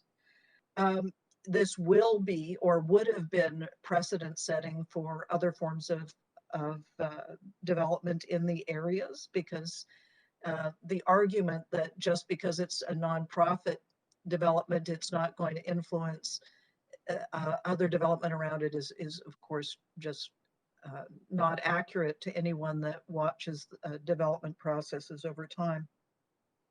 And then there is the renoviction of existing tenants and the human displacement cost. I think, again, as we're concerned about what we're doing with affordable housing, the last thing that we should be doing is getting rid of what we've already got. And I am distressed in some of these meetings where I've been hearing it described as 35 years being a life cycle, an adequate life cycle on building, which is, of course, silly. The definition of social housing has got to be addressed. I don't think there was a single person here that didn't have a problem with that. And it's, from my perspective, intellectually dishonest to be continuing to be making decisions based on completely erroneous underlying assumptions, such as are based on our social housing definitions. And then finally, again, I'll just come back to the public process. This would have widespread impact, and the public was largely unaware. You know, I was asked, how do we have 100 people plus that came out for this? Would have been a lot more if more people had been aware of it, frankly. So all in all, cannot support this motion, believe it to be well-intentioned, and encourage us to be looking for better solutions. Thank you.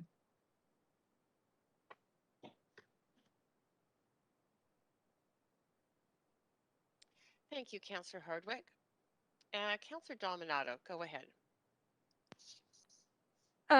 Thanks, Madam Chair, and also thank you to all of the residents who did call in to speak to this motion, and if those who are listening at this late hour.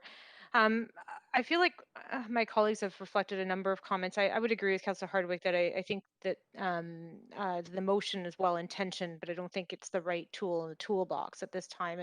And Councillor Hardwick reflected a number of those points. One of the things I'd like to reflect on is the subject of the Vancouver plan. One of the reasons that we undertook this as a council and committed to this was so that we could lay out a roadmap for the city, both short, medium, and long term. And a big driver to doing the Vancouver plan was related to housing and housing affordability and housing choices and tenure and options for residents and future residents, people who will come to this city. And that planning exercise is underway right now. And I asked earlier staff about the subject of the connected neighborhoods, and the in-depth survey that's out there has been extended into June. And it specifically addresses a number of these issues, particularly around what people want to see in their neighborhoods. What kind of housing diversity do they want? Is affordability important to them? And getting into non-market housing, social, co-op.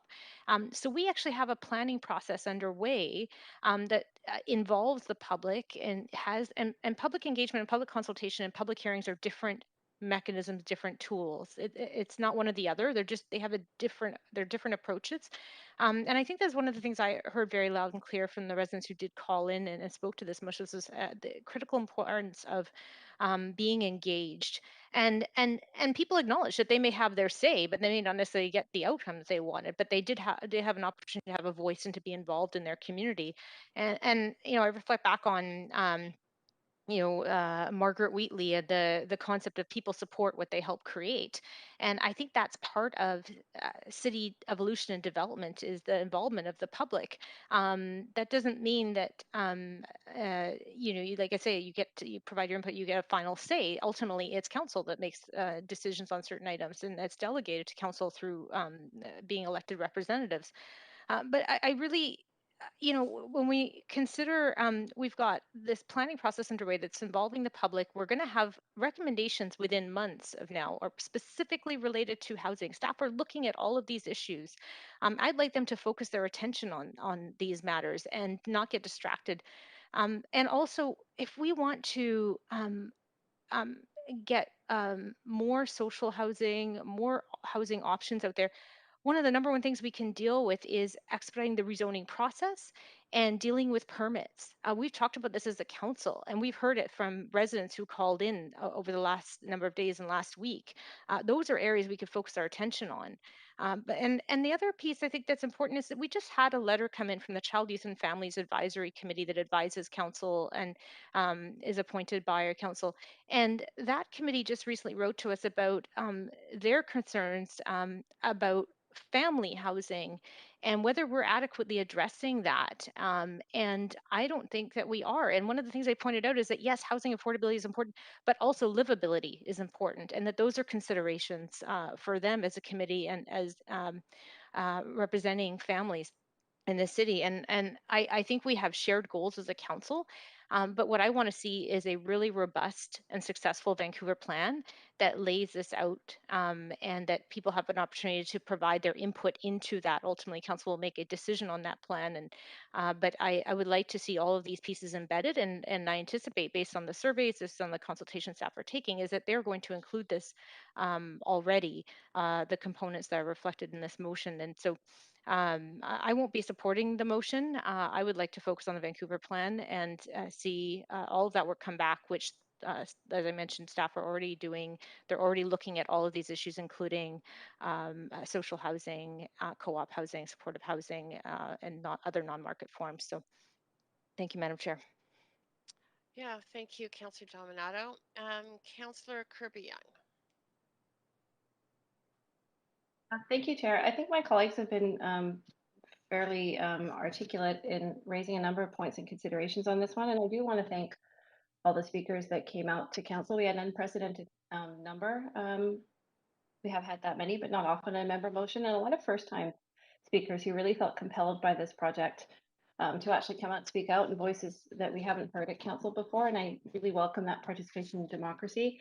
I think it's been well stated that the goals in terms of deepening affordability are clear and well stated. However, I would say that I think that the way that this motion has come forward is a blunt instrument, as opposed to more of a thoughtful and surgical policy.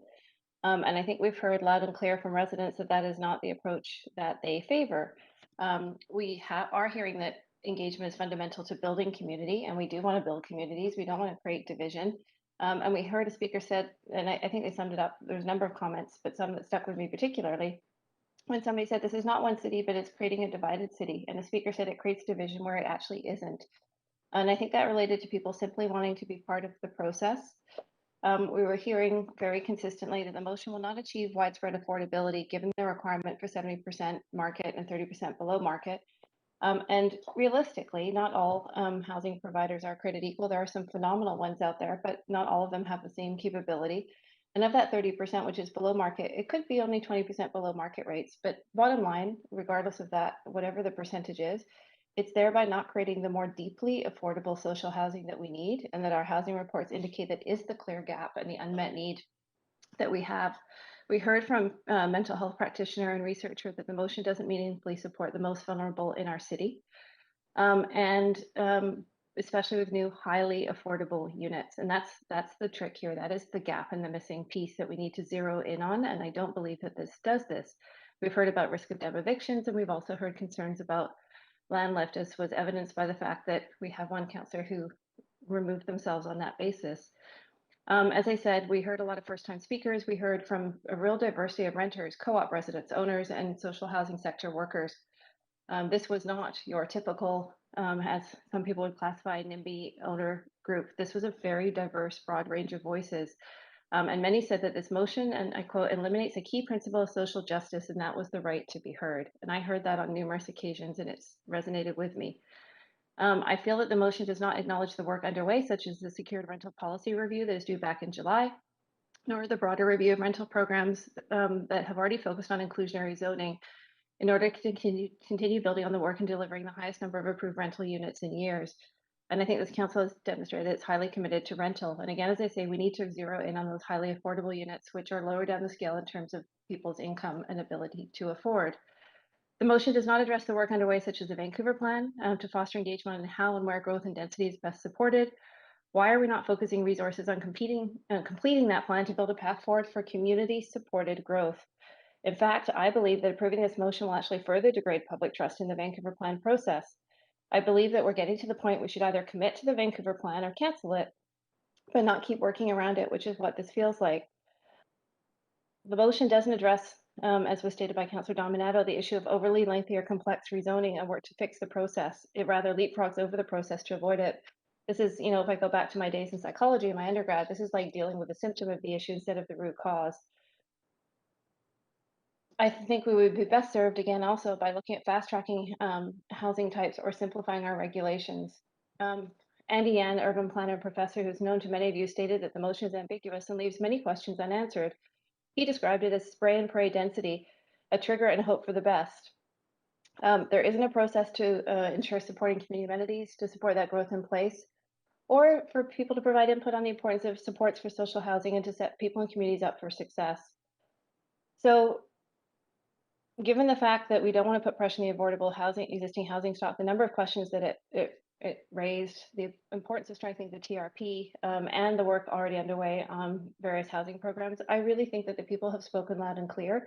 I think it's our job at council to listen to them. I think it's our job to support initiatives we've already seen through to the finish line and focus on those to zero and laser in on where the crux of the key affordability issue is.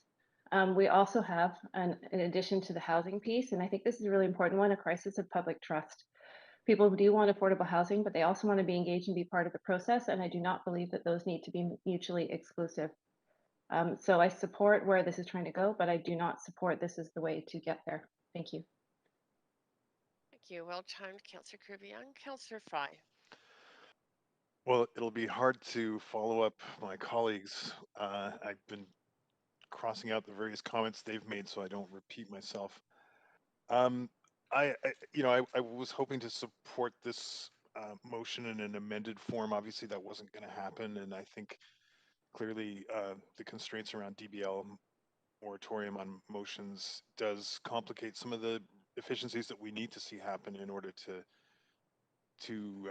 build really affordable housing and really dig in. We've definitely heard loud and clear that the definition of social housing has led to a lot of confusion for folks, unsure what social housing even means, what is supportive housing, what is social housing. One thing is for sure, though, that we do also recognize that the social housing definition as it stands today with the City of Vancouver policy identifies the operator as either a co-op, government, or a nonprofit org. There are 26,000 nonprofit orgs in British Columbia. We heard from a handful of nonprofit housing providers, but there are a lot more players in that ecosystem than just housing providers. We have environmental groups, we have religious groups, we have fraternal organizations. There are a variety of nonprofit organizations. Basically, any society in British Columbia is a nonprofit organization. So the bar is quite low, and and it may sound conspiratorial to suggest that people may try and leverage real estate in the city of Vancouver to their own ends, and regardless if they're nonprofit or not. But I think anybody who's been paying attention in Vancouver real estate recognizes that all sorts of things happen when real estate's involved, and the stakes are high. The stakes are especially high for folks who live in rental units that might be targeted under this kind of approach, because we know that under the TRPP as it stands today, if uh, as soon as that building is purchased by a nonprofit org operating as a de facto social housing under this definition, then the rights that those folks would have enjoyed as, say, a substantial relocation package financially from the private owner completely evaporate overnight, and then they're left with 1 month in financial compensation or replacement units if they submit to income testing. Now, of course, income testing doesn't work for everybody. It doesn't work for folks who are in the gig economy. It doesn't work for folks who are freelancing. It doesn't work for folks who might not have paid their taxes in a few years. So it leaves a lot of unease with me when we consider that the very specific zoning areas that we're targeting in this original motion uh, are some of the most affordable units in the entire city of Vancouver, and we're talking about replacing them with less affordable units, ostensibly under the guise of social housing. But the reality is that at the current Hills rate, there's substantially more at $1,375 for a studio apartment. That benchmark is considerably out of whack with what a lot of folks are paying right now in RM3, RM4 zones. And I don't take that lightly. I think that our role here is to do no harm, and we need to really ensure that we're not inadvertently creating a situation that is going to lead to displacement, further displacement and renoviction in our city. And the fact that Councillor Wiebe had to recuse himself from this vote because he was advised on multiple occasions that this was going to substantially appreciate the value of his condo building as is in an RM 3 or 4 zone. Uh, that leaves me very uneasy because, of course, we know that capital, like water, will follow the path of least resistance, and it'll go for these lower income areas. It'll go for low valued properties, and we need to be careful. We need to walk judiciously. So, as colleagues have mentioned, we have work coming back from staff, important work in this framework. How are we going to find affordability for folks who live and work in our city? I don't think this is necessarily the route. I do think that there's some helpful ideas in here, and I'm sure that staff have taken a lot of this input and it will inform their subsequent decision-making process. I also want to acknowledge that staff came out very clearly advising that the affordability might not be met through this scheme because as soon as you go to 12-story, you're talking about concrete construction, and it doesn't pencil out the same way. So there's a lot to unpack here. I want to trust the advice of our staff who spent a lot of time, research, and brain power in finding these solutions, and I'm looking forward to the reports coming back in the coming months on rental affordability. Right. Thank you, Councillor Fry. Perfectly timed. Councillor Bligh, you are next. I'm going to be very clear with everyone, though. Councillor Bligh, we have 10 minutes to complete your comments and the vote. I really would like to know if any councillor wants to sever any parts of this motion. Otherwise, we're going to need to extend with no severing. Fine. Go ahead, Councillor Bligh. Thanks very much, and I won't take the 5 minutes. Like others have mentioned, my colleagues have spoken very clearly and articulately to, and I think necessarily to the motion or to their vote. And I too won't be supporting this motion, although, as already stated, support the intent, and I believe it's coming from a genuine place.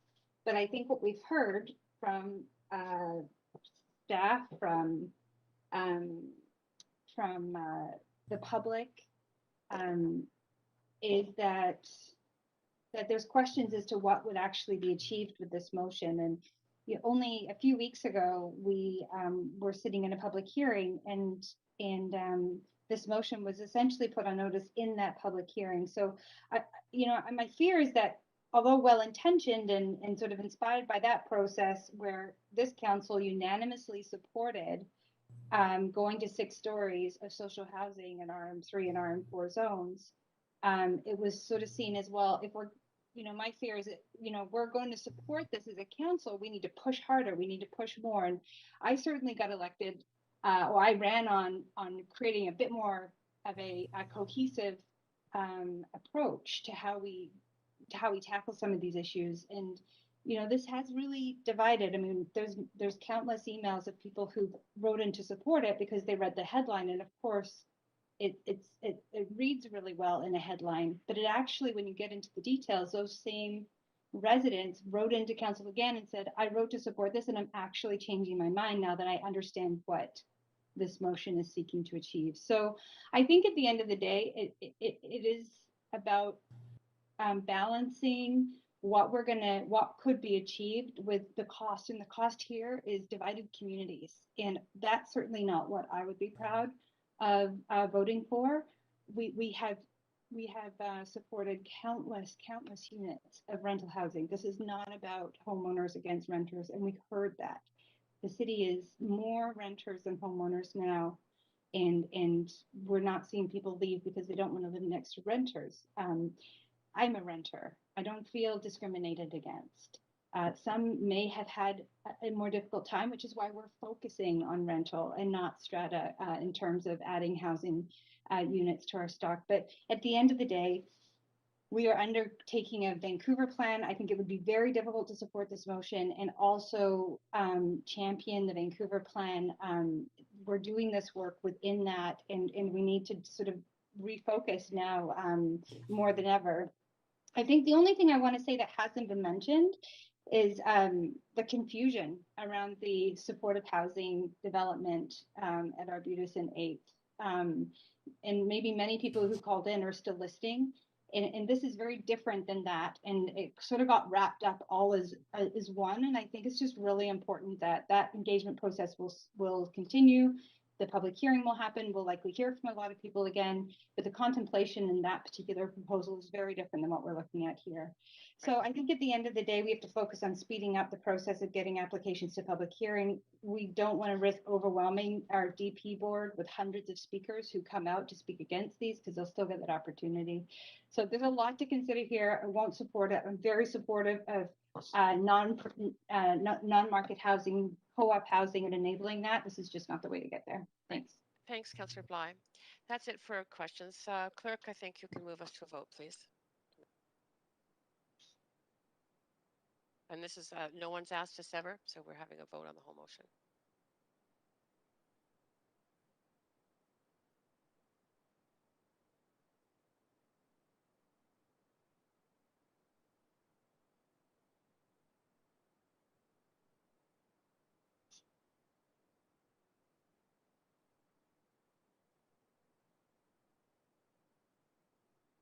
And the motion fails. With myself, Councillors DeGenova, Fry, Hardwick, Dominato, Bligh, and Kirby in opposition. Right, that takes us to the end of this item. Council, we are going to be reconvening tomorrow from 3 to 6. We heard some concerns about extending it past 6 and conflicts in schedule. So it'll just be 3 to 6 tomorrow. And after that, Thursday from 3 to 10. I need a motion to recess this meeting until tomorrow, Wednesday, May 26th at 3 p.m. Point of procedure? So moved. Yes, Councillor DeGenova, we have very little time. Go ahead. I understand. My point of procedure is after the 3 to 6 tomorrow. When will we be reconvening? I just said Thursday, 3 to 10, May 27th. Thank you very much. Okay, we Motion have to a recess. more, thank you, motion to recess. Thank you. All those in favor say aye.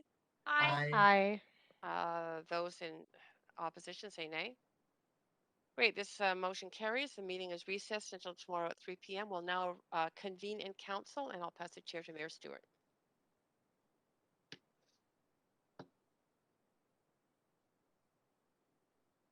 Just noting the mayor's not on the call right now, Chair. Is it Councillor Hardwick who is deputy mayor? Yes, I am. Okay. Oh, and I've just been told by the clerk that we are not recording any decisions. Is that correct? Clerk? Getting my microphone on, that's correct. The council meeting can wait until after tomorrow's meeting, Chair Carr. Great. Okay, you're off the hook, Councillor Hardwick. Excellent. We are now adjourned. Night. Thanks, everyone. Thank you, staff. Yep. Night, everyone.